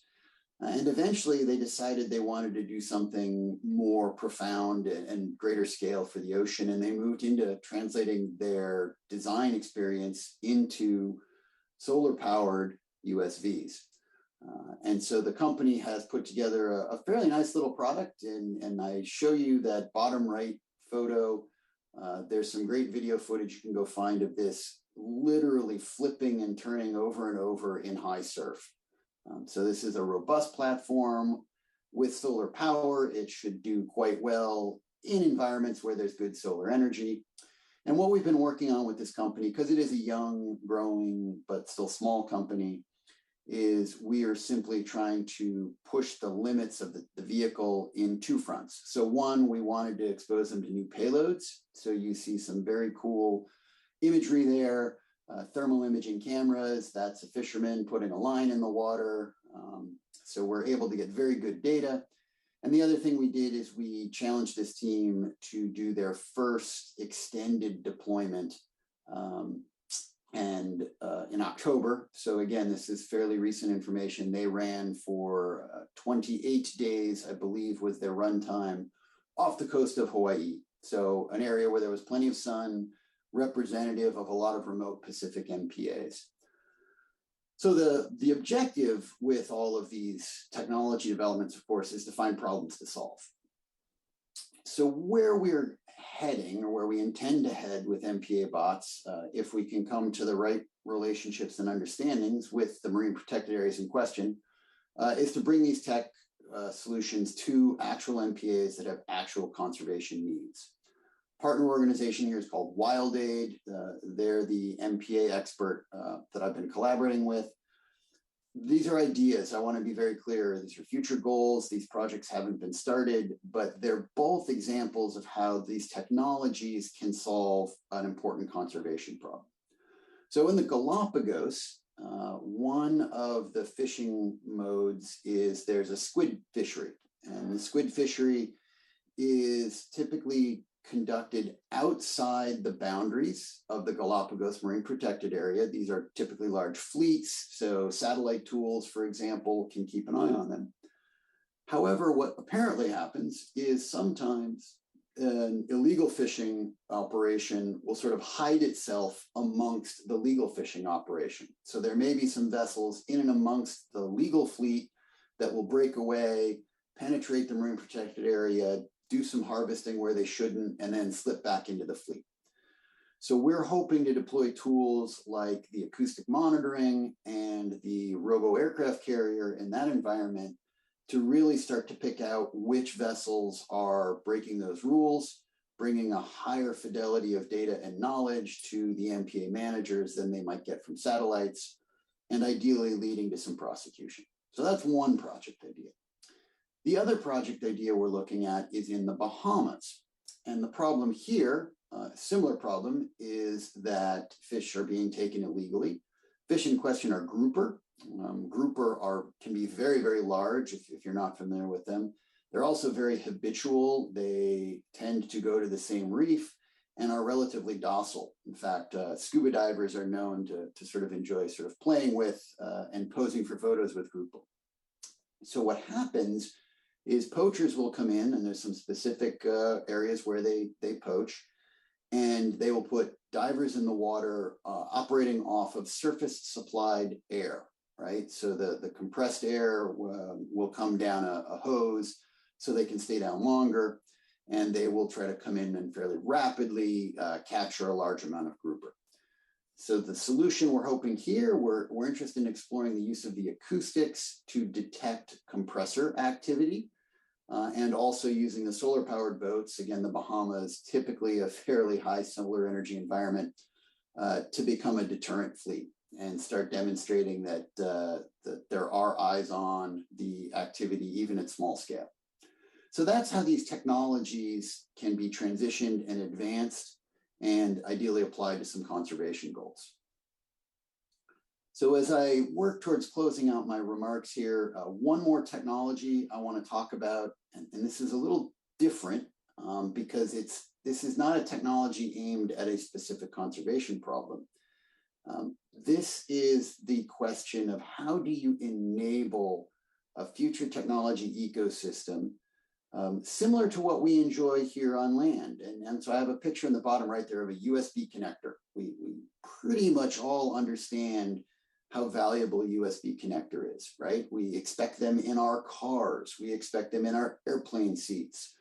We want them there because in those cases, typically they're for energy, but they also give us connectivity, right? They let my phone connect to my car for all kinds of useful purposes. And this is enabled by an industry standard. And that industry standard is actually maintained and supported by a nonprofit body that manages the process of defining the standard and then allowing all kinds of manufacturers to build to it. We have no such standard or nonprofit community in the subsea world. Today, there are a large array of underwater connectors you could buy, and that's what you see on the top of this slide. Those connectors are typically fairly expensive. Oftentimes you have to wait a while, sometimes 8, 10, 12 weeks to get your connector delivered because this is a proprietary market and there's only so many providers and factories and solutions. So what we're working on is this thing called Bristlemouth. This is coming out of a company called SOFAR Ocean. SOFAR Ocean is actually the parent. So OpenROV, that company I told you about earlier, has ended up as a part of SOFAR Ocean. And in fact, it was the connectors from the ROV tether that became the idea for Bristlemouth. And what's happening with this project? It's just getting started. It's being funded by a philanthropy and a couple of US government agencies, in fact, including the US Office of Naval Research. And the idea is that this underwater connector standard is going to be released and promoted to an open community. So the company is maturing the technology, refining it, working on finding end users to collaborate with. And the long-term goal is an ecosystem of users who have this underwater connector that will be non-proprietary. And ideally, the hardware cost of the connector will be much lower. Hundreds, possibly under $100, not thousands. So this is not essentially a direct conservation impact. of course, but it is certainly going to enable all kinds of new innovation in the ocean tech space. And hopefully that will be good for both profit and planet. So the last thing I'd like to bring to your attention before I hope we have some interesting discussion is that there are many ways to engage ocean technology innovation, ocean conservation. The Carbon X Prize, if you're not familiar with it, is a substantial program, $100 million prize purse for removing carbon dioxide from the atmosphere. The ocean has a lot of potential to contribute to that, so there are ocean-focused elements.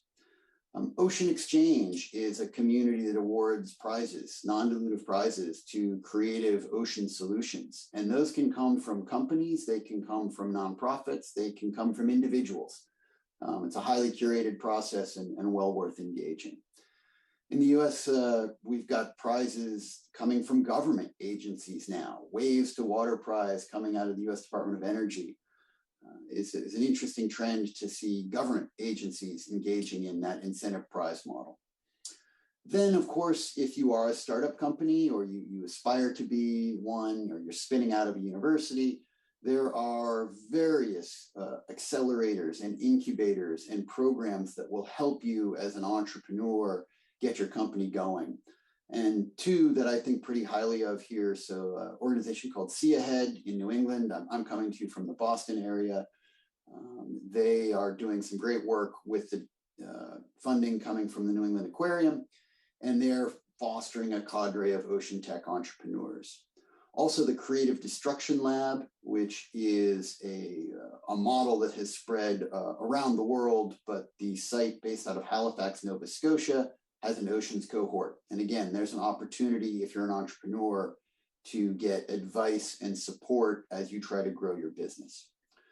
And then Ocean Visions is another interesting organization. It is essentially a consortium approach, but it's trying to bring together the power of academic and research organizations with something of a sense of urgency. And in fact, Ocean Visions has recently launched what they call a launch pad to help teams who want to compete for that Carbon X Prize using the ocean. So there's a whole ecosystem of resources and opportunities out there if you're interested in getting involved in ocean technology innovation and or ocean conservation. So with that, we were running a little late, but I see we still have some time. I would leave this here for the moment. I really welcome conversation. I subscribe to a worldview that I call karmic networking. So even though I make my living being paid for advice, I'm always very happy to have conversations and share thoughts and ideas. So I would love to hear from any or all of you, certainly now in a Q&A, but please feel free to keep in touch in the future. So with that, I think, Daniel, I will hand it back to you to moderate the discussion. All right, let's thank the speaker. Thank you. And yeah, we have plenty of time for questions. So if anybody from the audience has any comments, or it's a discussion, as you said. So anybody has any comments, please approach the mics.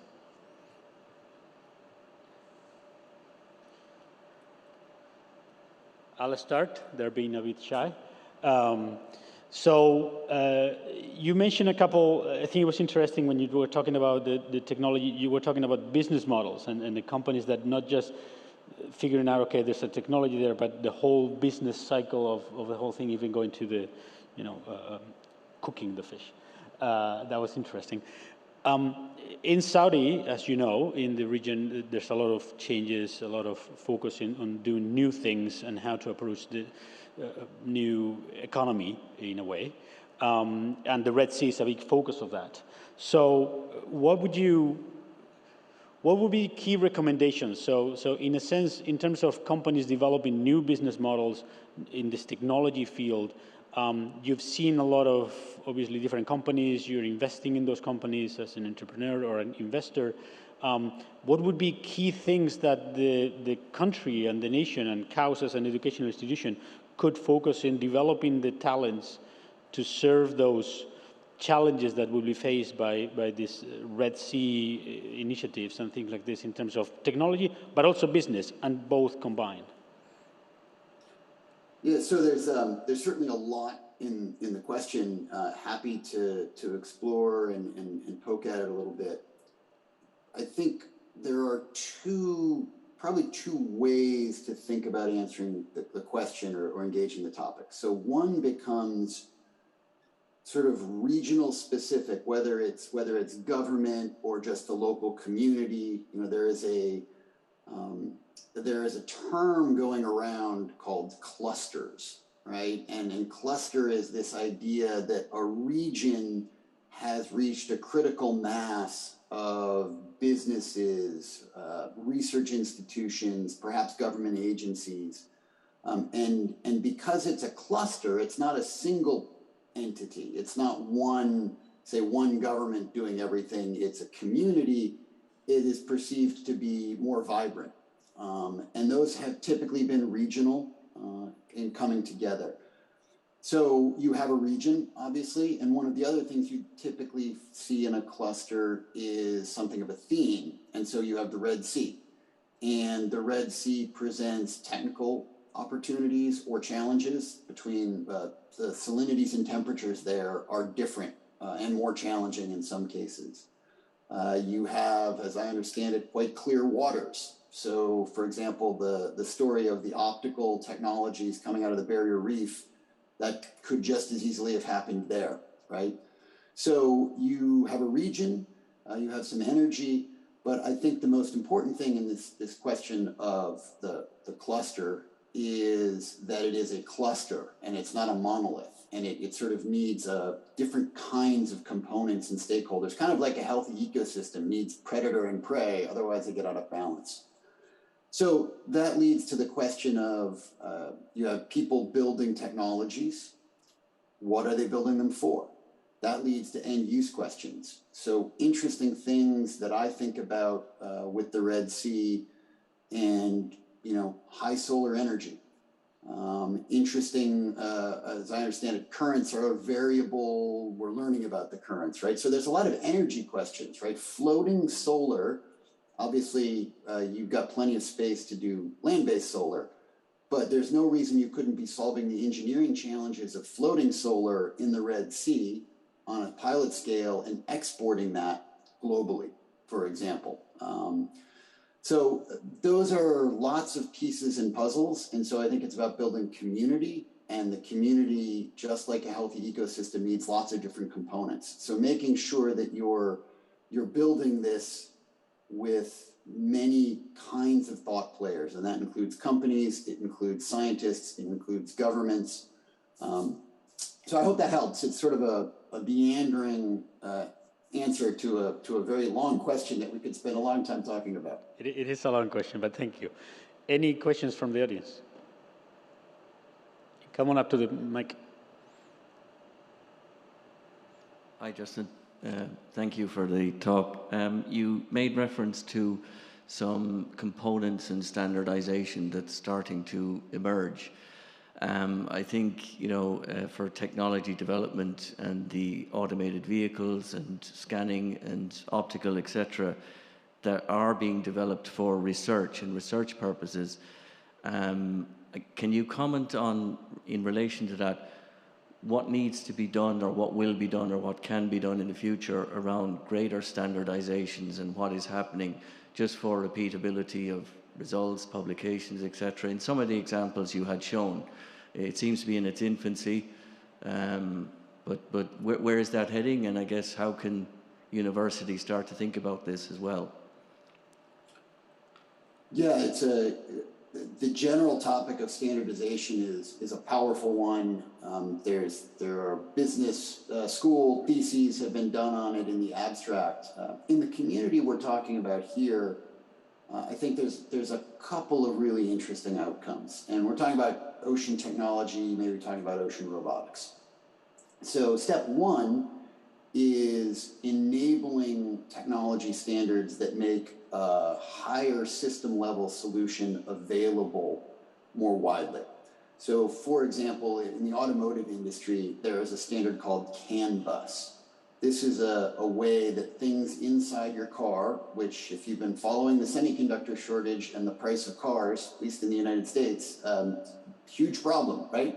Those cars, all those components inside the cars have to talk to each other.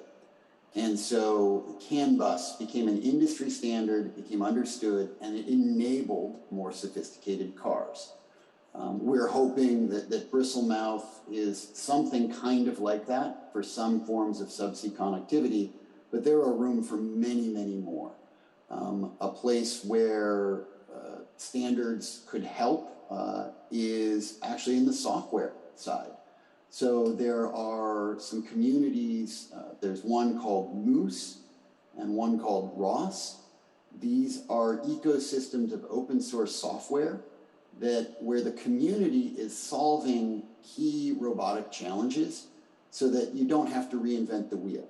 So a basic control algorithm that lets a robot go from waypoint to waypoint, find its way around. There are now many, many of those available to you in these open source communities. So the building blocks of the software are coming together, and those apply to all domains: air robots, ground robots, ocean robots, but there is some specialization for ocean.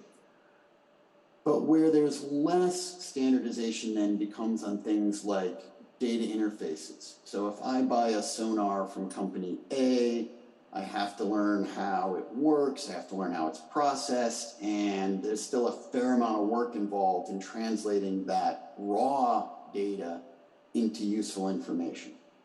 If we could start to see some evolution and some standardization on the sensor side, that would probably expedite certainly academic research and probably conservation impacts as well. Obviously, those manufacturers would prefer to keep a proprietary environment. That's the nature of their game. So there's room for some middle ground and some innovation there. And then I think another area where we probably could benefit from standardization, or maybe not standardization, but collaboration, would in particular be some of the propulsion and energy storage questions in ocean robotics.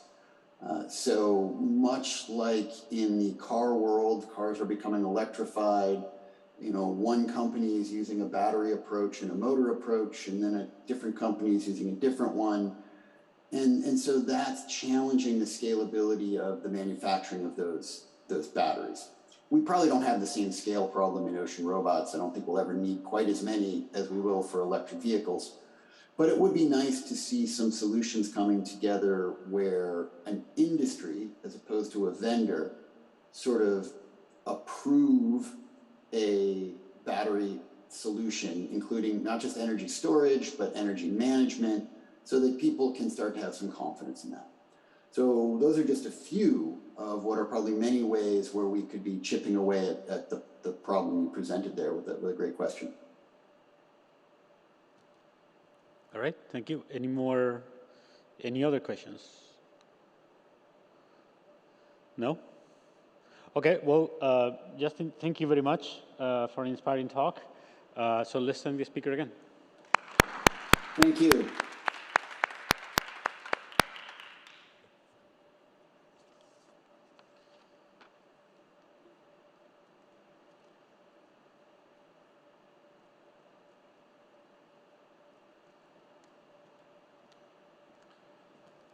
So thank you, everyone. It's a great pleasure to now introduce Henrietta Trippett from the British Embassy in Riyadh, who is going to update us on the Earthshot Prize. So those of you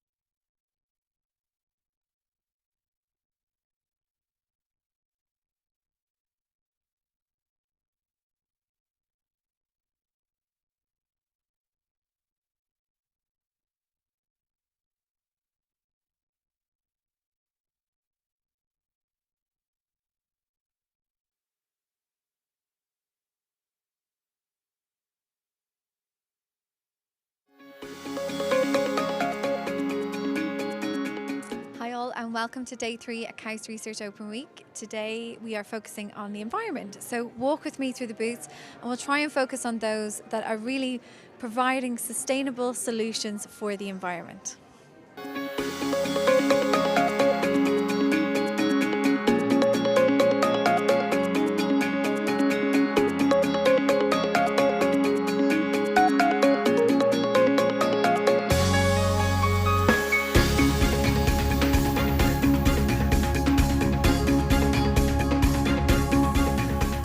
So I am here at booth number 14. We are talking about probiotics for coral reefs. This is really interesting. I'm always just used to putting probiotics in for my stomach. So I'm joined by Inês, Natalia.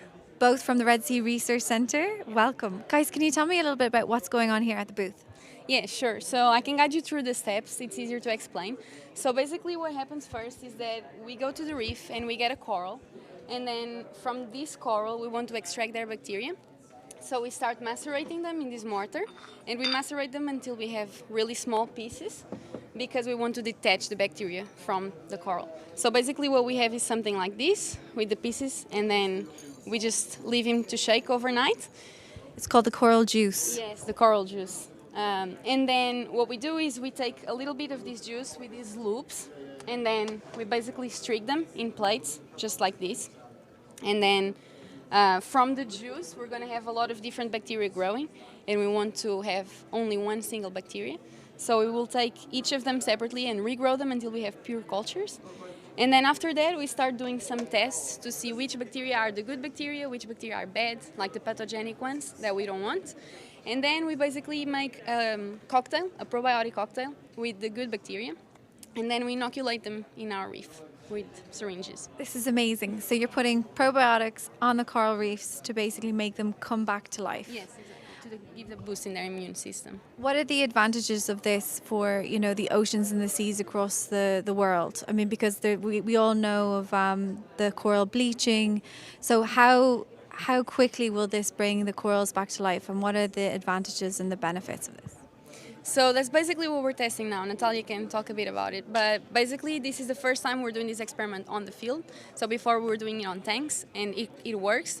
So now we are going to start having our preliminary results about this, and we are actually going to know if it's working or not.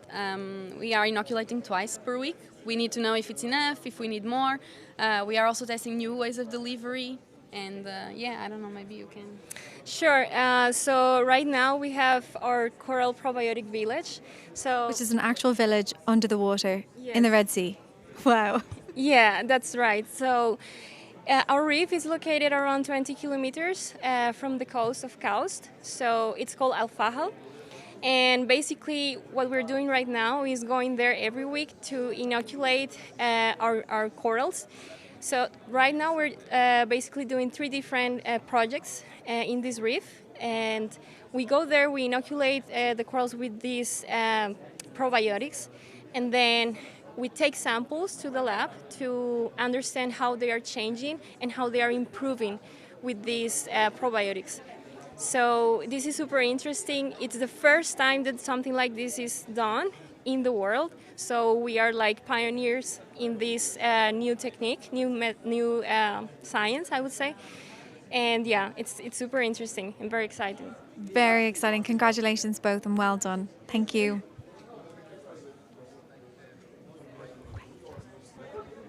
Okay, so I'm at booth 19 here, as today is the Environment Day. We are still focusing on the coral reefs, and I'm joined by Sebastian Schmidt-Roach. I'm a research scientist at the Red Sea Research Centre, and we develop different methods for coral restoration, infrastructure for coral restoration. Why? Corals are very important. They provide important ecosystem services to us, such as fisheries, coastal protection, and tourism. Tourism being a major industry that is currently coming up in the kingdom within Vision 2030. But obviously, corals are endangered by human activities and climate change foremost.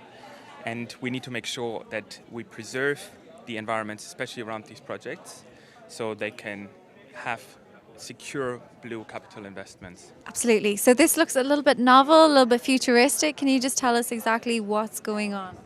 So we develop different technologies, different infrastructure to be more efficient and more effective with outplanting corals, and also be fast at it. if we look at coral restoration projects around the world, they're at the moment very, very small scale. So if we compare this to agriculture, at the moment we are really working in the backyard of somebody, where somebody goes like, oh, look at, what I've grown out in my backyard. But we need to go to a level where we are at industrial level, where we really have industrial aquaculture facilities where we can grow corals to restore the habitats that we damaged, such as in front of urban environments such as Jeddah, right?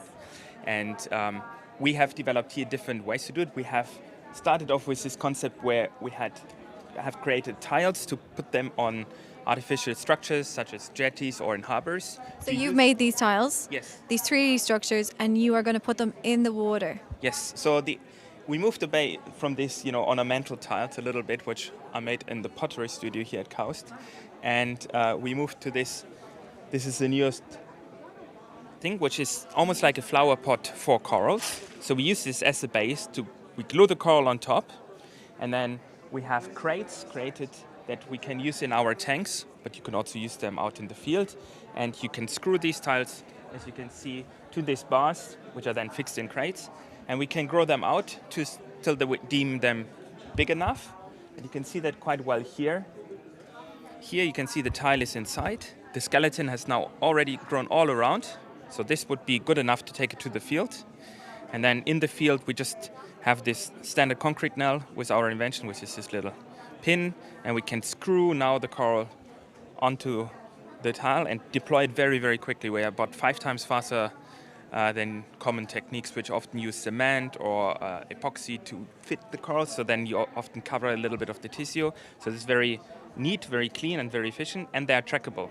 So this almost looks like a construction site, right? There's nails and everything going on. And I think maybe a question a lot of people might have is, how does this go into the water and then, it's biologically sound and the coral reefs are safe and the surroundings are safe?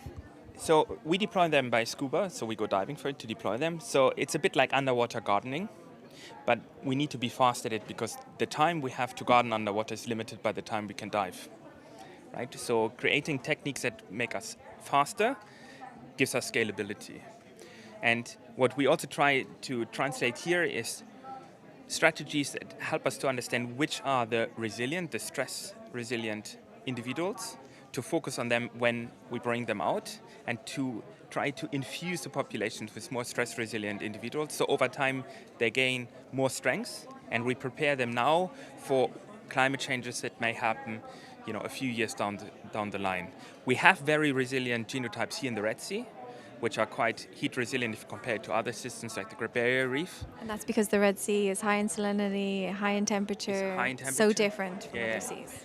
And it has also, if you look at the history of the Red Sea, a lot of the hypothesis is that a lot of the corals had to migrate into the Red Sea at certain points through the south, which is very hot. Wow, I didn't know that. So they had to already be prepared to the heat when they came into the Red Sea, and then they just maintained this heat resilient. So if you look at the north, the Gulf of Aqaba, where the mean summer maxima is in the water is about 27.6, I think, degrees, we see that the corals easily tolerate up to 30, 31 degrees if you stress them. So this is far beyond what other corals can tolerate. If you look at the GBR, usually when you go 1 degree above the mean summer maxima and you maintain this for some time, they start bleaching, whereby they expel the algae that they have inside of them because they have a symbiosis with algae that allows them to harvest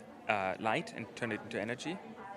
And this obviously then is their main power resource. Their power plants inside them are gone, and they really depend on just food, which there is not a lot because they usually occur in these oligotrophic seas, oligotrophic environments which are very nutrient poor. And so then they struggle, and if this is prolonged, they can die, and we have these mass mortalities.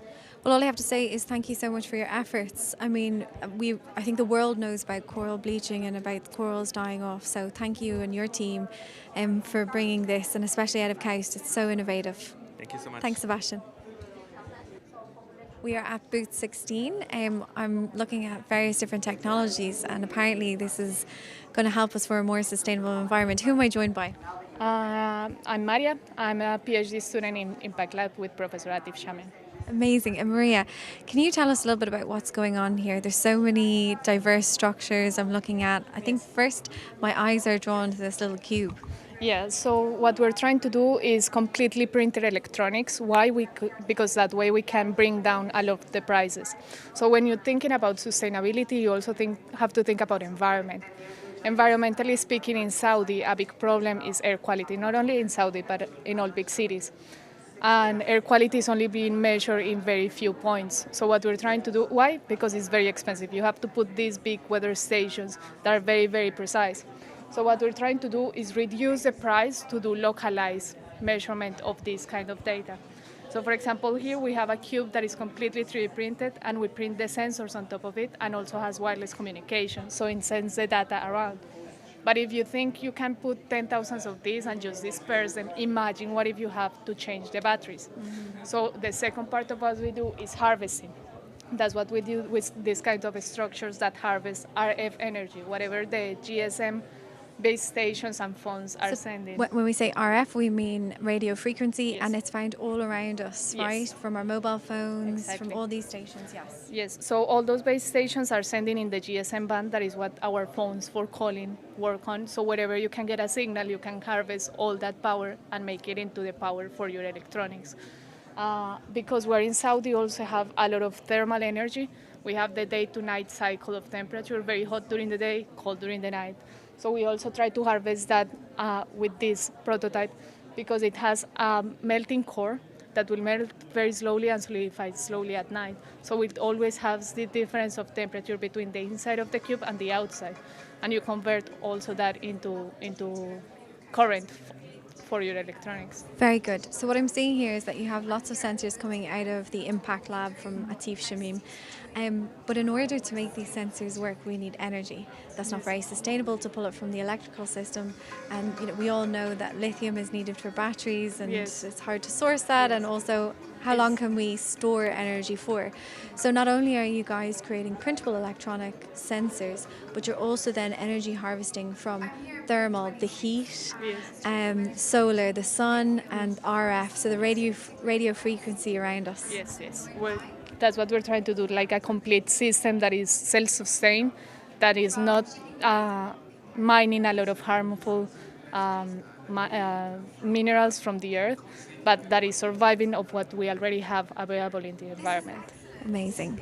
I think you're providing a very sustainable future for all of us. Thank you, Maria. I'm here at booth number 12, CO2 and Balsalt Rock. I know this work well from Hussein Hotit, and we have the Circular Carbon Initiative here at KAUST, and the efforts that we're trying to do to first of all capture carbon, and then this is potentially putting it back into the ground. So I'm joined by Muad Adasi. Abdullah Al-Amir. Very nice to meet you guys. Can you tell us a little bit about what's going on at this booth today? So we're presenting some of the work we're doing overall in our research center. And we're trying to give the overall picture. So some of the projects we're showing are trying to map out the whole Saudi Arabia and establish where the CO2 sources are, where the potential CO2 storage locations are, and what are the different techniques that can be applied in the different locations. So this is one big project at the biggest scale. And then we have other projects at different scales, people looking at what's happening at the micro and at the lab scale, where we use different techniques and different methods to try to study the different things. But overall, when it comes to CO2 mineralization and basalt, this is a very fresh area of research. There's actively one project that is ongoing in Iceland, and Saudi Arabia is on the track to start the second one, which is pretty good. And we're actually doing some very active research where we're combining that knowledge from geology and from all different things to try to build the models we're working on. We're trying to study the interaction between the water, the CO2, and the solid. And we are right there at that tip of knowledge where it's we need to understand those materials better because it's a very, very new technique. So is this in collaboration with anyone?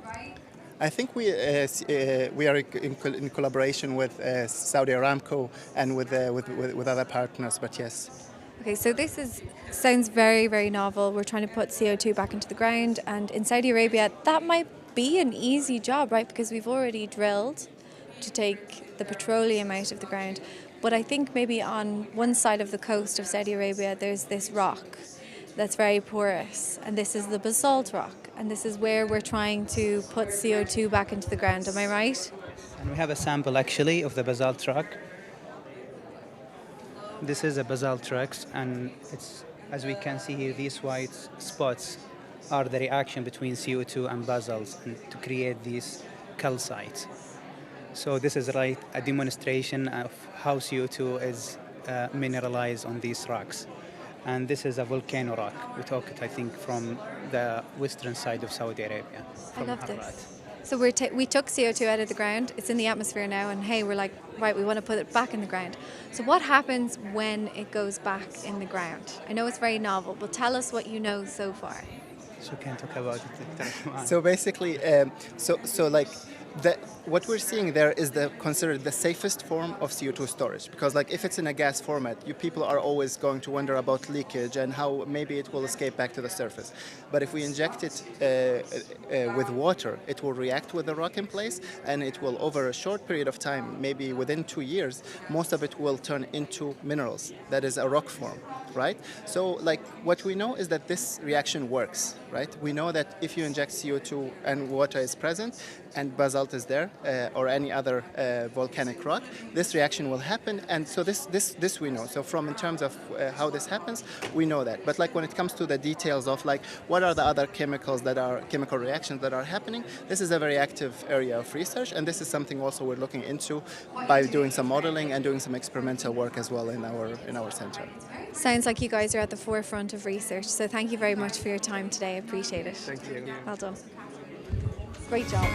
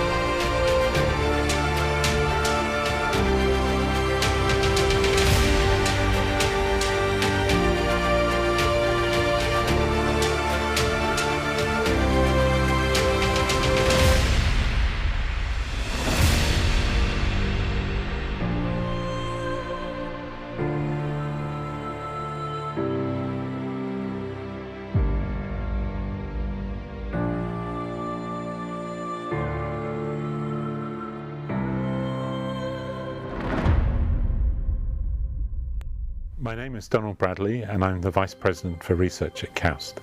KAUST Insight is a new publication. It tells the story behind the discoveries that come out of our research. We're interested to show the social side of science, how new ideas in science sometimes come from chance encounters. We want KAUST Insight to be a publication that helps people to understand where our science is going. That is influenced by many factors, by the needs of Saudi Arabia, by the Vision 2030, also by our own strategies, the things that we think are important for KAUST to be part of and to be working on. Some key directions include work that is being done to address climate change, and in particular the work that we're doing within the circular carbon economy. We have a circular carbon initiative that is focused on finding ways to reduce the amount of carbon dioxide that is produced, to remove it, to recycle it and to reuse it. Another key component of our science going forward is to work on the Red Sea. The Red Sea is a very exciting opportunity for research. It's critical to the future of the kingdom in terms of the development that's taking place through the Giga projects. And it's a fascinating environment in which many different areas of science come together. Another critical area is how society is changing. The gender balance in science, and we want to be part of that journey. We want to show how diversity is important to taking science forward. We want to show how women in science are contributing and how they are taking leadership in driving forward many of the ideas that we have for development in KAUST. You will find that all of these topics are featured within KAUST Insight, and we will be looking to develop these stories as the publication goes forward over time. There are many new areas that are coming forward in science in terms of the digital transformation, in terms of the energy transformation. There are lots of different directions in which our science will be progressing, and we look very much forward to being able to expose those areas to our readership of KAUST Insight.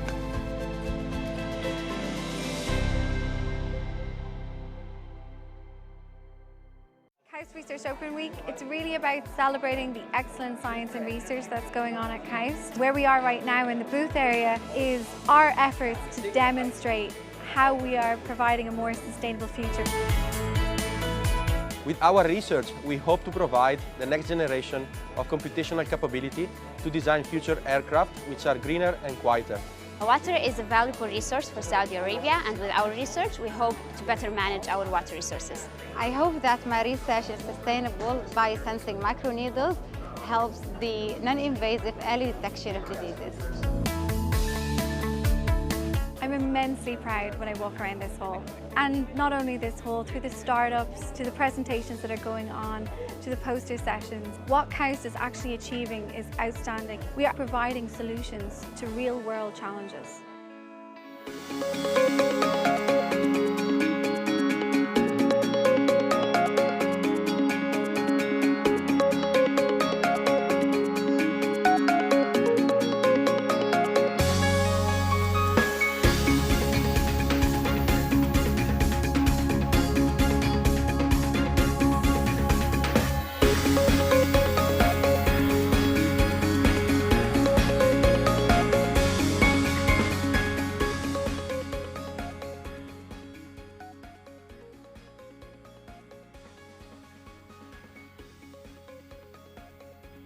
Hello, welcome back. I'm here now with Khalid Salama, Professor of Computer and Electrical Engineering. Welcome, Khalid.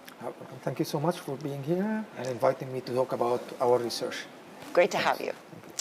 So Khalid, we cover a lot of different areas of your research. Some of it appears in KAUST Discovery, soon to appear in KAUST Insight. Which area of the multi-dimensional research you do aligns with sustainability? Can you talk us through that? So my research is on sensors, and you could find sensors around us everywhere, and many of these sensor applications actually have a vital role in sustainability. So for example, if you're looking about the environment, the environment is a key issue for us right now with the pollution that's everywhere. So having sensors around us actually helps us monitor the environment, monitor the levels of toxic gases, the hazardous materials, and then trying to mitigate their effect by maybe shutting down certain factories, directing traffic from certain areas, or even figuring out that there are some measures that has to be taken in order to improve the quality of air we breathe, the water we drink from the environment. So all of these are some of the applications of the sensors that we built. Other aspects of sensors in sustainability is food industry. We are interested in actually putting sensors in packaged goods so that we can actually detect if they are going to go bad early on, and also even in plant and precision agriculture. So figuring out when you actually water the plant, you don't have to water them all the time. When do you have to apply pesticides? When do you have to apply nutrients? So this is actually helps in sustainability. Precision agriculture, that's a new kind of buzz term that's come That's, yes, it's after the word precision medicine, or, so this is the next thing, is precision agriculture. So just not using the resources where they're most needed. Exactly. And also, if you're saying, for example, a plant doesn't need water and you're watering it, you may actually be some detriment to the plant. So I mean, yeah, because it actually leads to a growth of certain funguses and that could be harmful to the plant. So it's actually the best management of the resources you have. And in order to do management, you actually need to get real-time information, real-time data, and collecting this information through sensors. So we care a lot about building sensors that are actually collect data, transmit the data. So you need to actually transmit the data to the brain, and the brain is the place where it can actually collects all the data, makes correlations, detects patterns, and then makes decisions. So we also have interest in actually looking into computing systems that are sustainable. So you cannot be using all the time supercomputers that consume huge amount of power. So how can we actually process the data in a very efficient manner so that you can actually preserve the power?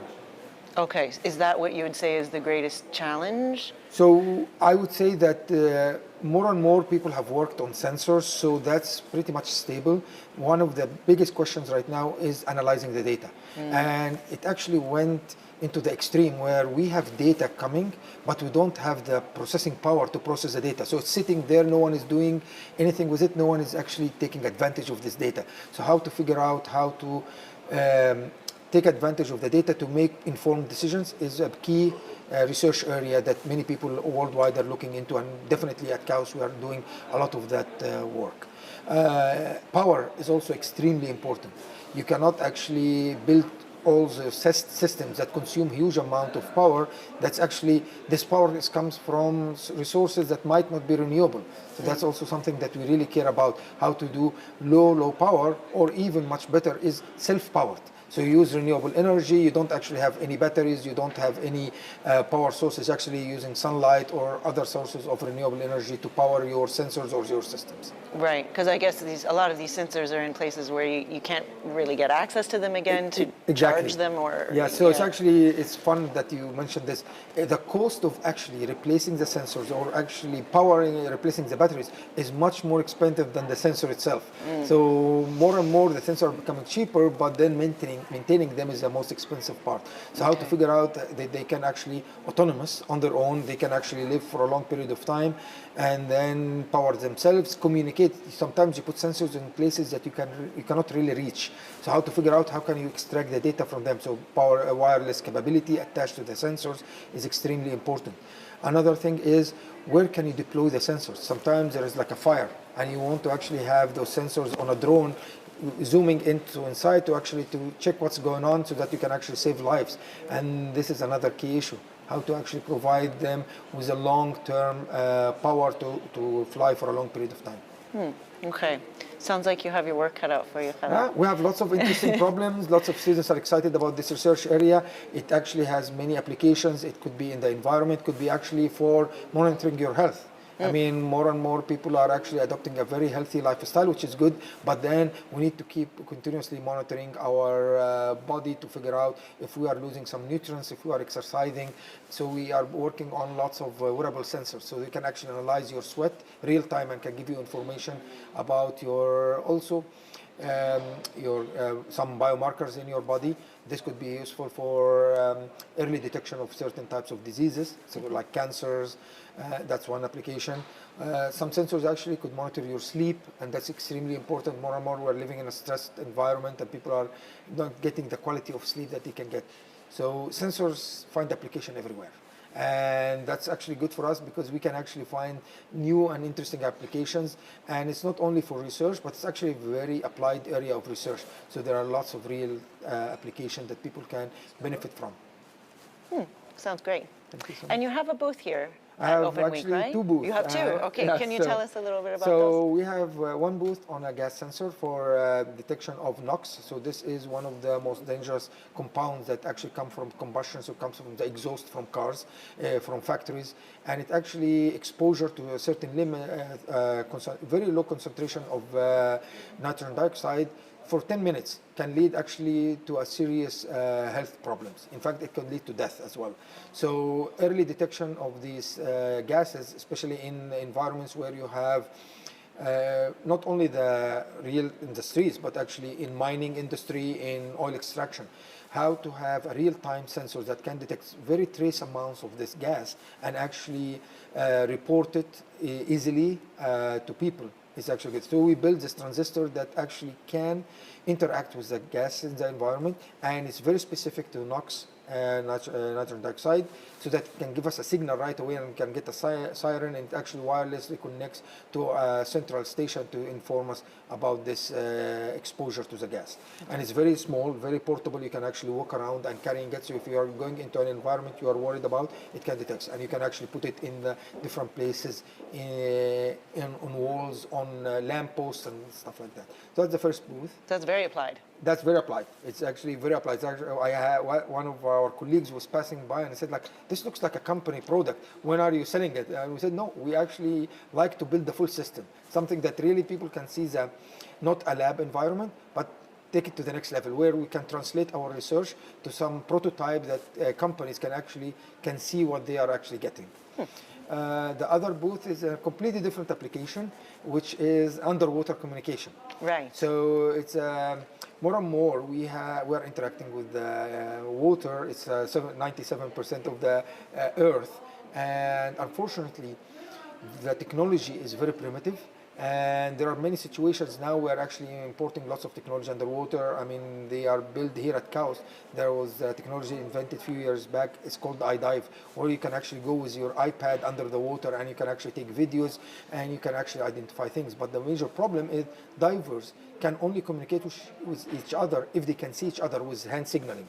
So this is actually a big problem right now, because if you want to actually communicate, you have to see each other. So in murky environment, it's very tough. So we are actually developing a technology where divers can actually interact with each other. They can send messages using those iPads underwater, using acoustic signals, but at the same time, they can send videos and they can talk to each other. So in distress, if a diver is in distress, you need also to figure out his location. So how can you triangulate this location and actually send it to another diver, telling him, look, check on your colleague because there might be a problem. But even just, oh, I saw a nice fish here, come see it. So we are providing this technology of underwater communication. It's a very small device that's attached to your tank, and you can actually communicate with each other with videos real time with each other. Very cool. As a diver myself, I can't count the number of times I've gone, wow, and then try to tell my friend, and it's gone. Yes. So we are fond of telling people we are going to be Skyping underwater. Skyping underwater. Yes, okay. I mean, like you can do that. And it's not only diver to diver. It's diver to boat, boat to diver, diver to a station. So it's actually, think of it, we are building a complete network under the water where the divers are one component, but there are other components where we are working with other marine researchers at KAUST to put sensors on the coral reefs. So to monitor the temperature, to monitor the acidity. Welcome back. I'm now joined by Manuel Aranda, Professor of Marine Science. Thank you for joining us, Manny. Thank you for having me. A lot of your work sits, I think, very closely with sustainability.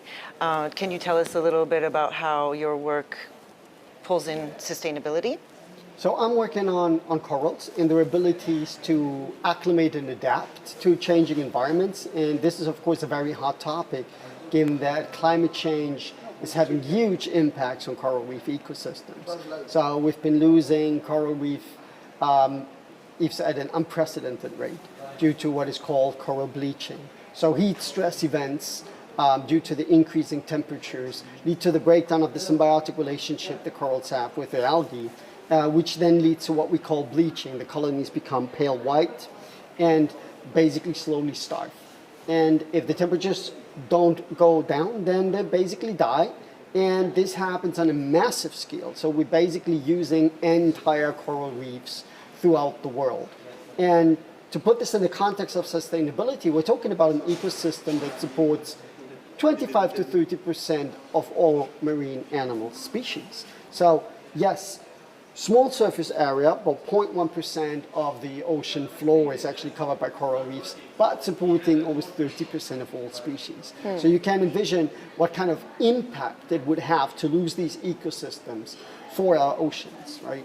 So from a sustainability perspective, these ecosystems are essential for a healthy, functional ocean, and this comes with all the services this environment provides to us, from fisheries to just mere things like protecting our shorelines from erosion, which is very important to many of those small island states in the Pacific, if you think about it, but also other regions in the world, to ecotourism. So there's many countries where a lot of people rely on these ecosystems as the main source of income, from people who come, go diving, go fishing, and just enjoy these beautiful ecosystems.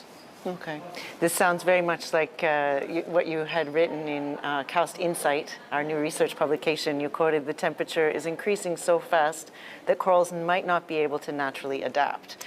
So what should we do? If they can't naturally adapt, what options do we have? Help them.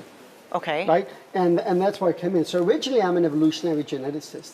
And when you think about the current problem, corals have already endured much hotter temperatures, right?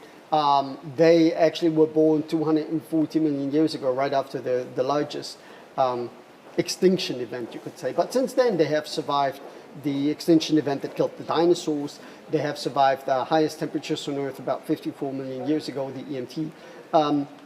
But during those times, they were basically facing temperature changes that took place over hundreds and even thousands of years. So as every other species, they could slowly adapt to these increasing temperatures. And sometimes when the temperatures went beyond what they could handle, you would see that coral reefs mostly disappeared and they survived in little patches.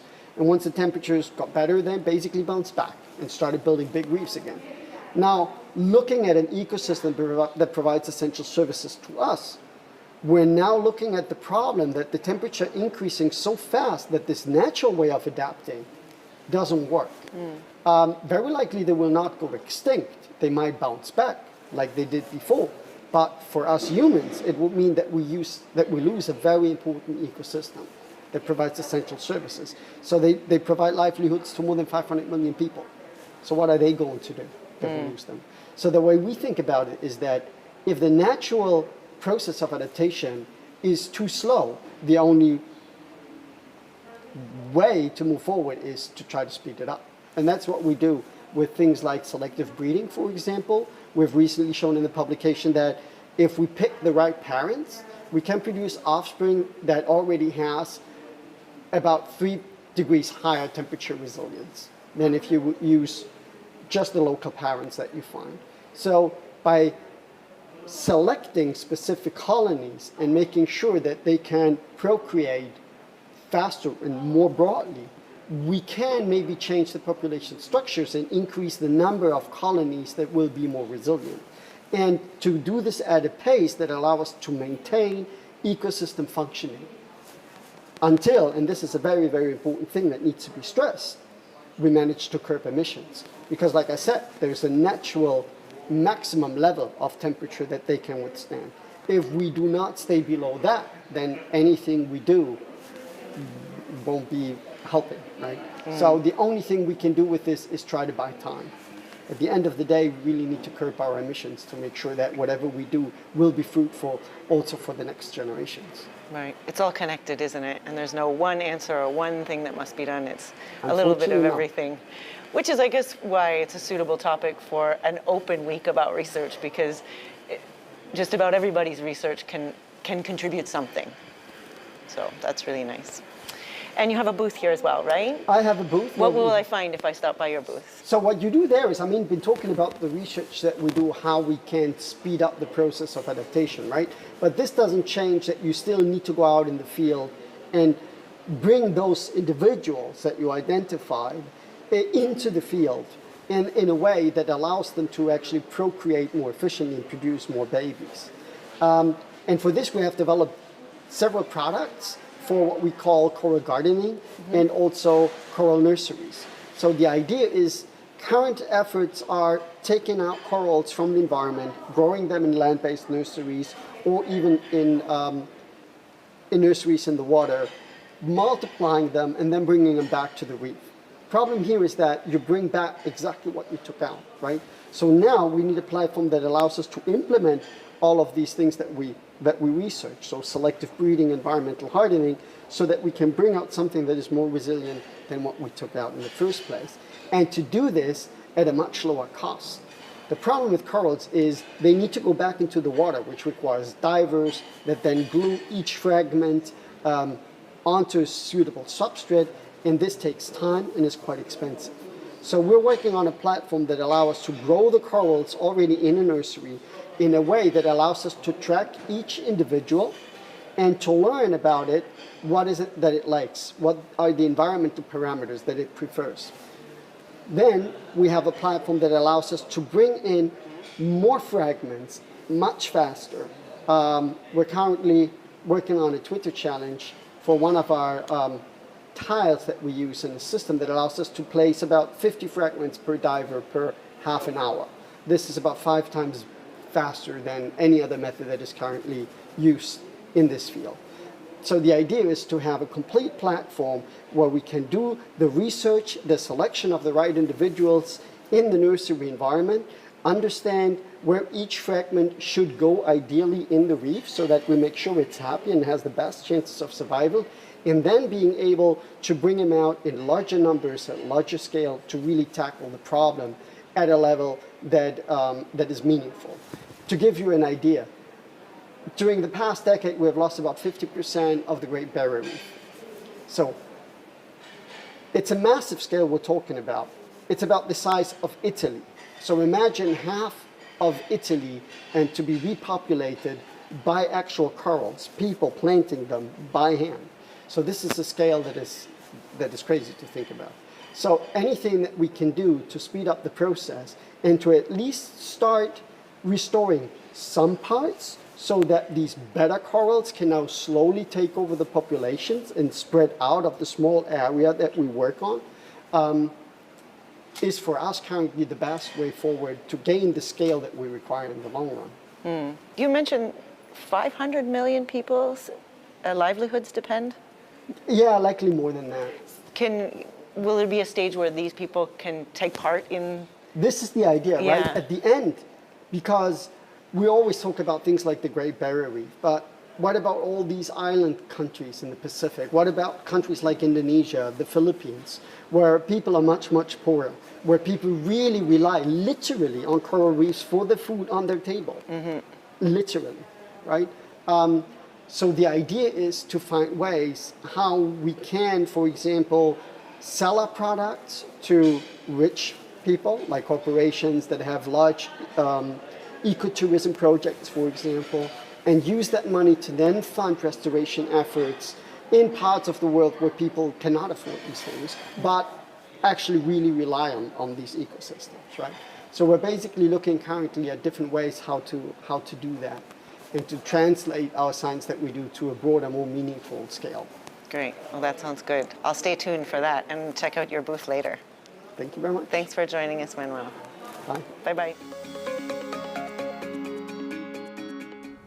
Okay, welcome back. I am joined by Professor Susana Nunes, and she's going to talk to us about her research today. Susana, your exact title at the moment, because you have just been given the title of Vice Provost, is that right? Yes. So introduce yourself, please. So I'm Susana Nunes, I'm Vice Provost at KAUST, and I'm also a polymer chemist, so I've been working with sustainable materials, materials for sustainable energy for very long before joining KAUST. And my work, my lab works with sustainable separations. So we develop membranes that will enable separations with less energy that is done nowadays. Brilliant. So very relevant to the theme of KAUST Research Open Week, which is sustainability, science for the future. So when we talk about separation, I think maybe for our viewers, they might not know exactly what it is, but separation, so chemical separations or separations of fluids, perhaps maybe in desalination or gases and whatnot, it is very energy intensive. Yeah.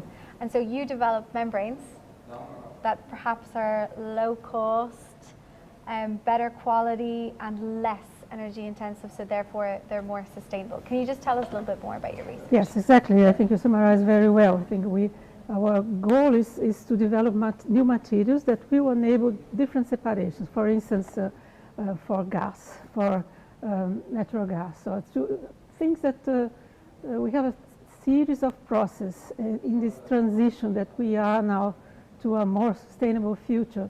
We have huge opportunities for membranes to facilitate, have less energy in separating, for instance, natural gas or methane from nitrogen or other kinds of gas separation, vapor in air conditioning, dehumidification. We are working on the cooling initiative at KAUST.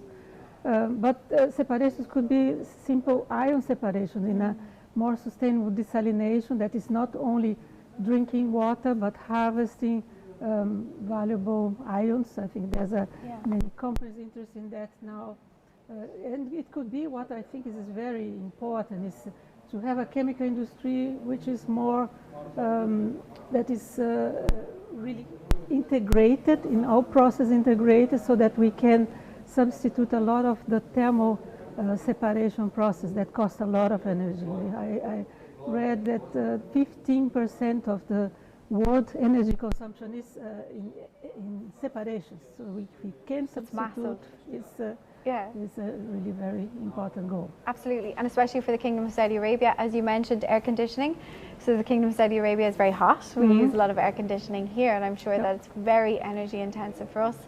And also your work relates very closely to the circular carbon economy, and in Saudi Arabia we have the Circular Carbon Economy National Programme, and here in KAUST we have the Circular Carbon Initiative, and also the Saudi Green Initiative, which has just come up recently. It's very relevant to that as well, where we're going to plant billions of trees with water, where it comes from, who knows, and also reduce our energy consumption as a nation as well. So thank you, Susana. Thank you for the research that you do here at KAUST. Thank you very much. Hi, everyone.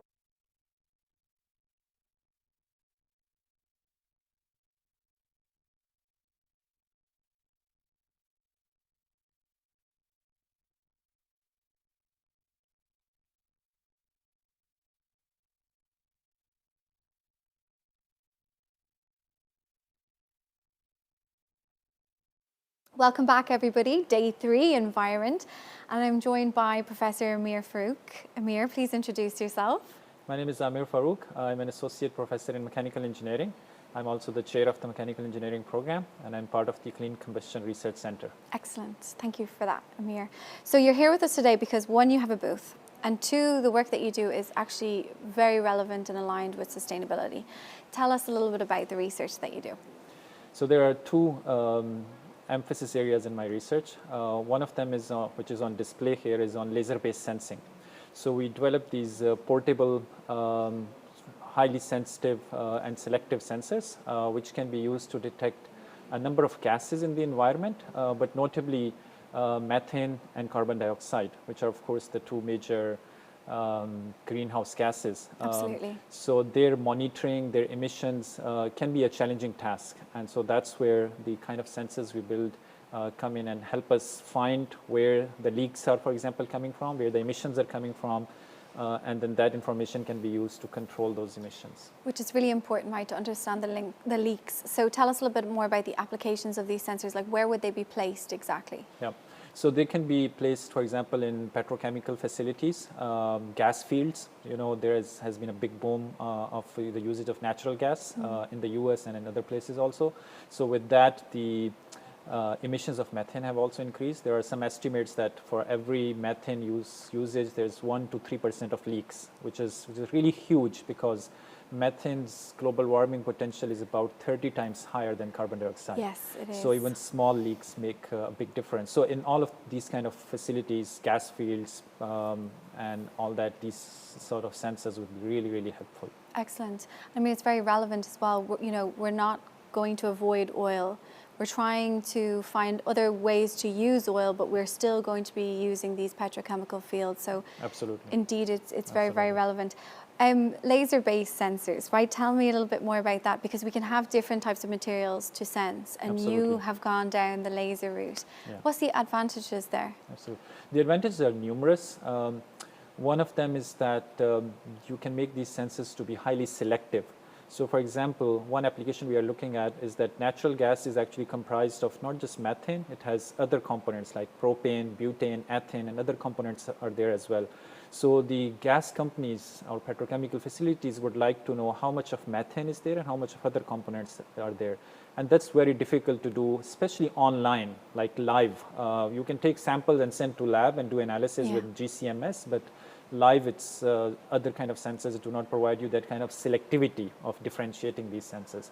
So that's one. And the other is that we can be highly, highly sensitive. So we can detect amounts down to parts per million, parts per billion. So part per billion means like 1 part in 10 raised to power 9, right? So that's the level of sensitivity you can reach. Very, very sensitive. And then finally, you can make these sensors to be highly portable. So one can carry it around in your hand, or you can mount it on a drone and then have the drone fly around your fields and then look for such leaks. Wow, fantastic. And that's not all the research that you do as well, right? You also work in the combustion field because you are in the Clean Combustion Research Centre. Tell us a little bit about that. So we are working on renewable fuels, or I should say sustainable fuels, as for this conference. Excellent wording. And they are. We are looking at how we can use, for example, hydrogen, ammonia, and some other low carbon fuels, how these can be used in our current infrastructure. Of course, there are the batteries and other technologies there which will come, and but there are other kind of systems like marine transport, or air transport, and the aerospace, all the aerospace industry and all of that. Marine transport and air transport, they actually significantly contribute to the high CO2 levels, right, in the atmosphere. Yeah. Absolutely. And marine especially, they are quite a big contributor in terms, because they use these really heavy fuel oils which have a lot of carbon content in them. So we are looking at how, for example, marine engines can use ammonia as a fuel, or some blends of ammonia with maybe LNG, liquid natural gas.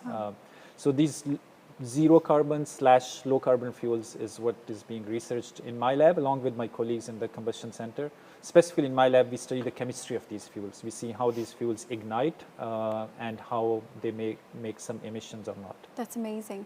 Am I right in saying ammonia is a hydrogen carrier? Right, Yeah. absolutely.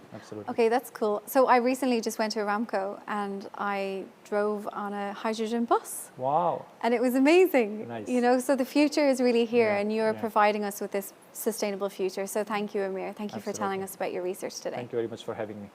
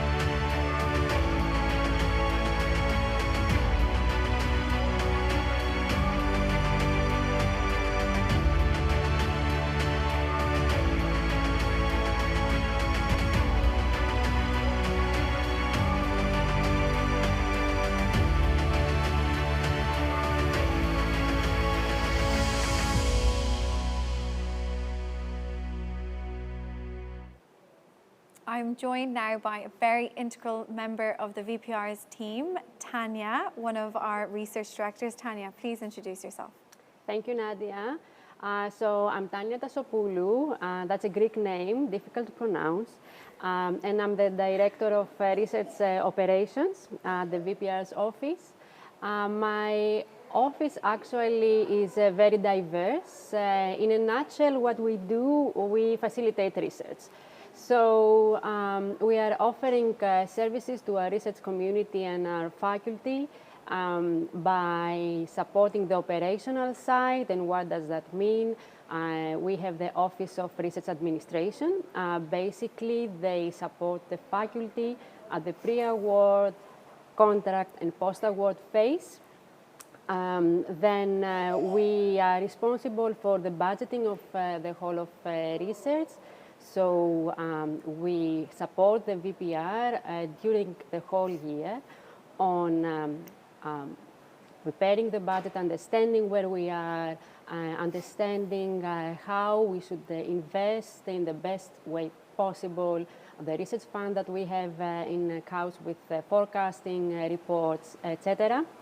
Also, we support, the team supports the office of the VPR, all the teams, apart from the core labs, on their daily administrative services. And of course, all the reports, as I said, on anything you can imagine. On the other hand, we support the research by communicating it. So you have our lovely publications here. They're made actually from my team. We are very proud of them. KAUST Discovery and KAUST Insight. KAUST Insight is our new, hot from the press publication that says the story behind our discoveries. And so you should be proud. They are I'm amazing. very proud. They are so beautiful. And what you see here actually is our illustrations. So this team supports the research community by providing illustration services and editing services for the papers or anything else that comes our way. We also offer research photography, and of course we support the research community on communicating their research better to the outside world. So I'm very proud with this team. They're doing an incredible job. We also support the faculty on the awards and prizes. So we have a small office that supports on the submissions of different awards and global awards and prizes. And the other big function that we have is the whole research community. So we have the Office of Postdoctoral and Researcher Affairs, and we support the postdocs and the researchers from the time they come, so the administrative part of it, and most importantly, the developmental part of it. So apart from any services that they will need in order to adjust, we offer them a wide range of programs and services, courses that will help them on the next career step.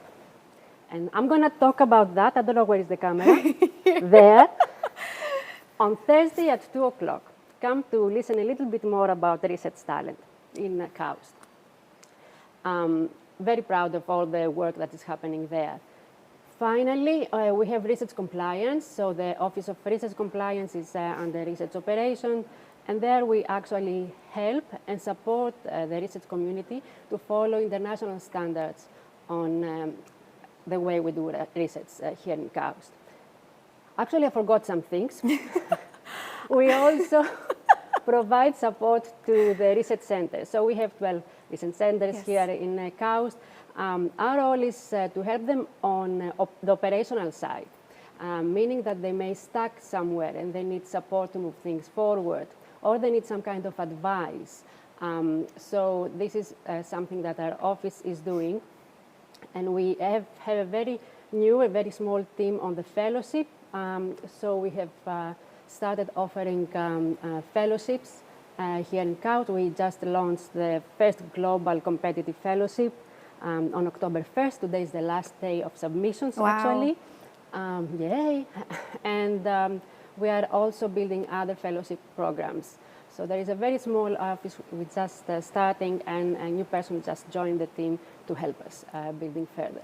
Excellent. I don't know, what I want to say next is, what do you not do? Tanya, I admire you. You're the only female director, right? You're a mentor and most certainly a role model to look up to. The VPR has 3 directors and you are one of them, and it sounds like you do an awful lot for the university. So let me just summarize, because there was an awful lot in there. Not only do you provide operational support to the research system in KAUST, you know, we also have the focus on the 12 research centres, and there are 12 research centres at KAUST that are all supposed to be moving towards, and I say supposed to be, but no, they are moving towards a common goal, each of them. And that's why we have research centres, and you provide the support to them. But the story I love the most, and of course, you know, we have the disseminating and the illustration, the disseminating of science, but the story I love the most is the postdoc community. Because, you know, we are a postgrad university, there's students and we focus an awful lot on them, but there's a huge community there that probably don't get a lot of focus. And now with you in place and your role and your office, they are now flourishing and they have a chance to really develop their careers. So, I mean, I don't know if you want to say anything more on that, but it's amazing. Yeah, I mean, developing people is something that really excites me. I mean, that's... Because you're former HR past. I'm actually a psychologist. Psychologist. And I was an international global expert on talent management in my former life. Wow. But the thing that excites me the most is helping people reach their potential. This is something I'm going to talk about on Thursday. And it's great to see people grow in ways that they didn't imagine or they didn't believe in. Yeah. And I think that is amazing. So yes, we're trying to get this angle. Another thing that excites me though, and I think is fundamental, is the facilitating research that I've mentioned at the beginning.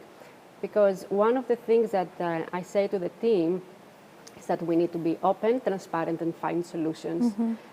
KAUST is a little bit bureaucratic, to say the least. So most of the work I'm doing actually with the research centers and the research directors is help them do their research without having to think about the administrative burden. Yeah. We have tried with my marvelous Damien, who is the lead of the Office of Postdoctoral and Research Affairs, to simplify a number of processes. And this is how you actually make things happen, when you make things a bit simpler. They're not simple, but we're trying to make them simpler. You're streamlining. Yeah. Yes. So this helps also the community, to grow, because they don't have to worry about things that they were worrying in the past, and they can focus on their research. This is what we're here to do, help them focus on their research. That's amazing.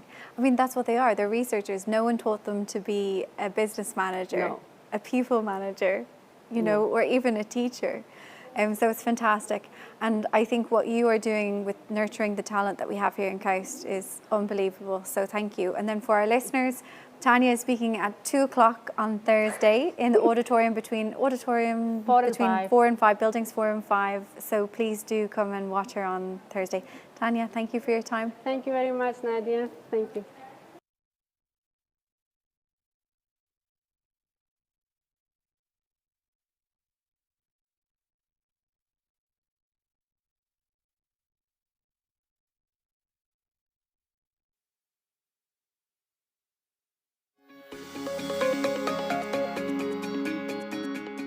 So here we are at Science on the Spine.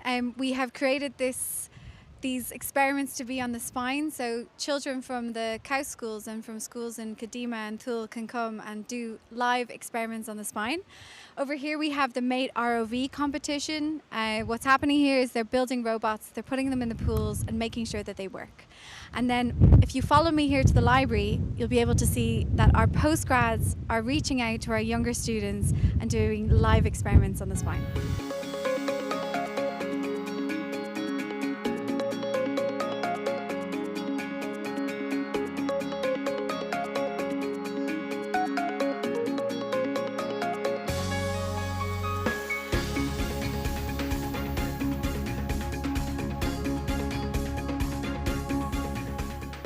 are on Science on the Spine, and I'm joined by Mohammed Shahab, who's going to talk us through some robotics experiments, hopefully. Mohammed, tell us what you're going to do for the school children here today. Yeah, okay. My name is Mohammed Shahab. We are from the Robotics and Intelligent Systems and Control Lab. Here I'm accompanied by PhD students Ubada Wali and Nawaf Al-Utabi, and Kuwait Teleganov, who is managing the lab. So what we are going to be presenting today is 2 demos, robotic demos. The first one is going to be a combination of modular drones. So that's the first demo that we're going to present. And the other demo is related to the robotic arm. So both of these 2 demos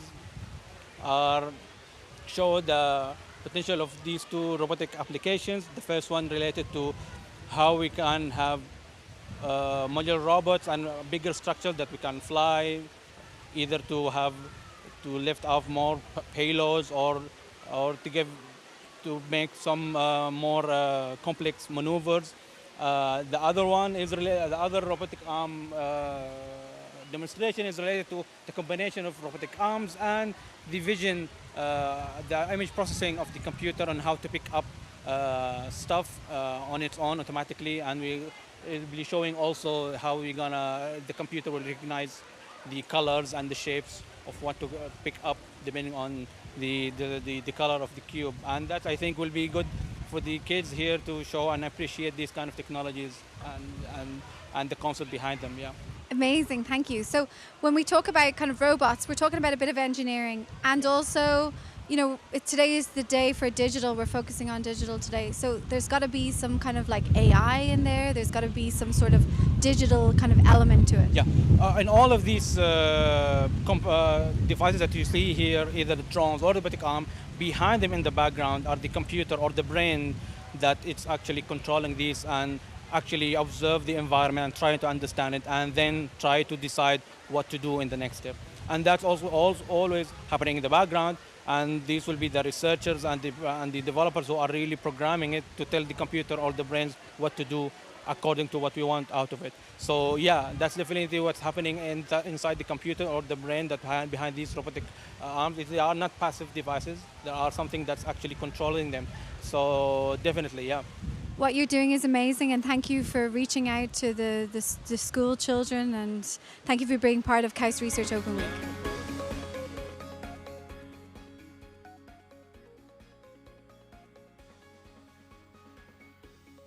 Okay, there's some wonderful modeling that's going on. We are back with Bert Jones, Professor Bert Jones, caught mid-conversation of understanding Bert's research. Bert, how are you? I'm very good, Good. Nadia. So I'm going to ask you the question, and then you can just fire away. How does your research that you do here at KAUST relate to sustainability?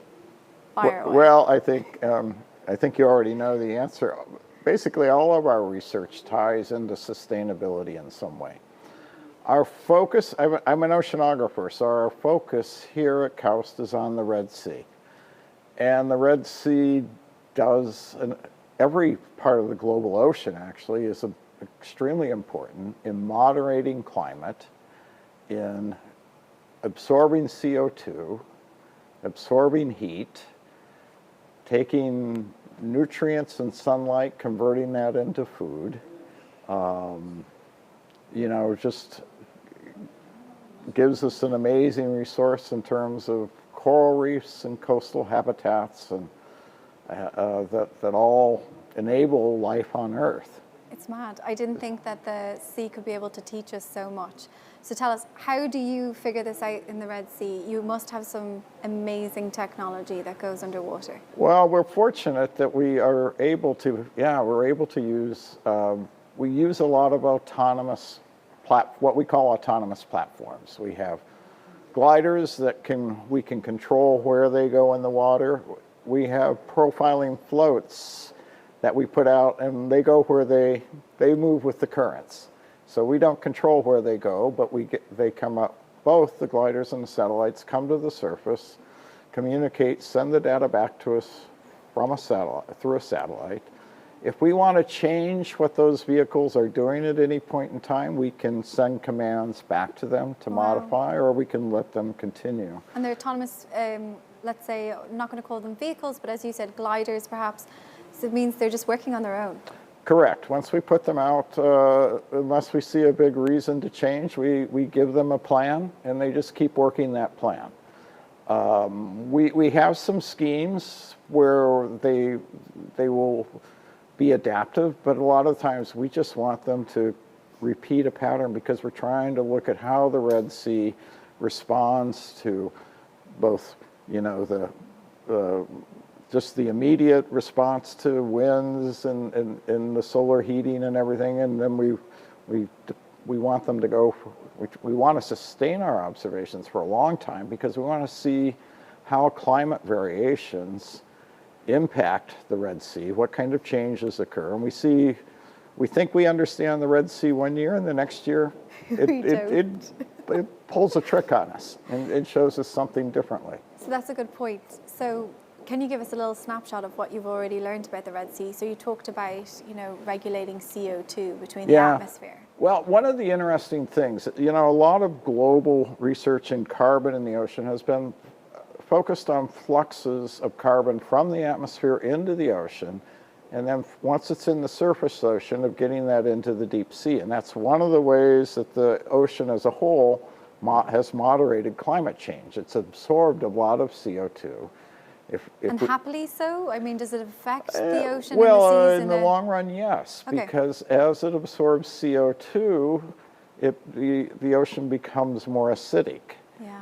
And so ways to trap that CO2 is that the CO2 gets taken up by plants.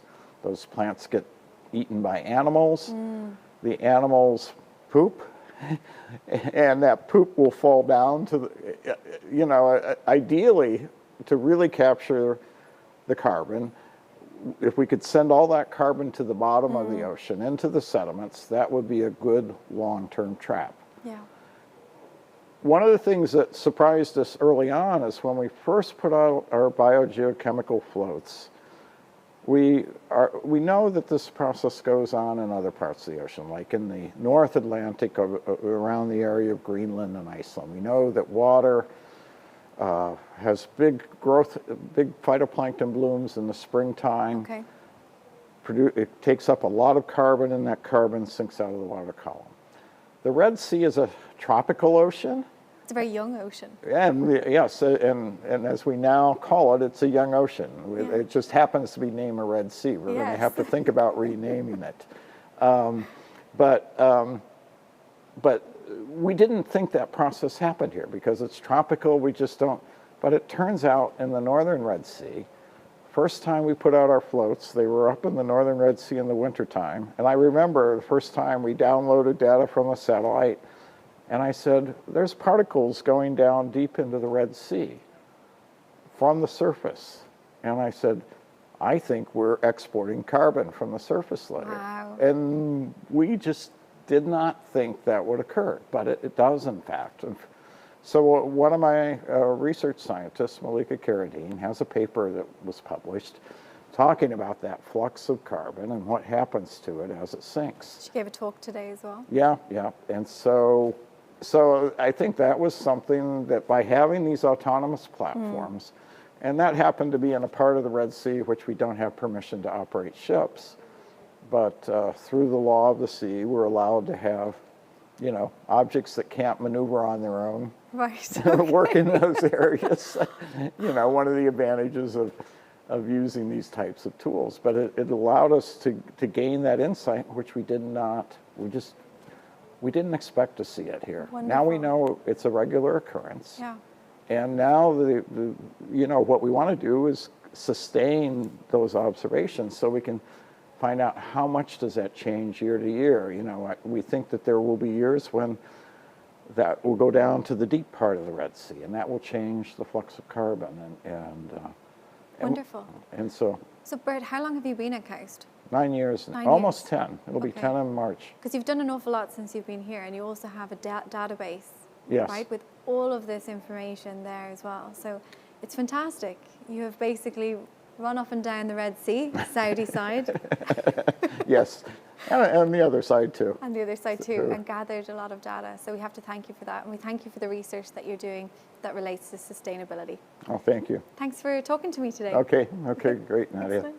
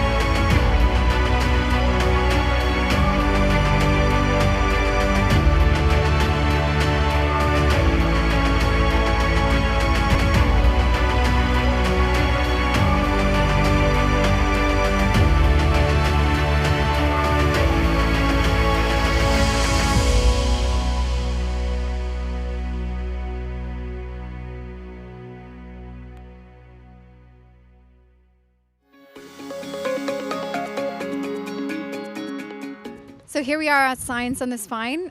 We have created these experiments to be on the spine, so children from the KAUST schools and from schools in Kadima and Thule can come and do live experiments on the spine. Over here we have the Mate ROV competition. What's happening here is they're building robots, they're putting them in the pools and making sure that they work.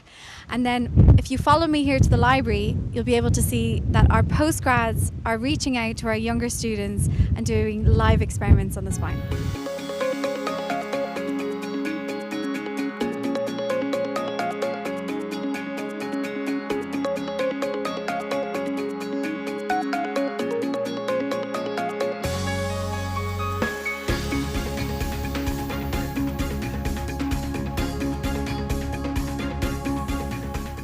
We are on Science on the Spine and I'm joined by Mohammed Shahab, who's going to talk us through some robotics experiments, hopefully.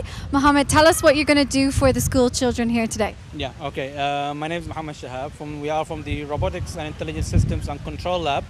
Here I'm accompanied by PhD students Ubada Wali and Nawaf Al-Utabi and Kuwait Teleganov, who is managing the lab. So what we are going to be presenting today is two demos, robotic demos. The first one is going to be a combination of modular drones. So that's the first demo that we're going to present.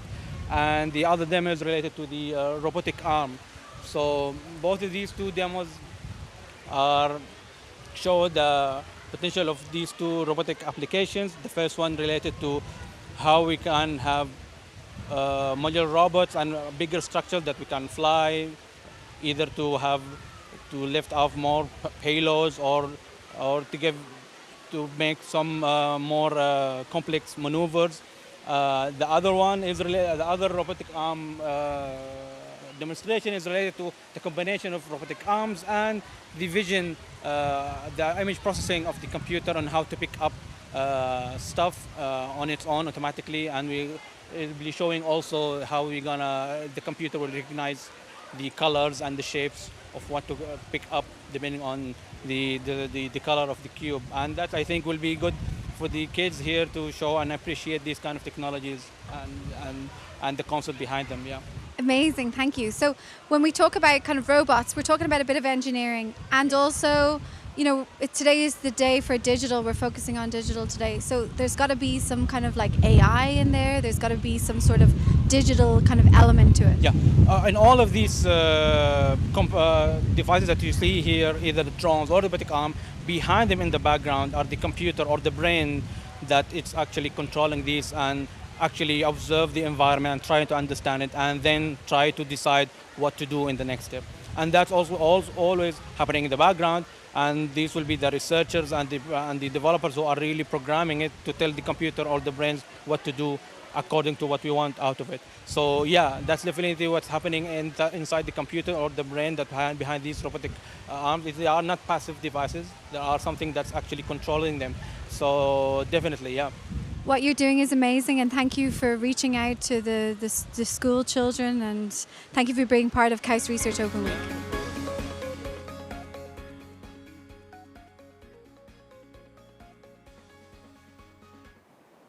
Hi, welcome back. I'm here now with Matteo Parsani, Professor of Applied Mathematics and Mechanical Engineering. Welcome, Matteo.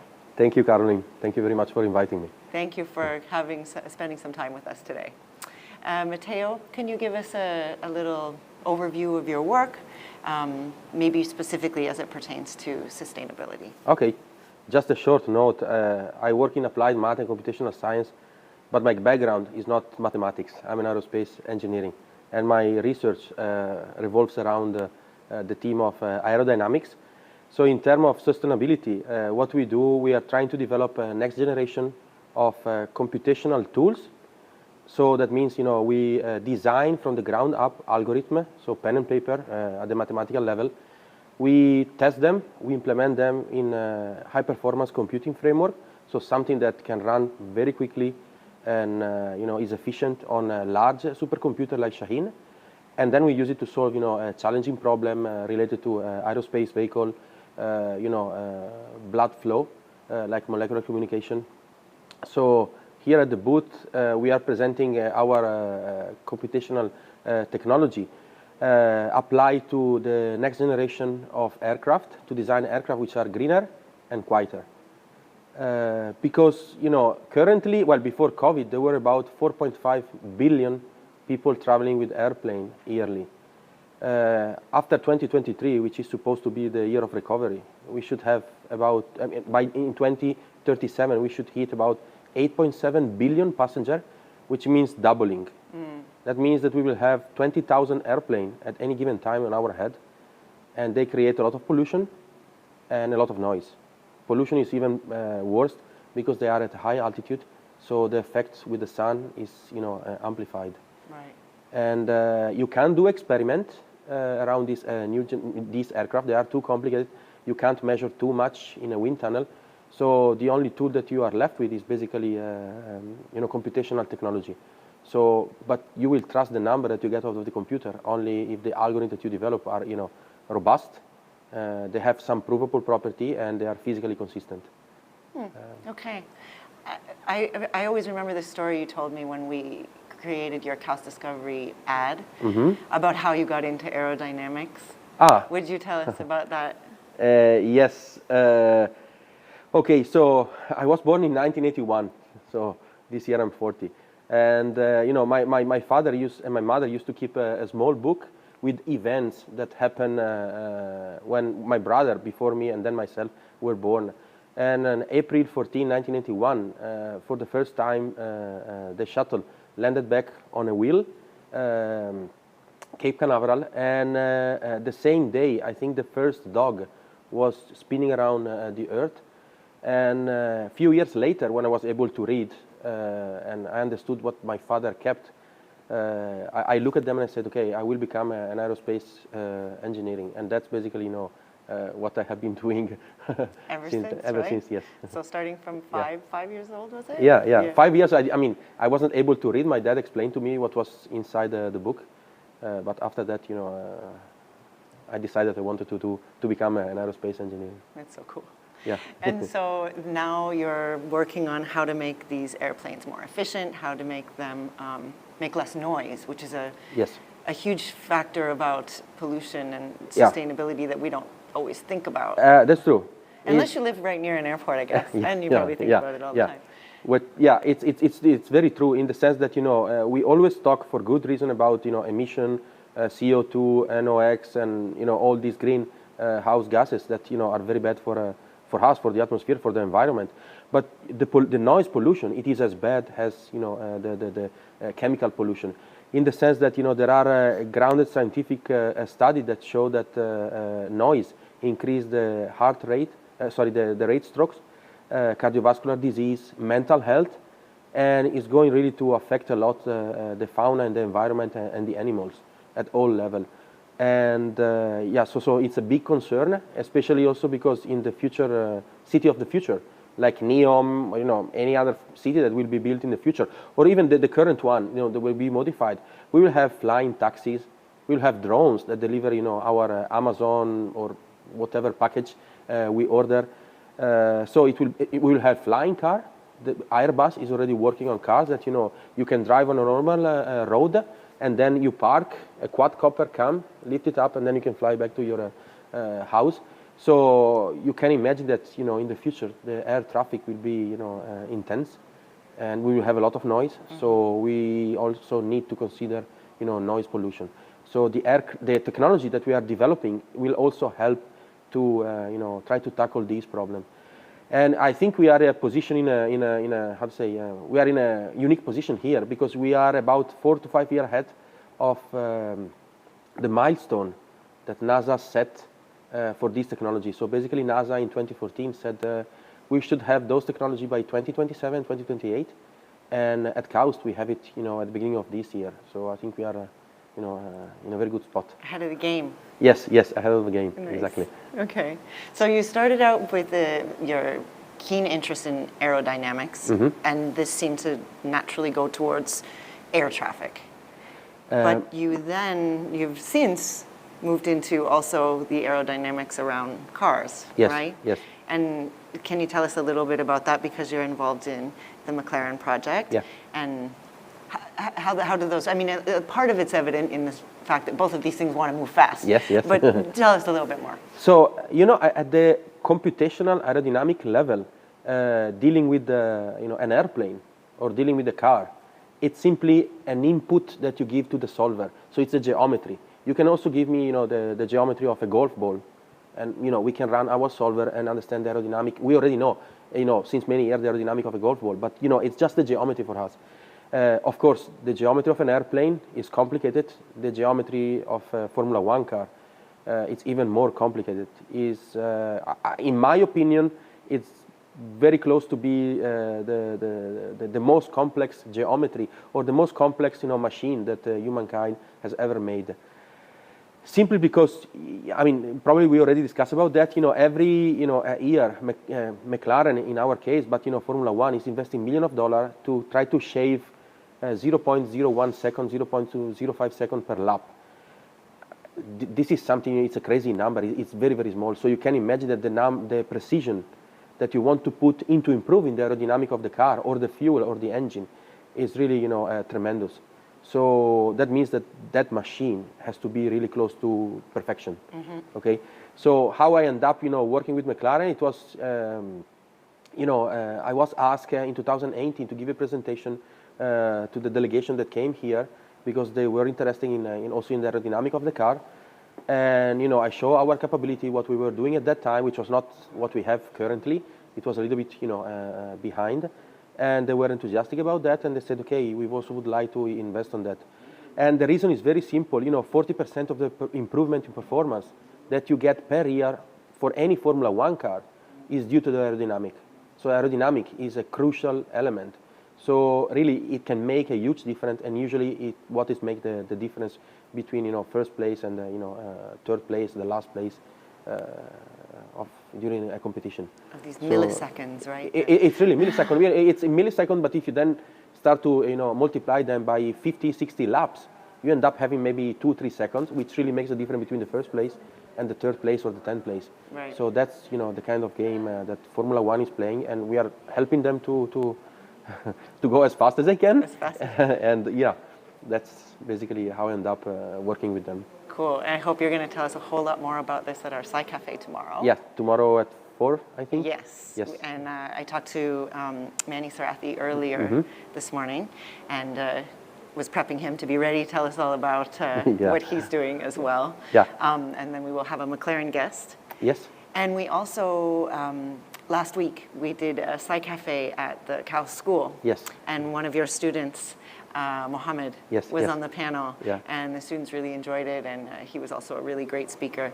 And he told us something really cool, which is that if you flipped a Formula One car upside down, that it would fly. Yeah, it's true. Yeah. It's basically, you can, if you, for aerodynamicists or for people who are interested in Formula One, if you look at the geometry of the front wing, which is the front part of the car, it's like a wing of an airplane flip upside down. Because with an airplane, what you want to generate is called lift force, which is the one that pulls you up, and then the engine gives you thrust. So you go forward with the engine and you go up because you generate the lift with the air. For the Formula One car, it's the opposite. You want a wing that pushes the car down. Otherwise, it would fly. This is why often when you accident happen in Formula One on a straight path, what you see the car that is really taking off. Yeah. Is that there is no more downforce that keeps the car down, and so really the car flies. So it's true. If you could flip the car and make it go, this direction, it basically would fly. It would generate a force that would keep itself up. So the front wing, for instance, is something that weighs, it's about 2 meters, and it weighs maybe 10, 12 kilos. It's made in carbon fiber plus other material, very light material, but it can generate a downforce up to 150 kilos. So it's 15 times more than its own weight. So incredible. Yeah. And so that's a combination of like materials, the angles of the design, and then the aerodynamics around that. You mean to generate this force? Yeah. Okay, so the material just need to sustain and not crack to sustain this force. So it doesn't generate itself, the material, the force. What it generates the force is basically how the air moves around this geometry, and it's going to generate, like you can think of usually on the top for an airplane, for instance, you have like the pressure is smaller and the wing is suck up. Right. Like it's not vacuum, but the pressure is smaller, so it's push up, and down the pressure is higher, so it's also have to push up. In the case of Formula One car, it's the opposite. So it's like you flip, so you have a high pressure that push down, and also below you have low pressure that is sucking in, so it keeps the car, attached to the ground. So cool. Formula One cars are like upside down airplanes. Yeah. Oh, that's fun.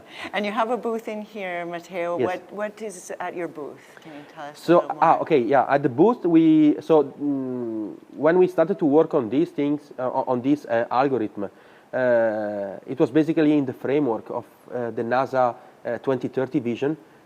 It's similar to what we have here in KSA 2030 vision, but NASA set up some vision about the technology that we should have by 2030 in terms of computational fluid dynamics, which is my field. And one of the grand challenges that they set up was the simulation of a commercial aircraft at different, realistic flight condition. So what we have here, it's a 3D model printed here in the KAUST core labs in the workshop. And on top of that, we have basically printed the distribution of the pressure coefficient, which is nothing else than the pressure divided by some quantity. It was computed with the solver that we developed here. And I believe it is the first time that this solution has been presented at this level of accuracy, because the results that we got around the full aircraft, they are very, very close to the experimental data that NASA measured in the wind tunnel, a few years back. So at the booth, you can see this, almost a meter airplane. That's what that cool airplane is in there. Yeah. It almost looks like it's covered in candy. Like you'd be so tempted to want to touch it, but I know I'm not supposed to touch it, so I didn't touch it. But actually, it's funny. When we got the results, we didn't use this color palette, they call it, to generate the color. I think it was, orange, yellow, and blue, as far as I remember. But then a member of my team said, so why don't we use the color of the Saudi flag? It's actually green, and if you look gold, because I think the two swords in some flag are colored by gold. Okay. Yeah, but it looks like a candy cane. Candy, I don't know. It looks no. It's a resin, I think. It's a special material that is used in the 3D printer here in KAUST. Okay. And that's a nice bespoke piece. And you buy the. Is it the proto? No, what's the no? name? This is actually what we did. We got the CAD from NASA, the CAD of the airplane. It is exactly the same CAD of the model. They had it in the wind tunnel where they did their experiment, and we mesh it. So we create a volume around it. We feed into the computer, and we start to do the simulation. And then we pass the same file to the core lab for the printing. Okay. That's what we did. Very cool. And the other part that you see here on the booth is one blade of Shaheen 2, a part of the big supercomputer that we have here, plus a GPU card. Because one of the goals is to take the solver we have and bring it into a different kind of hardware, accelerator, to make it faster. And then I think some memory, you can see them from the supercomputer. Okay, we'll have to make sure to stop by the booth. Everybody stops by the booth to check it out. Great. Thank you, Matteo. And thank you, Caroline. Looking forward to the Sci Cafe tomorrow. Me too. Hopefully everybody can join us there virtually or in person if they can. Yeah. Thank you very much, Caroline. Thanks, thank Matteo. You.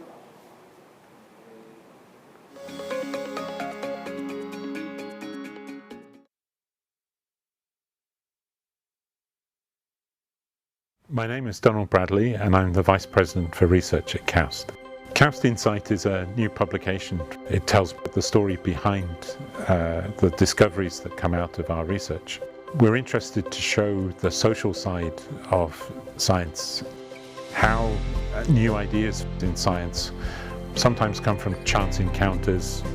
We want KAUST Insight to be a publication that helps people to understand where our science is going. That is influenced by many factors, by the needs of Saudi Arabia, by the Vision 2030, also by our own strategies, the things that we think are important for KAUST to be part of and to be working on. Some key directions include work that is being done to address climate change, and in particular the work that we're doing within the circular carbon economy We have a circular carbon initiative that is focused on finding ways to reduce the amount of carbon dioxide that is produced, to remove it, to recycle it, and to reuse it. Another key component of our science going forward is to work on the Red Sea. The Red Sea is a very exciting opportunity for research. It's critical to the future of the kingdom in terms of the development that's taking place through the Giga projects. And it's a fascinating environment in which many different areas of science come together. Another critical area is how society is changing. The gender balance in science, and we want to be part of that journey. We want to show how diversity is important to taking science forward. We want to show how women in science are contributing and how they are taking leadership in driving forward many of the ideas that we have for development in KAUST. You will find that all of these topics are featured within KAUST Insight, and we will be looking to develop these stories as the publication goes forward over time. There are many new areas that are coming forward in science in terms of the digital transformation, in terms of the energy transformation. There are lots of different directions in which our science will be progressing, and we look very much forward to being able to expose those areas to our readership of KAUST Insight.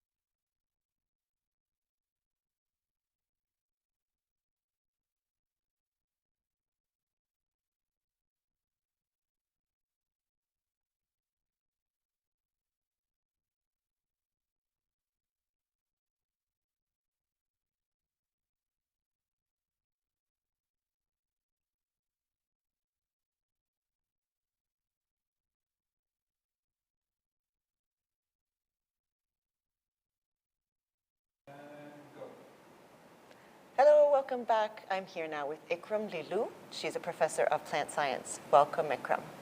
Thank you for the invitation. It's a pleasure to be here. Thank you so much. And thanks for whoever has organized this great open week, because it's really beautiful. It has brought life to the campus, and we're really, really happy with it. Great. Yeah. So happy that you're enjoying it, and it seems Absolutely. like lots of guests on campus are enjoying it as well, and getting lots of exposure to the research at KAUST. Yeah, it's a good opportunity for us as a scientist to interact with the local, and also to increase KAUST visibility and to show to the kingdom that we are doing something big and really relevant to the all, not only nationally but also worldwide. Excellent. Great. Yeah. Thank you so much. Yeah, thank you. So can you tell us, Ikram, a little bit about your research and how it touches on or relates very directly to sustainability, particularly with your beloved dates? Yeah, my beloved. Yeah. My love. I know they're close to your heart. Yeah, so I'm a plant developmental biologist, mainly interested in roots of plants, because roots are important organs for nutrients and water uptake. So this means that if you want to have sustainable agriculture, you need to have good yield, and to have good yield, you need to have good plants, so plants that grow better. And a way to grow plants better is to have a good root system architecture. And here, I started to be interested on dates palm, and dates are really important for all religions. So you can find them. I think if there is a tree that's going to unify the Middle East conflict, it might be the date palm, because it's present in the Jewish, in the Christian, and also in the Muslim religion. And and it's slowly becoming a sustainable crop, with the tendency in Europe to become vegetarian and vegan. Dates fruits are very nutritious. They have high level of vitamins, mineral, enough amount of sugar for the body, and they can be a good substitute for food. You can eat 4 or 5 dates per day and water, and you don't need to eat any meal. And I did it, and I feel great when I eat that. And here, for sustainability, I think date palm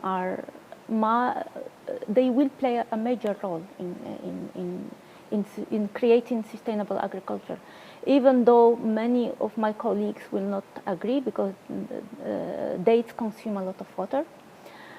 But I think it's a global problem, right? It's a problem that is it's not caused by the dates who are consuming much water, but it's caused by global warming. So I think we need to find a solution, a sustainable solution for providing enough water for agriculture in general, and for date palm in particular. I remember once you saying, you were on a Sci Cafe actually, I think, talking about this a couple of years ago. Yeah.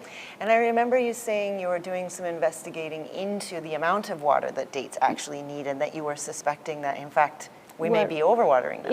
Indeed, yes, because we find dates in the desert. We find them at the seashore with high level of salinity. So dates are able to deal with less water. I think we are really overwatering them. If you, for example, from now until March or April, the weather is nice, so we don't need to give them as much water as it's done during the hot period. Right. And that would really minimize the amount of water that the tree will need to produce fruit. And this is related a little bit to the unique root structure. I remember from our KAUST Discovery Very story. good, yes. Yes. Yeah.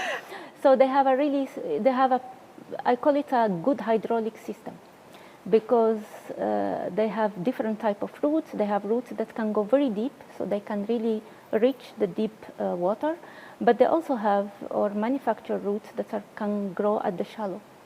So with this, when the rain falls, they can maximize water uptake, and also when there is high humidity. So then all the cells can absorb water, and it's a beautiful strategy to survive in this environment. So they're specially designed, specially evolved to be actually very efficient with water use. Indeed, yeah. And so here so there is only one flaw with date, is that they grow very slow. So they said the person who plant the seeds does not get to see the fruits. And so that's a problem. And the second problem is there is male and female in separate trees, and only after, if you start from seeds, it's only after 15 years when the tree starts flowering, then you know that it's a male or female. Okay. And that's a problem. So to tackle the first problem, what we are doing within the Center of Desert and Agriculture, one of the pillar project is called Fast Fit Palm, in which what we do is to try to make palms grow faster and healthier. And we do that with different strategies. The first one is to be able to establish tools to allow basic research. And one of the basic research is to have a transformation protocol where we can integrate genes, and then you can do genome editing, you can do like CRISPR-Cas technology, you can introduce foreign DNA from dates, and then you can have this cocktail of genes that we call morphogenic regulators that they can boost the growth of the plant. So you have, then what we do, we take a side shoot of a date. We take the stem cell, you know, these cells that can give rise to every organ and every identity. And then we introduce genes like from the cell cycle that can activate the cell cycle process. We can introduce genes that can improve growth, and we can introduce genes that can speed up the regeneration. So then we can go from, the idea is to go from a tree that grows over 10 to 15 years to something that grows from only 3 to 4 years. So that's our ultimate goal. Okay. And so once the plant grows, so we would like to implement growth regulators and microbiome. So all these fancy techniques that are nowadays in the market, we would like to integrate them toward improving date palm growth. Okay, for greater, more sustainable, better Indeed. productivity Yeah. of the And date also it's a good technique to preserve some local cultivars, because many cultivars are in extinction or already been extinct. Okay. So if we can identify, let's say, a palm that is, or a variety that we can no longer find, so we could have a tissue culture and then grow it and then have our own plantations. So actually, my dream is to have a date palm plantation here at KAUST, or an oasis at KAUST. Oh, wow. Yeah. Are we close? Almost, yes. Okay. Yeah, at least the plants are there. We have more than 200 dates palms growing here in the campus, and it's going to be not so difficult to implement that and then to have a very nice, hopefully in the next open week, the visitors can go and visit the oasis. Oh, that would be great. That would be fantastic, yeah. Yeah. And you have a booth here as well. Yes. What do you have on display at the booth, Ikram? On displays, we have we have two projects. One is called Developmental Processes on Date Palm. So that's something that we published, I think, in 2019, and we got the first prize from the Emirates. And the second one is, so this is, I instead insisted to have that project there because it shows that basic science can also be recognized internationally. And even if we are working on a very challenging plant, it's very important to do so because somebody has to start the work. And it doesn't matter which system you use, what matters is the research question that you have. Right. And the second project that we are showing is the fast pit palm. So where we show, we have a maquette where we have, which displays palms that are growing in normal conditions and palms that are that will be originating from the fast pit palm project. We also show some very nice colors, so which are the stem cells, and we show the process from going from stem cells until having small plantlets.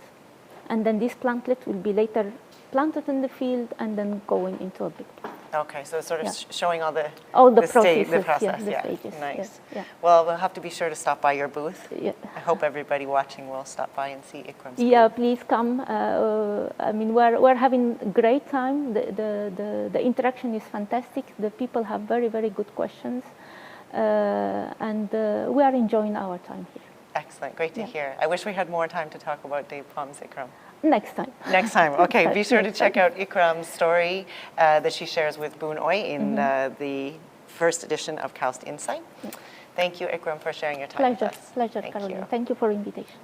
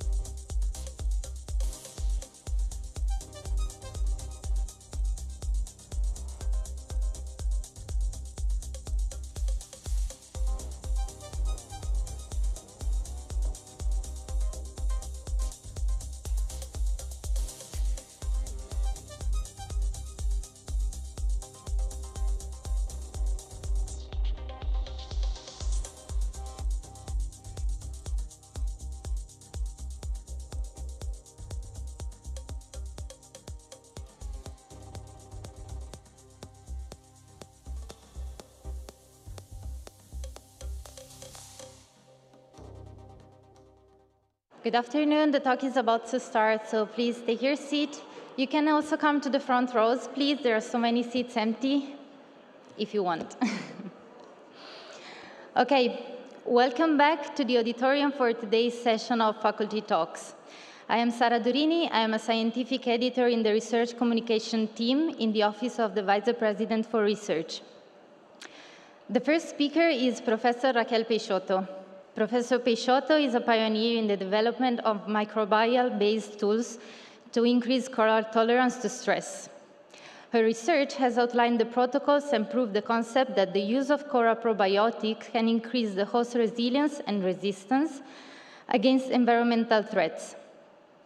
She is an associate professor at the Red Sea Research Center at KAUST, founder and chair of the Beneficial Microbes for Marine Organism Network, and chair of the Coral Reef Conservation Committee for the International Coral Reef Society, where she promotes science-driven solutions that can contribute to coral reef protection, restoration, and rehabilitation. Please join me to welcome on stage Professor Peixoto.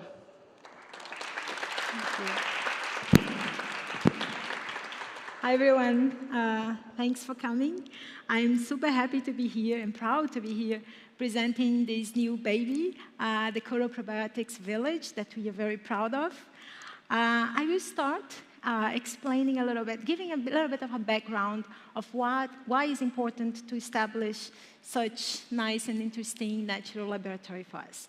So this is the summary prepared by the International Coral Reef Society with the 3 pillars that are actually the way forward for us to save coral reefs, to guarantee that we can still have functional coral reefs in our planet. So it's basically based on these 3 pillars that include mitigating CO2 emissions, controlling local pollution, but also investing in active restoration and supporting innovation. We are right now at a point where some of the reefs are beyond what we can, natural recovery could support. So in some cases, we will actually have to invest in this type of active restoration and interventions that can actually guarantee a future for these ecosystems. And there are some solutions being discussed out there. And I'm happy to say that one of them, and I'm very actually happy to see that one of the things being considered for this type of application is the use of probiotics. In this case, this is the only intervention that is being explored that can protect native colonies in the field. So we don't need to bring these colonies to the lab and change it or manipulate it in any ways. We can go to the field and apply these probiotics as medicine that can protect these reefs, that can protect these corals, actually. If we could compare, this would be more or less like when we are sick and we have to take antibiotics, but the doctor tells us to take yogurts first or probiotics because we need to protect our microbiome. This is more or less what we are trying to do with corals, not giving them yogurts, but giving them specific probiotics that we actually isolate from them and increase the numbers in the lab and make sure that they resist the thermostress. When we give these probiotics to corals, the microbiome gets stronger, and the entire organism, the holobiont, which means the host plus all the associated microbes, get more resistant and tolerant against stress. One important thing to be said is that we isolate these microbes from the corals. And the reason why we do that is that these microbes are also sensitive, just like the host, just like the corals. They are also sensitive to stress, to increased temperatures, to pollution, and in this case, they get replaced by pathogens. So what we are trying to do is that we are trying to restore the natural and beneficial microbes that are so important for corals because they rely on these microbes, just like us humans and most of the living organisms in the planet, for their success. So, probiotics. My group has pioneered this type of application and the protocols. We developed the protocols and the concept for this type of application, as I said, based on the use of native microbes. So what we did is that we went to the literature and we looked into the published papers to understand mechanisms that could be beneficial for corals and provided by the microbes. So in some cases, this is very similar to what we have in humans, like vitamins that are produced by these microbes and delivered in our gut, in this case, are also provided by coral-associated microbes. In other cases, we thought about the biology and the stress that these corals are facing. What happens is that corals live in a close symbiotic association with a photosynthetic algae that lives within these corals. And this algae provides most of the energy that these zooxanthellid corals use. When the temperature, I will only talk about thermostress, which is the most important one currently. When the temperature increases, these symbiotic relationships is affected in a way that the algae starts to produce some toxic compounds, which are reactive oxygen species, ROS, that it's toxic for both corals and algae. So there's a breakdown in this symbiotic essential relationship. And the algae leaves. And this is why, because it has most of the pigments, we call this process bleaching, because we can see then the skeleton of the corals. The thing is that not only the algae is important, but all other microorganisms associated with the algae and the corals too. But most importantly, we started to think that we could use these beneficial microorganisms to actually cope with this process, or this bleaching process, and other things that are actually triggered by bleaching events. For example, some bacteria are very good ROS mitigators, so they can mitigate ROS, they can degrade it.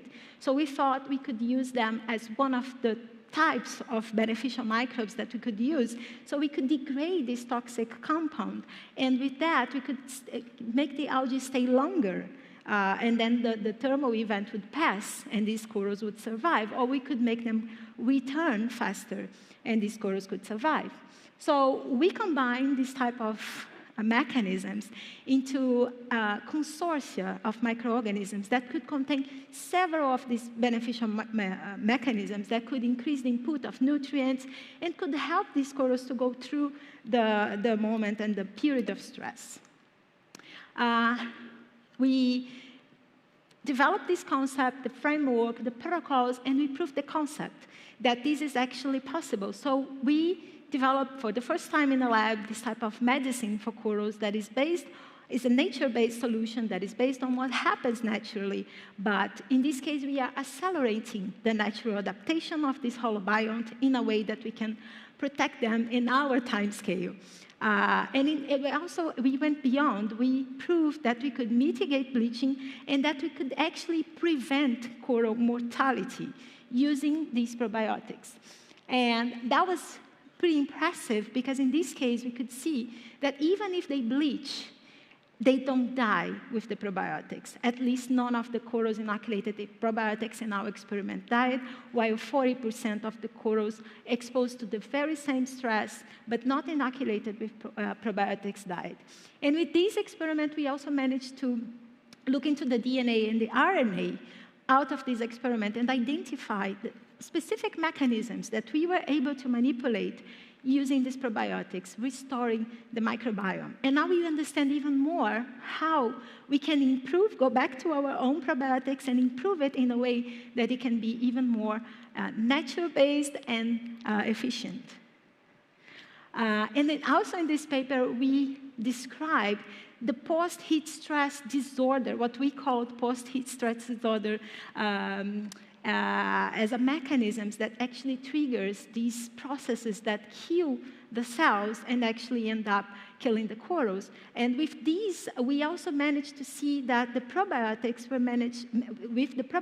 we managed to block these reactions. So some specific things like apoptosis and some cascades that were triggered by bleaching were actually mitigated by specific microbial mechanisms that could block this cascade of events. And so with that, we can also improve it even more, our selection of probiotics.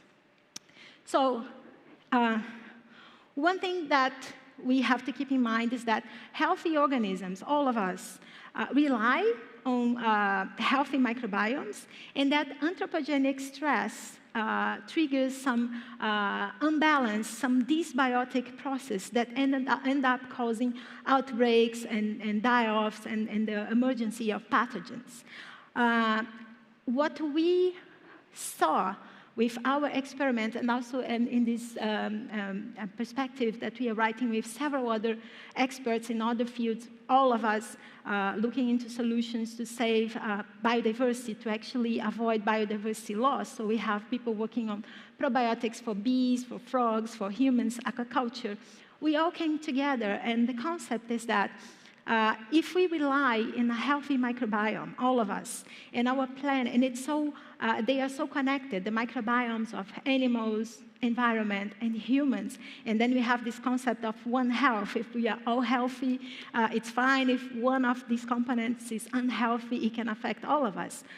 We need to come up with strategies for the responsible and careful stewardship management of these microbiome.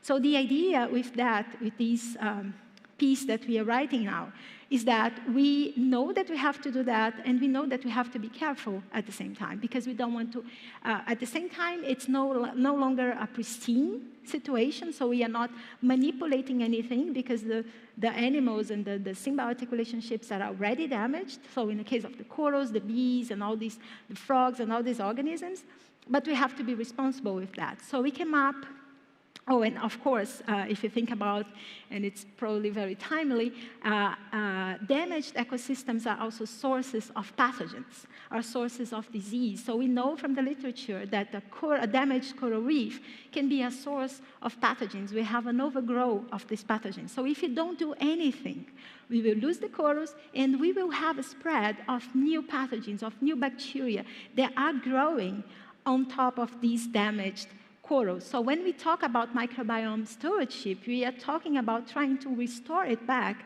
to what was before, or to something that is beneficial, but it's still, it can cope with this new environment.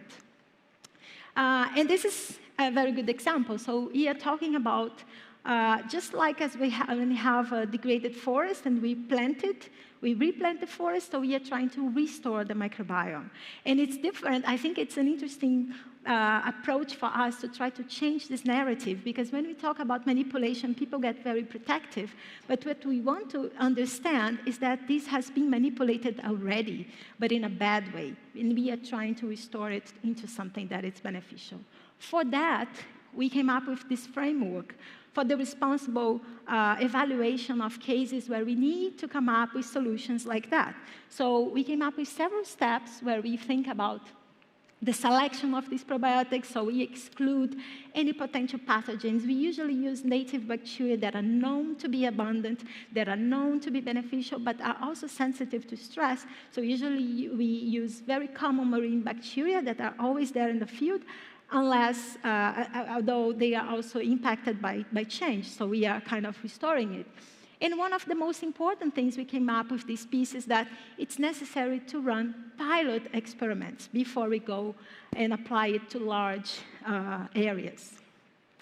So these pilot experiments explain a little bit why is it so important to have something like the Coral Probiotics Village, which is the first natural lab designed for this purpose. And it's something that that was actually something that I really wanted to have. And it wasn't easy to find the location that had all the natural conditions that we were looking for. So we spent a few months, Nils, Elena, Natalia, Inez, and I, and other people in the lab, going to several different reefs around KAUST, looking for the perfect conditions, like the perfect area, where we found a protected reef. There is a wall around it, some gates, just like KAUST, we have 3 gates too. And we had also distributed patches of reefs that we use as mini reefs. So we have like replicated reefs, sorry. replicated reefs, where we can try different approaches using these biological replicates as a base of our experiments. And we mapped out these colonies, we tagged the colonies, we have sensors, we've been monitoring it. So it's a natural lab that we can closely monitor, that we can go very quickly from KAUST, and that we have information about, can have information about the genotypes, the colonies, where they are, how this is evolving over time, so we can run very long-term experiments. And of course, we organized these with streets because it was easier for us to actually navigate the place. We named the streets after some of the animals and the local, the resident organisms that we have there. The students also included Dr. Peixoto because it's actually a nice word play because it means little fish in Portuguese, so I think I'm kind of in the right environment. So we could find these patches that we called mini reefs, where we can tag some of the colonies and we can actually track it over time in a very well-controlled and fine-scale monitoring process. Some other examples of these patches. And then we had the ceremony where we inaugurated it because it was a very important step towards the development of all these initiatives. And I think I will quickly show you. Oh. It should be a video, but maybe, okay, thank you. So we have our gates for you guys to have an idea about how this village is. I have some energetic sound for us. This is our Mano's ward cutting the rope. We had some very nice, important guests visiting the village to inaugurate it. So we have, let me wait for the right moment. We had all these visitors coming. This is one of the guards of the KAUST village.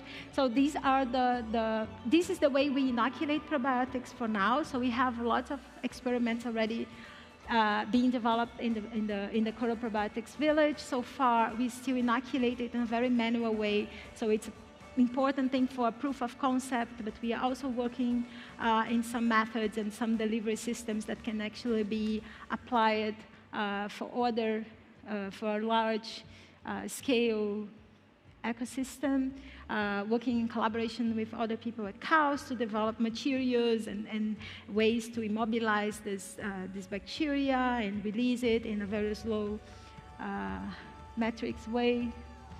So this is a little bit more of the village.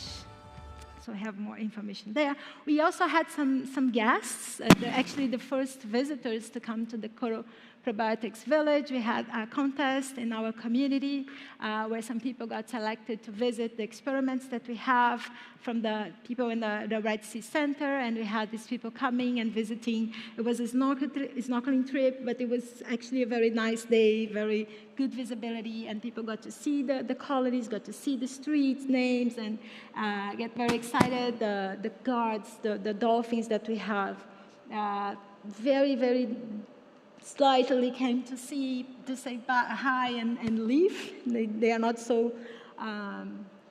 Sometimes they are a bit shy. They're actually not shy. They come every time we go.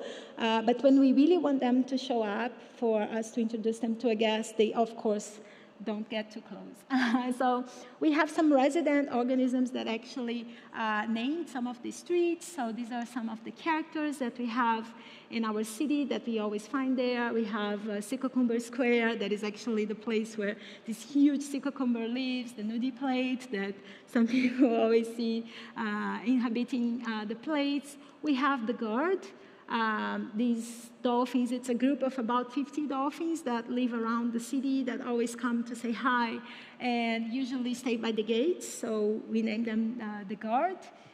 They are not, as I said, very shy. When we are working, they like to come very close, interact, sometimes even too close. And they are also very important members of our community. The guard, because I didn't know if the video was going to show up. So as I said, we are right now developing several research in this village. One of the things is that we have just started to try some innovative ways to inoculate these corals so that we don't need to go there twice a week with a syringe and inoculate colony by colony. So we are trying to develop materials, for example, with Susana Nunes and other people at KAUST that we can use to immobilize the cells and have the probiotic. We can drop it even with robots and have these robots using artificial intelligence to identify the areas where the pills need to be dropped, and then these pills would slowly release bacteria. We are also trying to develop some irrigation system in collaboration with Professor Khaled Salama, and many other ways to inoculate these in tanks, for example, because the probiotics can also be used in nurseries to accelerate the growth of coral colonies and maybe make them more resilient or resistant.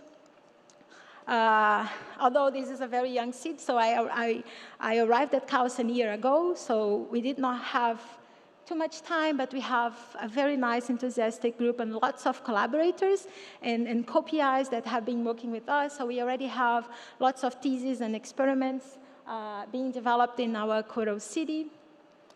Some of them you can see here. We have experiment from Professor Charlotte Hauser.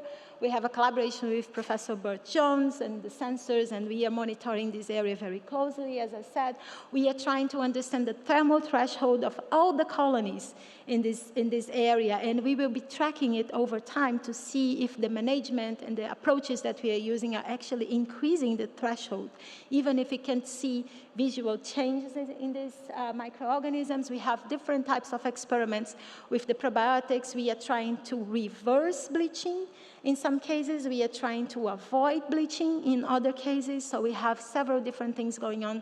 And in the meantime, we are also trying to understand the mechanisms underlying this type of protection in a natural and great environment. We have people working upside down there. We have the Habibis coming and helping us to monitor the growth and the development of these patches. We have the fish team with Professor Berumen trying to understand if the fish and other organisms in the reef also respond to this inoculation. So we have this view that the protection of reefs are actually whole reef protection. It shouldn't be only focused on corals. Of course, the approach we are using is focused on corals, but we want to see how the reef responds, and we want to see improvements that are actually important for the functioning of these ecosystem.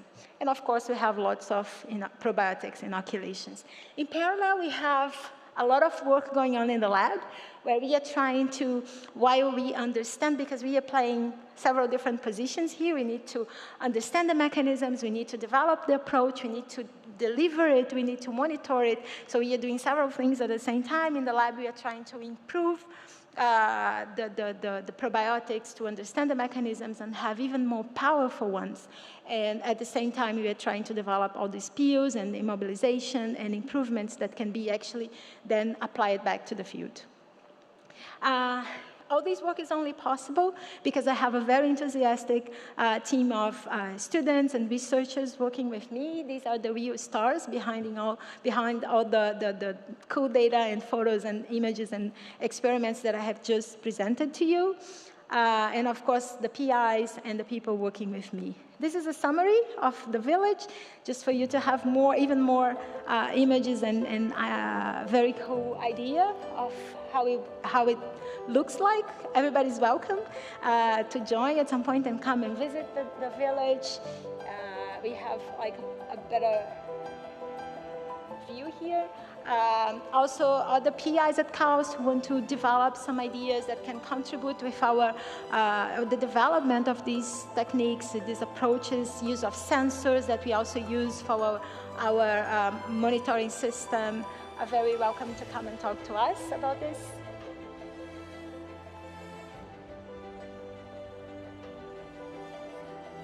This is how we do it right now.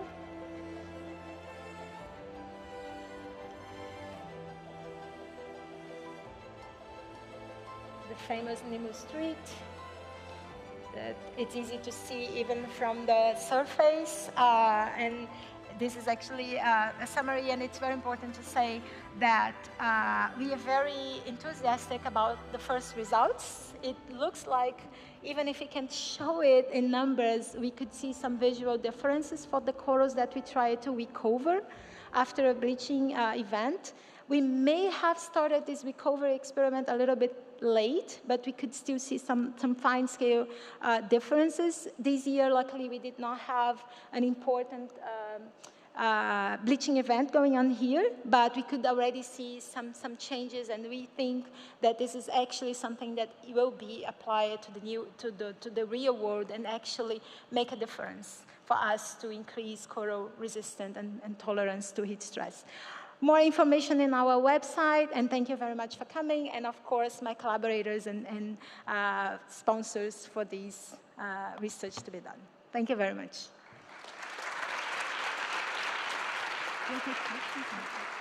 Thank you very much, Raquel. And now it's time for questions, so please don't be shy. Any questions? Don't be shy. I'll probably not have the answers because we have more. We used to say we have way more questions than answers at this point, but I'm happy to brainstorm. Okay, thank you, Raquel, for the presentation. So we know that from the human health, the probiotic can, or the function of the probiotic can be enhanced with prebiotic. Have you evaluated to do that? Yes, yes, we've been thinking about this too. But in the natural environment, it can be very difficult to use prebiotics for corals. We can think about the pills that we are using. We can enhance it with something that could be delivered together with the microbiome to make sure that we retain the beneficial ones with the prebiotics.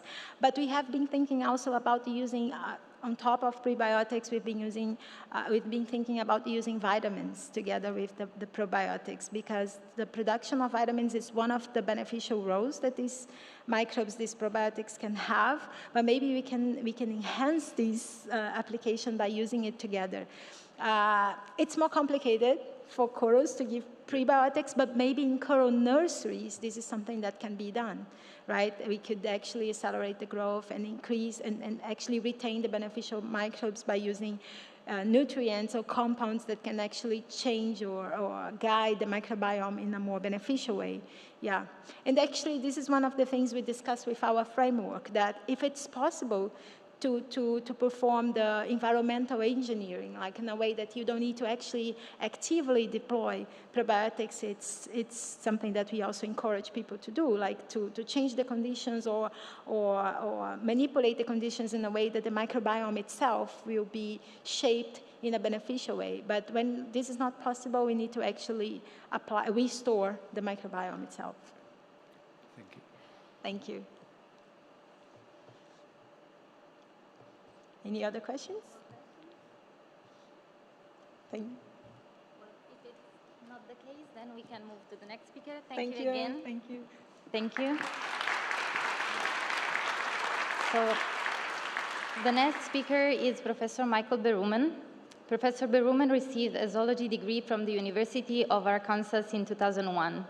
He then attended James Cook University in Australia to pursue graduate studies in coral reef ecology. He got his PhD in 2007, and after that he accepted a postdoctoral fellowship at the Woods Hole Oceanographic Institution. Professor Berumen joined KAUST in July 2009 as a founding faculty member in the Red Sea Research Center. As the director of the Red Sea Research Center since 2018, Professor Berumen has focused on harnessing the expertise of a broad range of KAUST researchers across numerous disciplines to provide scientific knowledge of how the Red Sea can sustainably support the Kingdom's goals for growth and economic diversification. Please join me to welcome on stage Professor Berumen. Thank you. Hello. Thank you, Sarah, for the introduction, and thanks, Raquel, for opening the session with a really great talk. The Coral Probiotics Village is a really exciting, I can't really call it an experiment or a project. It's really is a new community, and so thanks for kicking us off with that. I think I was a little bit ambitious with my title and my abstract for this session, because there's really no way I can cover in 20 minutes all the things that we're trying to do with the Red Sea Development Company. But I will try, and I will give a brief introduction and tell you a little bit about where in the theme of the overall conference with our theme of sustainability. I wanted to talk a little bit about this particular partnership, but then Rusty, the Chief Environment Officer from the Red Sea Development Company, told me he was also submitting an abstract about something similar. And so we decided to kind of split our focus in that I'm going to present a little bit about the more general introduction of work we do that can be relevant for these types of projects. And I hope that that sets up for then the next talk, if you can hang around for one more after me, to hear Rusty speaking about the specifics and a little bit more detail about the partnership with KAUST. And so anyway, let's get started. The Red Sea Research Center has expanded, and we now include a large number of faculty from KAUST and covering a wide range of disciplines. And almost all of these individuals are involved in or have project ideas that actually will hopefully feed into the work we're doing with the Red Sea Development Company. So if I have to list co-authors for this talk, I would start here, but then I probably also need about 200 people from our center who are actually doing all the projects and all the work. So I apologize, I don't have the ability to list and show everybody. It's probably about, just looking out here, it's probably about 80% of the people in this room. So thank you all for your contributions and inputs towards this bigger effort. I did want to shout out to on the top right, the two at the far end, Mike Fox and Maggie Johnson have just arrived. They've been at KAUST a week, so we're really happy. Let's give them a warm welcome to KAUST. You two are going to have to hope that we hire somebody else soon, so I stop embarrassing you about the most recent hires. But anyway, we're really happy to see this growth, and I think that the broader message, which the VP for Research, Donal Bradley, touched on briefly earlier today, is that the Red Sea is a really key asset for the country in many ways. And it's not just biology, it's not just geology that we need to be thinking about, but it's many, many different aspects, many disciplines where KAUST has expertise that we can turn our efforts to in terms of focusing on Red Sea science. So that's the big picture. And then, of course, there is our good friend to KAUST and courtesy professor of marine science is Rusty Brainerd. So Rusty is active in KAUST in the academic sense, and he interacts with our faculty. And so we actually recognize him as one of our faculty. But he's also got a big team of people that is helping in the project site. And many of the Red Sea Development Company, I also see some of you here, so welcome and thanks for joining us. Okay, so just again to kind of hit that general introduction, in the last 2-3 years, there's been a major shift in kingdom priorities, and there are very clear initiatives and ambitious goals of the kingdom that rely on healthy marine ecosystems. So I'm assuming most of you are familiar with Vision 2030 and some of the goals therein. Many of those simply are not possible if we do not have healthy marine ecosystems. So that's a key pillar of the kingdom's longer-term visions. And in that, coral reefs are explicitly recognized as a key resource. And the kingdom is making substantial investments towards those goals and in support of that vision. That includes statements and outcomes from the G20 presidency that Saudi led last year, and many other initiatives and activities along the way. And so KAUST's role is to provide sound science to base these projects and to guide these as we move forward. KAUST is really here as a knowledge partner. And So when people say, oh, what does the Red Sea Research Center do? I find that with 30-something professors, I find that to be an impossible question to answer. But the only way I can sum that up simply is to say, we try to understand all the Red Sea ecosystems, how it functions and what keeps it healthy, and how we can continue interacting with that environment and making sure that that state stays in a good shape for many, many years and generations to come. So the Red Sea has a large number of ecosystems. Some of the most visible ones that get a lot of time in the press are the mangroves, seagrasses, and of course the coral reefs. And these are easy to see, they're easy to show beautiful pictures of, but I really want to emphasize that it's not the only things in the Red Sea. There's far more habitats, and we just don't have all the time to go through them all. But these in particular are areas where we have a lot of focus, and they are very relevant in the context of coastal development and where the kingdom's priorities and ambitions lie. Now, if you were here this morning and heard Donal Bradley's presentation, you heard him he really likes to tell this story, which is a great story, about a species of fish that he caught and recognized as unusual, and now we have really completed our analysis and we're confident this is a new species. And the angle I want to share with you is that think about that it's not a small fish, it's a large bream. And to have the first European explorers and naturalists were describing fish species from here almost 250 years ago. To have a fish like this still be undiscovered meters away from where we live and where thousands of people are using the sea is an indication of how much we don't know about the Red Sea. It's an indication of how much there still is to discover. And in the context of biodiversity, this is a fish, which is one of the best studied groups of organisms. When we look at other groups of organisms, our knowledge is even less good. So there's much more we have to discover. And biodiversity is a key theme. It's a key resource for the kingdom. And just as an example, what Raquel was speaking about comes down to biodiversity of microbes and all the selecting out of the probably millions of microbes that could be there, selecting the ones that we really want to use for beneficial purposes. But you have to understand the biodiversity before you can make progress. And the same is true at almost every level. The Red Sea is famous for having a very high number of endemic species. That is, species that you cannot find anywhere else in the world.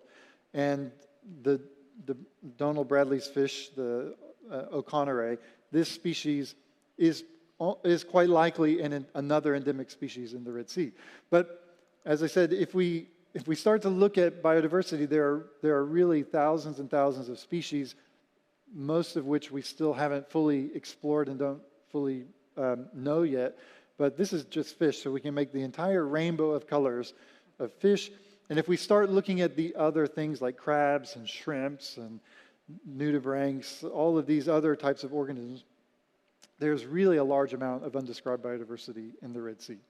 So what we're trying to do is science that has practical application towards, especially in the context of these new plans in the kingdom, because all of the gigaprojects and the coastal development plans, they always come with equally ambitious goals to maintain the environment in a very healthy state. And as you'll hear in much more detail, actually in some cases, there's a good chance that we might actually improve the environment with these plans. And so this is a scale, and this is an ambition that really hasn't been tried before. And I guess a simple way to say it is that you really are going to need, we are all going to need, the absolute best science that we can get if we're going to have a chance to make this work. And so that's, I think, another sort of simple statement to try to explain how we want to help guide these exciting times in the kingdom. This species is the nodule. So for those of you who like to eat seafood, those of you who know fish, or those who've been to any seafood restaurant anywhere on the Red Sea coast of Saudi, you've probably seen nagel on the menu. Nagel is a beautiful, large, very tasty grouper, can reach sizes up to almost 1 meter. And it is one of the key species that really needs a good fisheries management plan. And fisheries management requires really detailed biology in order to develop good management plans. You need to know how fast things grow. You need to know when they are reproducing. You need to know where they are reproducing. You need to know how much they move on a daily basis. And all of those things require sound science before you can make a useful conservation plan, before you can make a useful management plan. And I think that we're going to hear from our distinguished guest, Chuck Birkeland, on Thursday's keynote a lot more about how science and fisheries can actually, they're not competing interests, that fisheries can actually be a beneficial thing in a bigger picture. So stay tuned for more about that. Another key area is related to megafauna. And when we're talking about big animals, things like whale sharks and other sharks, dugongs and sea turtles, these types of animals require very special, very specific management plans, but they're also really big ecotourism possibilities. People will pay a lot of money to come to places where they can see some of these types of animals, and it is quite possible to develop sustainable ecotourism plans if it is done with correctly, if it is done with the right kind of science in mind. You can have tourism operations that go visit these types of animals or enjoy these types of animals without interfering with them, without interfering with their lives, and keeping their populations in a healthy state. So we have a particular focus on megafauna as well. One of the exciting areas at KAUST that I think I'm really looking forward to seeing where this goes is in the development of robotics, especially smart robots that use artificial intelligence to help us move out of, let's say, old school data collection methods where we still, you'd be amazed how much time we spend swimming around, writing things down, collecting a sample one at a time, as Raquel mentioned, manually one at a time, injecting probiotics into a single coral. We need to find better ways to scale all this up. And so the area of autonomous vehicles is an exciting area. And in fact, there's a research conference early next year led largely by Eric Ferron and Shinkyu Park, two professors in KAUST in the computer science division, about robots and autonomy. And we're trying to make sure that there's lots of good representation in there for underwater robots and ways that we can find creative solutions for the Red Sea. And so I think some of the things that Raquel has mentioned and some of the things that Rusty will talk about, we would really benefit if we could have some next generation smart robots helping us. So just a quick introduction for those who may not be familiar with the Red Sea Development Company and its location. We're here at KAUST, and they are a bit further north than us. But I wanted to focus just for a minute on the really unique geography, the geology, the structure of this particular reef system. It is unlike any other structure you'll find in the Red Sea. This is a really unique habitat. And it's a huge lagoon, and inside the lagoon it's not very deep. And inside this area, you find dozens of different habitat types. And I'll let Rusty tell you more details about all of that. But I just wanted to make the point that it is so unique. And remember, the Red Sea is already unique, and we're finding unique species and lots of unique biodiversity all through the Red Sea. This area is not as well explored as most parts of the Red Sea because of the uniqueness of the environment inside of the Al-Waj Lagoon area. I'm quite confident there's a lot more unique species inside there and a lot of unique ecology and unique biology going on inside that system as well. So this is an area of particular focus that I think has big impacts on how Rusty and his team proceed. I stole this slide directly from Rusty, so sorry if it appears again. I may have stolen a couple But I just wanted to make this point that, again, to emphasize, which I'm sure Rusty's going to speak in more detail about, but the goal of increasing biodiversity by 30% is a huge goal. It's really not something you're going to hear other projects aiming for. And so that is only going to be possible with really good science backing it up. And so I just wanted to finish with a couple of to kind of leave you with a few of the big questions that we still, every time we get together with Rusty and his team, these are questions that we are still building answers for. And these are areas where I think KAUST is going to be able to help make a big difference. And these things scale beyond the Red Sea Development Company. The same goals, the same questions are being discussed with NEOM. And what we hope, and they're also being discussed with the relevant ministries, the National Center for Wildlife, the National Center for Environmental Compliance. We're working with the kingdom to try to find ways to not only answer these questions, but then scale the findings, so that hopefully we set a good example here in the kingdom, but that we also provide inspiration for similar developments, or just generally try to change the way people think about these things around the world. And so those questions include issues about how do you survey and monitor such a big area, so many diverse types of habitats. And part of the answer to that is not just person power, but it is actually brain power and coming up with new tools, new ways to automate and gather some of that data, because, and I'm stealing a little bit of Rusty's message here, but in order to detect the changes, in order to see if things are going in the right direction, you need to have a huge amount of data analyzed very carefully so that you can detect subtle changes, either whether it's a good way, or whether it's going in the right direction or whether it's going in the wrong direction. You need to be able to detect that easily. And those of you who are in the room who've ever analyzed coral reef data know that it is notoriously noisy. It's a very complex ecosystem with a lot of noise in the data. And so this is one of the challenges. How do we get enough data that we can detect real changes like that in the time frame so that we can respond as needed and keep things moving in the right direction? So that's a couple of the big questions. And then also, based on what we find, how do we prioritize conservation efforts? Now, the answer for that question, specific to our work with the Red Sea Development Company, is a little bit different than it is with almost everyone else in the world that we work with. And I will leave you hanging about why that is, and I think Rusty knows, he will answer that, so I'll leave that. But in a more general context, when we have to make decisions about where to allocate our effort and our resources, and that's where science can help play a role in identifying the best way to prioritize your resources.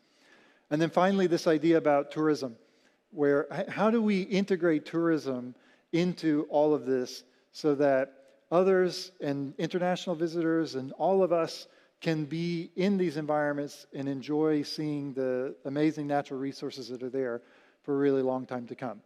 And I think with that, I will stop and be happy to answer a couple of questions, and then we'll hear from Rusty. So thank you very much.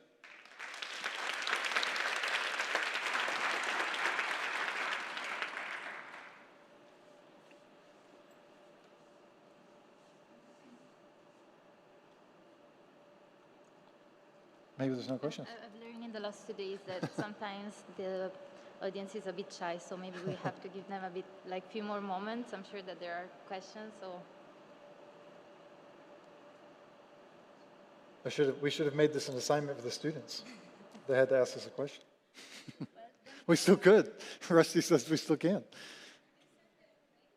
I have not sent the grades for this morning's presentations yet, so. Anyway. I have a curiosity. You were mentioning about the diversity of the Red Sea and the presence of a lot of endemic species, and I was wondering, why is that? Is that like specific condition of the sea? I don't know, something that it's really peculiar about the Red Sea? It's a good question. Why are there so many unique species in the Red Sea? Is Francesca still here? I think that many of the species that are unique to the Red Sea are unique because they've had to adapt to the tough conditions of the Red Sea. It's very warm, it's very salty, and so for many organisms, these conditions are very difficult to survive in. And so that's probably one explanation about why there are so many species unique to the Red Sea. There are also geological explanations, and I see some of the geologists are here, so I hope I don't really mess this up. But because the Red Sea has been isolated in terms of ocean circulation, the Red Sea has been isolated several times in the last millions of years. And so that isolation provides an opportunity for the organisms still living in the Red Sea to diverge away from the Indian Ocean species, and that's probably the origin of some of our unique species. And but the short answer is, for each unique species, when we investigate closely, we often find unique stories. So every species seems to have a unique evolutionary history, and so there's not one answer to that question. But I think mostly it has to do with the tough conditions of the Red Sea. We can move to the next speaker now. Thank you very much again. So we're ready for the last speaker of this session, which is Professor Rustin Brainard. Professor Brainard is the Chief Environmental Sustainability Officer with the Red Sea Project, which strives to establish new global standard for environmentally sustainable luxury tourism and development.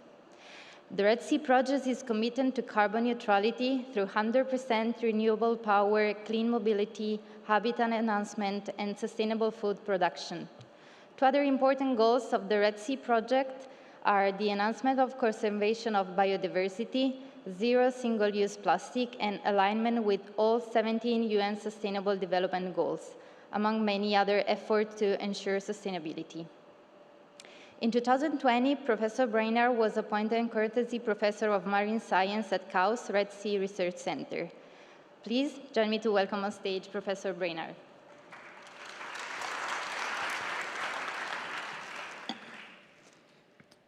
Good afternoon, and thank you, Mike, for the outstanding introduction. I think I'm going to actually have a hard time living up to Mike's expectations for me. And Mike, I think, really built up what we're trying to do for the Red Sea and Amala projects, the work of the Red Sea Development Company.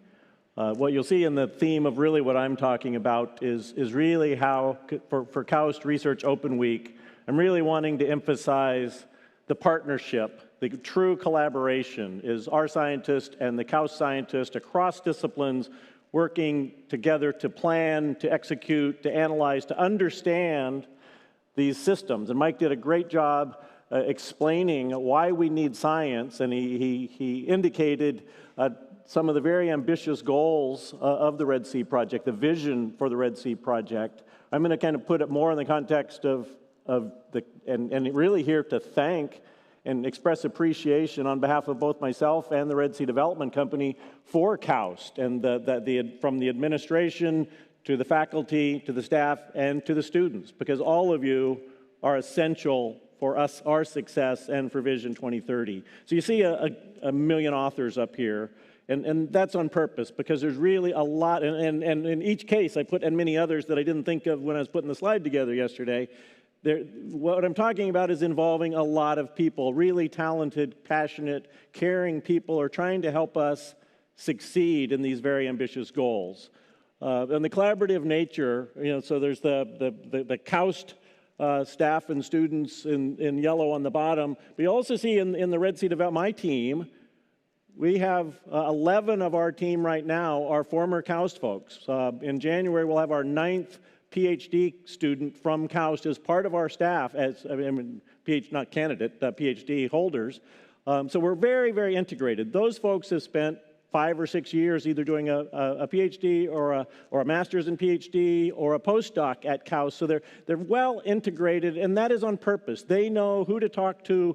They're very familiar already with the Red Sea and the Saudi coast, and that's essential for us to do the job that we're trying to do. So that's really the highlight of what I'm going to do, is really emphasize the success and importance of this partnership. I'm just going to briefly go through the Red Sea project as the vision. It's a luxury tourism development project. It's actually really the most ambitious tourism project on the planet. And I'll briefly describe it. But it's really based on the foundation for the entire project is really environmental sustainability, and really going beyond that, as Mike said, and I'll build on that a little bit later, is on this sustainability side. We think what will attract visitors to our destination is our thriving coral reefs, our dugongs, our nesting seabirds, our sea turtles. That is why people, and because we're on the luxury end of the tourism market, the people who are our clients could go anywhere in the world for their vacation. We think what will attract them to our destination is nature.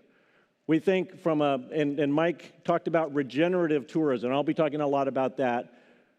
Most development around the world has aimed, and most environmental regulatory systems around the world have just aimed to minimize the negative impacts of that development. Most have failed miserably. Most development, if we're just honest, has had huge negative impacts on the environment. That's why biodiversity around the planet is plummeting. It's one of the reasons.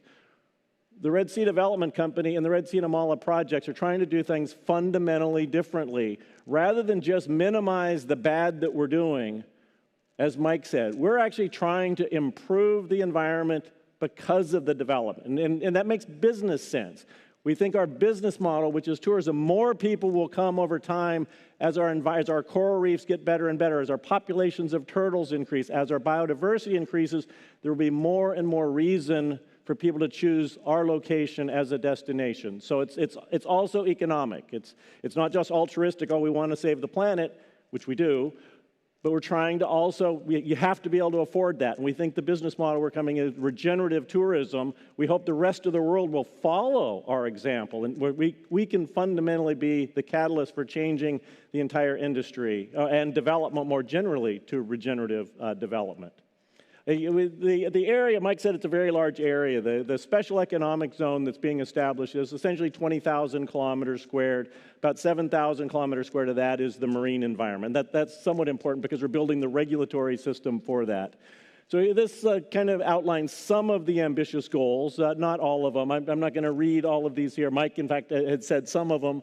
The two I'm going to highlight most are the most challenging, is our commitment to carbon neutrality and our commitment to 30% net positive conservation benefit, which I'm defining as net increase of biological diversity across this 20,000 kilometers squared. And those are exceptionally challenging, and we know that.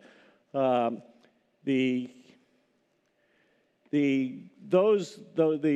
commitments that we've made that I just showed were very much informed at the very early stages by KAUST involvement. There was a marine spatial planning study that was done that informed the concept master plan for the development. That was really led and with TRSDC, the Red Sea Development Company, and KAUST working in partnership to plan for conservation before anything else was planned. Is working on the conservation side. So this isn't an afterthought. It's for the very beginning, before any development, before any planning, was tying in the conservation. So this is kind of a very brief example of the development. Again, this is a development. It's a large development. It's again, a very large area, but there's a lot of places being developed.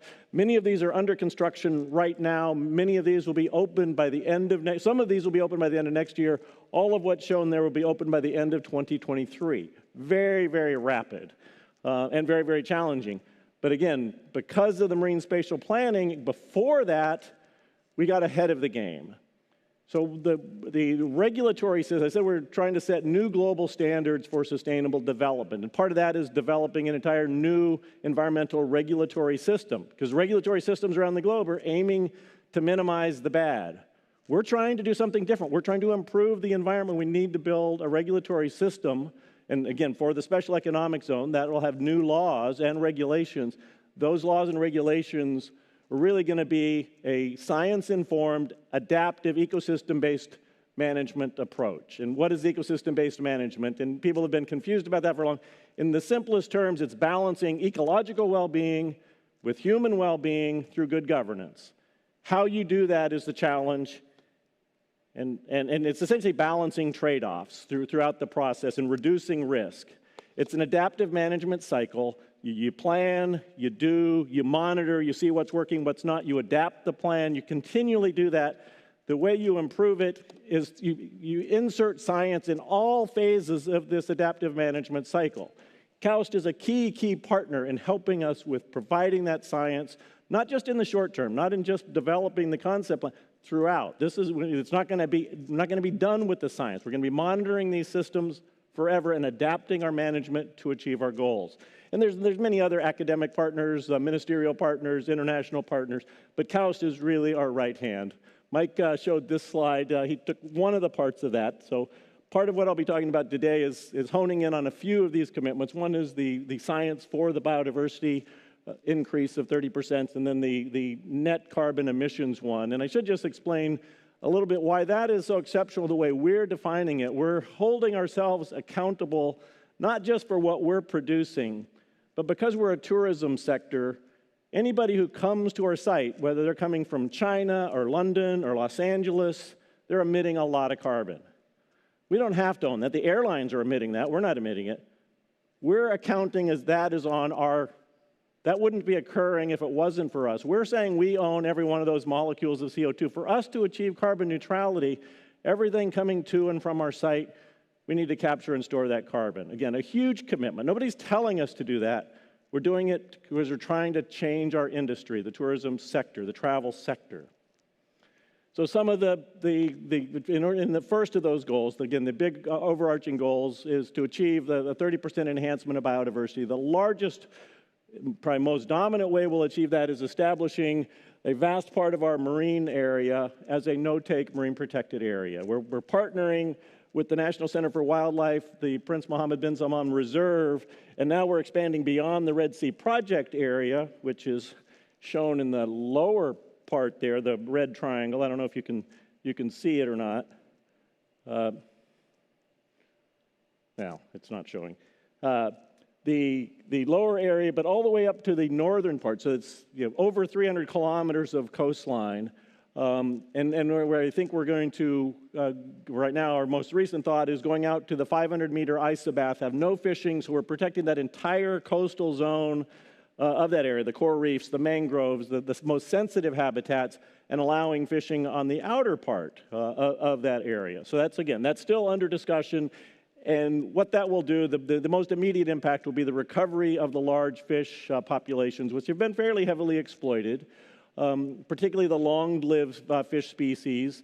There'll also be these other benefits of increased herbivores, which will protect our corals. It'll help recover. We have a lot of incidental and accidental take in fishing gear from our sea turtles, our dugongs, our seabirds are even entangled in nets that are washing ashore. There's hundreds or probably thousands of anchors. In one day, we recovered 79 lost anchors from fishing boats.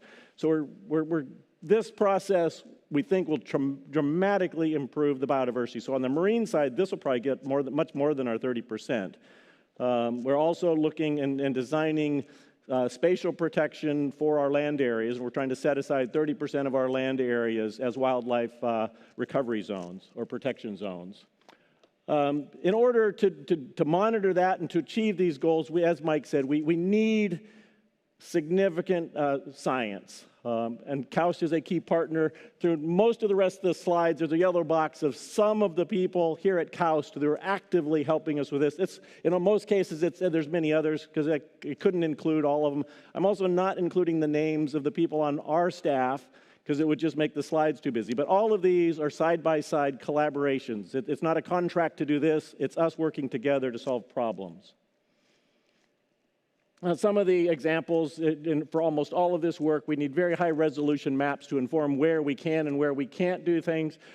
Some of this is using new technologies like fluid lensing. We're working with Bert Jones and his team, as well as international collaborators.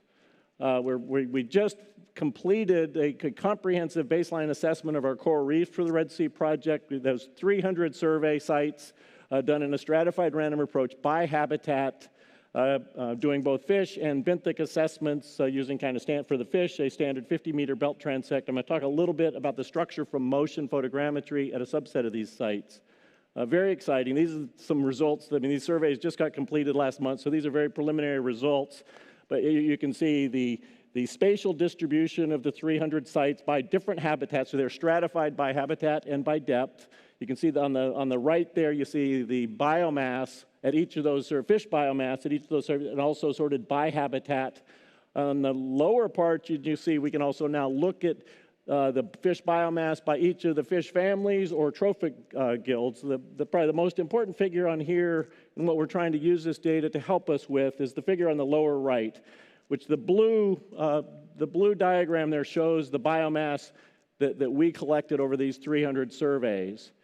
There's some other fished area, and our area has been fairly heavily fished. Other fished areas from similar surveys done by, I think, primarily the Red Sea Research Center, is fish surveys around Thule and Al Leith, and they're on this lower end of fish biomass as well. They did some surveys in the remote parts of the Red Sea, the Sudan coast, and you see much higher fish biomass. What we're trying to do with the establishment of the no-take marine protected area is shift our fish biomass significantly to the right,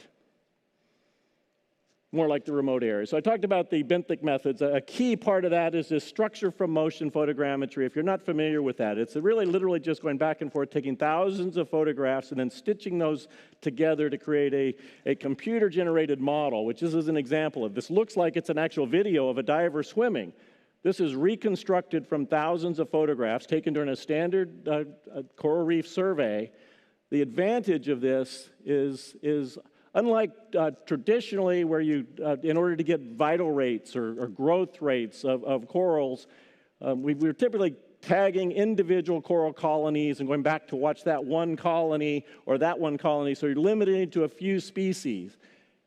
For structure from motion, we get this high-resolution, three-dimensional imagery that when we go back and monitor that, every colony, and the ones we're using right now are 5-meter by 20-meter plots, every coral colony or any other taxa in there, we can look at that exact same colony and see how it's been doing from this species and that species and that species and how they're doing over time. And we've never really been able to do that in the coral reef community previously. So very exciting results. We can't analyze all that data unless we can use machine learning. We just finished, last week, we got and this is, again, a very tight partnership between KAUST and my team of training an algorithm using, this was CoralNet virtual machine learning, but you have to human annotate a bunch of images and then train the computer to recognize this and to recognize that based on your human training. So they went through over 1,500 images. It took about 90 hours. They trained the computer to do it. The computer then does it in 2 hours. And you can see the curves. The one here on the lower left is all coral. And you can see the fit is very good between the human annotation and the computer algorithm. You can see that for different functional groups. Don't have time to go through all of them there. But the only way we'll be able to monitor at the spatial scale and resolution that we're looking at is training computers to do a lot of that labor rather than having people continually looking at computer screens, identifying this and identifying that. So very exciting. And again, this just got completed. We're monitoring, as Mike said, we're monitoring a lot of our megafauna, our protected species, assessments and monitoring, our bird populations. We now have done Lecha Calabrese of my team, working with some of the students here, including Alexa, have gone to all of the islands over the past year, particularly this nesting seasons, which are different for different species. And this is just a couple of examples of the bird counts and the colony counts of the birds. She also, for one particularly concerning species, the sooty falcons, she tagged 4 of them. So we're now starting to get some tagging telemetry to inform us about the movement patterns. One of the things that surprised us is these sooty falcons. Of the 4 that were tagged, many of them went as far as 13 kilometers inland. We didn't know they foraged that far in. Mike talked a lot about biodiversity. And again, we're trying to enhance biodiversity by 30%. And most of that's going to be in terms of biomass. But we don't have a good understanding, as Mike said, of what diversity we have in terms of numbers of species, types of species. Most of the diversity of species are the species, the cryptobiota that live within the reef framework that don't get seen generally during typical coral reef surveys. Those are mostly underestimated all over the globe. So we're starting to look at those. KAUST, in partnership with us, has deployed these autonomous reef monitoring structures. Those give us a way to, in a standardized way, to look at this cryptobiodiversity. Similarly on land, we're doing that with insects and other populations. We're also needing to do it for our microbial communities. Much of the diversity, much of the ecological function of a coral reef, as Raquel's talk, there's so much ecological function in these things that you don't see with your eyes. You don't even know they're there until they start getting described and understood, but that's where a lot of the function occurs. So we're needing to understand all the way down to the microbial community up to these megafauna on how these organisms are doing. We're also, because we're a tourism resort, we're worried about biting insects. So we're looking at solutions, environmentally friendly solutions that aren't going to do environmental damage. And almost everywhere else, other tourism developments around the globe, they typically, because they don't want their visitors being bitten by mosquitoes or other pests, they just keep pouring on chemical pesticides. Those all work their way into the environment, and essentially over generally 20 years, they've destroyed the environment. For good intentions, we need to protect people's health. We're trying to come up with alternative ways of doing that in a sustainable way that doesn't have this long-term chronic impact on the environment. Mike's talked a little bit about the technologies. We're trying to, again, partner with KAUST to come up with various solutions to more cost-effectively get the observations we need to inform the decisions that we made. One of the ones I'm particularly excited about is the coastal radar, which Bert's group piloted last year, and that could give us continuous real-time measurements of surface currents, which would be very valuable for a whole coral reef. The other approach, and Mike mentioned it, in addition to the protected areas and why the science is so important, is we're trying to enhance our most biologically diverse habitats, our coral reefs, our mangroves, our seagrass, and our native land vegetation by 30% over 2 decades. That is exceptionally challenging, particularly for coral reefs, which are declining very precipitously around the globe. To think that we can have 30% more corals in 20 years as climate is going to continue to warm, and we're developing 50 hotels seems preposterous. We think we can do it. We're going to do it. We're only do it with good science and technology, continual commitment to finding solutions. A lot of that is monitoring, adapting, and working on. So we're working on that. This is, you can see the climate signal. This was from our area. Last year in 2020, we had 23-degree heating weeks of heating, a major bleaching event. So we're going to be trying to increase corals during a time, and you see the frequency and intensity of these events keeps coming up. That's not going to discontinue because we want to do good things. We have to adapt and accelerate acclimation of these corals and these coral communities to the future climate that they're going to be working in or living in. So a lot of the approaches we're looking at for enhancing corals by so much is really trying to enhance natural reproductive processes. We're not going to be building a bunch of reefs. We're trying to assist the reefs in doing natural processes on their own, but accelerating that, giving them more tools to succeed on their own. One of those tools that we are pioneering, Dr. Zach Forsman is here. We have the first of these floating coral nurseries, which we actually developed as part of the development process to have a better success rate for corals that are relocated from areas where dredging or jetties were going to be built. We're trying to save all those corals, but we want to use that as a platform, essentially, for coral and reproductive success onto the settlement tiles. We're in a partnership with Seacor International, which have developed these tetrapods. We're going to put those on the floating coral nurseries, particularly during breeding or spawning events, try to find ways to get settlement on those tiles, and then at the end, instead of the typical ways of physically attaching every coral that gets relocated with epoxy or nails or cable ties to the reef, which is outrageously time and cost expensive, we're trying to find ways to lower the cost dramatically so we can accelerate nature in doing this, which is, again, using these tetrapods and natural reproductive success. We have beautiful mangroves, particularly out on our islands. We're trying to get 30% more mangroves, which for us is 6.1 kilometers squared of new mangroves over the next 20 years. We're working, again, with many, many partners. I mean, part of this is for our carbon neutrality, but it's only a small fraction of it. This is also primarily for the biodiversity associated with these mangrove systems. Similarly for seagrass, kind of the other major theme that I'm committing and why the partnership with KAUST is so important is this commitment to carbon neutrality. Again, we're trying to go well beyond what others are typically trying to do. We've already committed, we're building right now the 100% renewable power system, 100% solar with 100% battery backup, which will be the largest battery system on the planet when it's finished next year.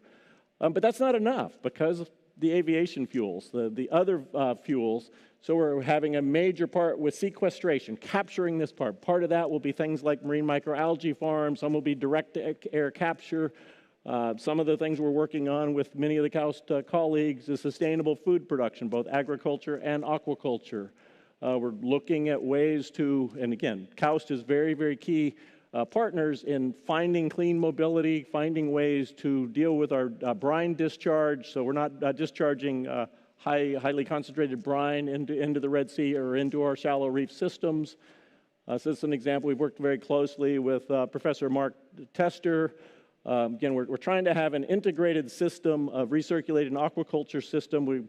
Because we're closing the fishery, we're needing to find ways to grow seafood. Our customers are going to want seafood, so we're committed to finding ways of developing the first recirculating aquaculture systems in the kingdom, tying that also with clean greenhouses that were developed here. Red Sea Farms is one of the innovation companies from KAUST. Many other approaches that we're looking at. And I'm going very fast, I'm sorry. The brine discharge, we committed to near zero discharge of brine, and we don't have any solutions for that. It's still everywhere. I mean, Saudi Arabia has the largest number of desalination units on the planet by far. That brine is going into the Arabian Gulf or the Red Sea. We're trying to come up with solutions to prevent that. So in 2019, we worked with KAUST. They then managed a Brains for Brine competition, went out globally, got 157 proposals. We had a competition at Aquatech in Amsterdam, came up with 3 winners, 2 of which ended up being from KAUST. Next year, we're going to pilot one of those successful winner projects here at KAUST, and then hopefully take that to site. Depending on it's not a complete solution. That's really a part of the solution. This is something we're going to continue needing R&D for to find the longer-term solution to prevent some of this discharge. But just an example of these commitments. On the geological side, we're working with Professor Volker and his team to, I mean, one, this is just kind of a spectacular image of just the tremendous bathymetry of some of these submarine mountains that we have right off of our lagoon. You know, from a tourism perspective, you know, there's been some discussions of submarine for tourism. We're looking at it from a research or combining research with tourism, but just having this spectacular lack of understanding of how these systems operate. We've already talked about, Mike brought up, kind of observing systems. These are sensors that through this partnership are in the water now for multiple investigators across KAUST and with our team to provide some of that key information. Also, kind of on the geological side, these are some kind of amazing Pleistocene reef, 120,000-year-old reefs that are inland about 1 kilometer and, I don't know, 60 meters high. But you can see individual taxa of these colonies. It's spectacular. For us, that's actually a tourism destination itself. When I first went there, it was just fascinating. It's like looking at the reef offshore, but there's no water. You can see all of the components of the reef right there in front of you. You can just walk around. How can we protect that and make it a visitor resource? Another thing that Volker's group found, and it was actually in Chuck Berkland's talk yesterday, was stromatolites. The picture to the third one from the left on the top, Volker's group thinks those are actual stromatolites. Again, the 3.5 billion-year-old cyanobacteria organisms. We may have living ones right at our site, which again is pretty fascinating. And with that, I covered a lot of material. Again, from my perspective, the real thing I wanted to highlight is the success of the partnership, the real collaboration of working together to do things that really seem impossible, and the way we're going to achieve them is through commitment to science and technology, and that's going to need to be done by working together, using people, as Mike said, brain power and passion to overcome the many challenges we face now and in the future. That we're going to continue to have these challenges. Science and technology can be part of the solution. I think the only way we're going to achieve some of the very ambitious goals that we're striving for is these types of commitments that KAUST has been just a tremendous partner in. So, thank you very much.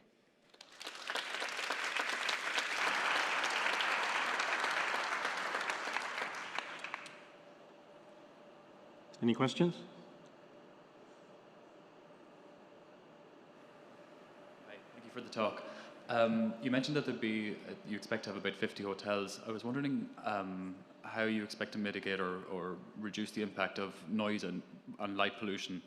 I guess there'll be a lot of boat traffic to and from the hotels and probably small aircraft. And if there's any way you can mitigate the impact on that in the ecosystems. That's actually a good question. The first on the light side, another thing that the project, which I didn't even include, one of the things the project is committed to is being certified as the largest dark skies certified reserve in the world. And that actually came directly from His Royal Highness the Crown Prince, who used to take the royal, when he remembers as a child going into our lagoon on the royal yacht, and just the night sky was just spectacular. You know, when we started developing, he said, developers, they generally want to develop everything. And he said, no, you can't. You can only develop here. The master plan was, again, driven at that sort of leadership level. And everything we design has to have no influence on the night sky. So again, just kind of amazing. There's certainly going to be impacts of the development. I'd be lying if I said otherwise. We are... on the vessel side, like we're establishing a no anchoring zone for the entire special economic zone. Again, never done at that scale before. So we're designing and putting in a whole lot of mooring buoys. We're trying to transition boats to hydrogen and electric boats, which will be much quieter, but still making some noise. As part of the observing network, we're trying to equip the area with a whole lot of hydrophones so we can actually know where, particularly marine mammals, dugongs, turtles, where they're going to be and where they're not going to be, so we can actually design science-informed navigational pathways to have the minimal interaction from things like noise or impacts of these vessels. Right now, we have a 15-knot speed limit across the whole area, which that's actually very hard for tourism development. They're wanting to go over time with more science where we know there's not marine mammals or turtles that we could potentially injure. We will have some corridors where boats can go faster, but in the near term, until we have that science, we're not allowing that. Hopefully that helped. But yeah, the challenges you bring up are absolutely real, and again, that's why it's a continual, we're not done with the science. It's monitoring and continually finding better ways to protect wildlife or enhance wildlife. Thank you for that fascinating overview. It sounds like an eco-paradise or utopia. And so my question, I guess, has to do with democracy. Will the normal Joe Bloggs who gets up at 7 o'clock every morning and goes to work, will he be able to access this site and enjoy it? Will there be opportunities for those who can't afford the luxury hotel? That's an outstanding question. The Marine Spatial Planning study that I mentioned at the very beginning, it put caps purposely for the environmental reason on the number of visitors. So we've committed to no more than 8,000 keys. And again, the area is essentially the size of Belgium. 8,000 keys seems like a lot, but in the maps that we showed, really didn't show the scale very well. You know, these islands are often 30 kilometers apart, so it's not crowded. But the cost issue is a challenging one, is in order to limit the number of people, it's mostly driving up the cost. So we're targeting the higher end of the market so we don't destroy the environment. That said, the same company, Red Sea Development Company, has been asked by the Crown Prince, and this is much more recent information. We're now been asked to lead 11 other projects along the entire Saudi Arabia coast. Most of those are not at the high end of luxury. So those are going to be more of a balance. And there's spectacular marine systems along the entire coast. I think the costs are going to be very expensive for Red Sea and Amala. But just adjacent, the towns of Luj and Al Waj, there's spectacular marine environments there. We're hoping they will see the benefits of the protective efforts that we're doing within the SEZ, that will increase their economy as well. They're already building a lot of additional hotels in like Umluj. There's more plans for Al Waj. Further up and down the coast, there's more and more activities planned. Again, what we're hoping to do is show that there's business sense in protecting areas because more people will want to come. It's a great question. It's something we'll continue to be challenged with.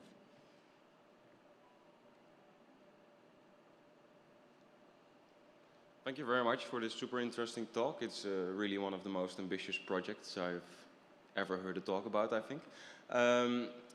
Maybe a bit of a specific question, but you were talking about this marine protected area and the no fishing zone that you were going to create. And I was just wondering, especially for a tourism project, what this also is, the marine megafauna is especially important, of course, and especially the bigger species are very mobile. And I think what we nowadays sometimes see happening, especially now that we can track fishing vessels with satellites and stuff, is that a no-take area creates an overflow. And how are you going to prevent the fishing to all end up right at the borders of your no-take zone? Like, how are you going to, basically, how are you going to deal with fisheries for the mobile species? Yeah, I mean, that's also a very good question. And we particularly for the pelagics and mobile species, the protected area, even though it's exceptionally large, I mean, 7,500 kilometers squared and covering 300-something kilometers of the shoreline, will protect a lot of the ranging species, but not the ones that travel thousands of kilometers. As soon as they go outside of this protected area, they will be vulnerable to other threats like fishing. So and same with kind of migrating birds and other things that have large range populations. I mean, what we're hoping we can do is set examples to where these protections will increase. And actually, just to the north of our boundary is NEOM, and they're establishing. They're not going to set their entire area as a no-take MPA like we are, but they're going to have significant areas of no-take. And the kingdom, as part of the Saudi Green Initiatives, is committed to 30% marine protected areas across the Red Sea. And they've actually proposed that for the other nations, or they're in the process. The Crown Prince recently just approved a Red Sea and Gulf of Aden sustainability strategy, which recommends, of course, the other countries around the region there'll need to be a lot of negotiation, but there's an intent to get to this 30% for the whole of the Red Sea and Gulf of Aden. Great question, though.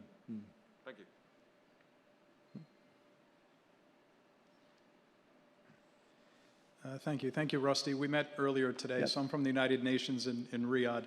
And my question is more of a political one. I'm not a scientist, but I'm not a politician.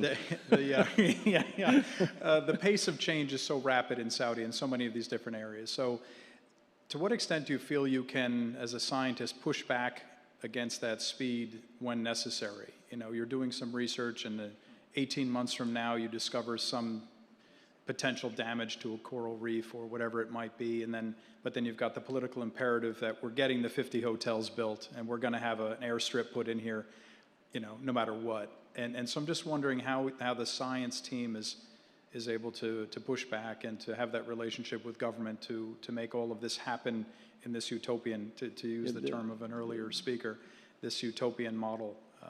The timeline that you mentioned is very real. It's the biggest, and I didn't communicate it. My position when the SEZ gets established, the SEZ will have its own government. We'll be creating our own laws. I will be essentially the environmental regulator. The board of directors, even though right now we don't legally exist, the special economic zone, the board of directors for the Red Sea Development Companies has already, even though I don't have legal authority, any development that happens has to have my approval. It still needs a permit from the Base Economy, the National Center for Environmental Compliance. But as we're trying to raise the standards, we will always need to, at a minimum, meet Base Economy standards, but we're already allowed to expect the company to meet those raising bars. The timeline is the biggest challenge. That appears to be the least flexible part. That's coming from the top, and which is also saying to protect the environment.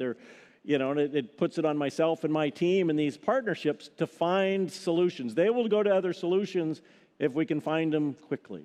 But the development is going to happen, and it's us trying to keep up on that treadmill of finding the best alternatives as quickly as we can so that it doesn't slow the progress down. But it's a very real challenge. In fact, probably the biggest challenge of myself and my team is keeping up with the timeline. We'd love to do a lot more studies to do this and then put everything off 10 years, but that's not going to happen. And likewise, if this development happens, these efforts to enhance biodiversity, these very utopian goals, those are only happening because of development. So again, it's trying to change the model fundamentally to where development isn't seen as the bad guy. Let's demonstrate that it can be good for the environment and that they end up making money at the end. So again, part of what we're trying to do on the environment side is we're trying to find cost-effective solutions to do things. I mean, we want others around the world to copy what we do. And if it could only happen because there's a lot of money from Saudi Arabia, and it costs outrageous to do any of these things we're trying to do, others around the world would use us as the example of what not to do. So we have to, the business part of it has to be a success. Otherwise, we will be viewed as a failure in terms of other people copying that. So we're trying to balance that trade-off between the economics and the environment. And we think, again, as I described earlier, the benefits of increasing the health of the environment, increasing diversity, having more for our visitors to see, at least for luxury tourism, we think it will pay off in our case. But great question, and I'm not a good politician. Sorry.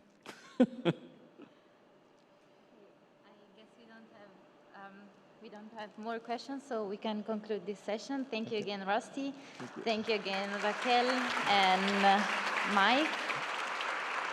Thank you to our audience here in person, and thank you to our audience online. I hope to see you again tomorrow for another series of talk about energy. Thank you. Have a nice evening.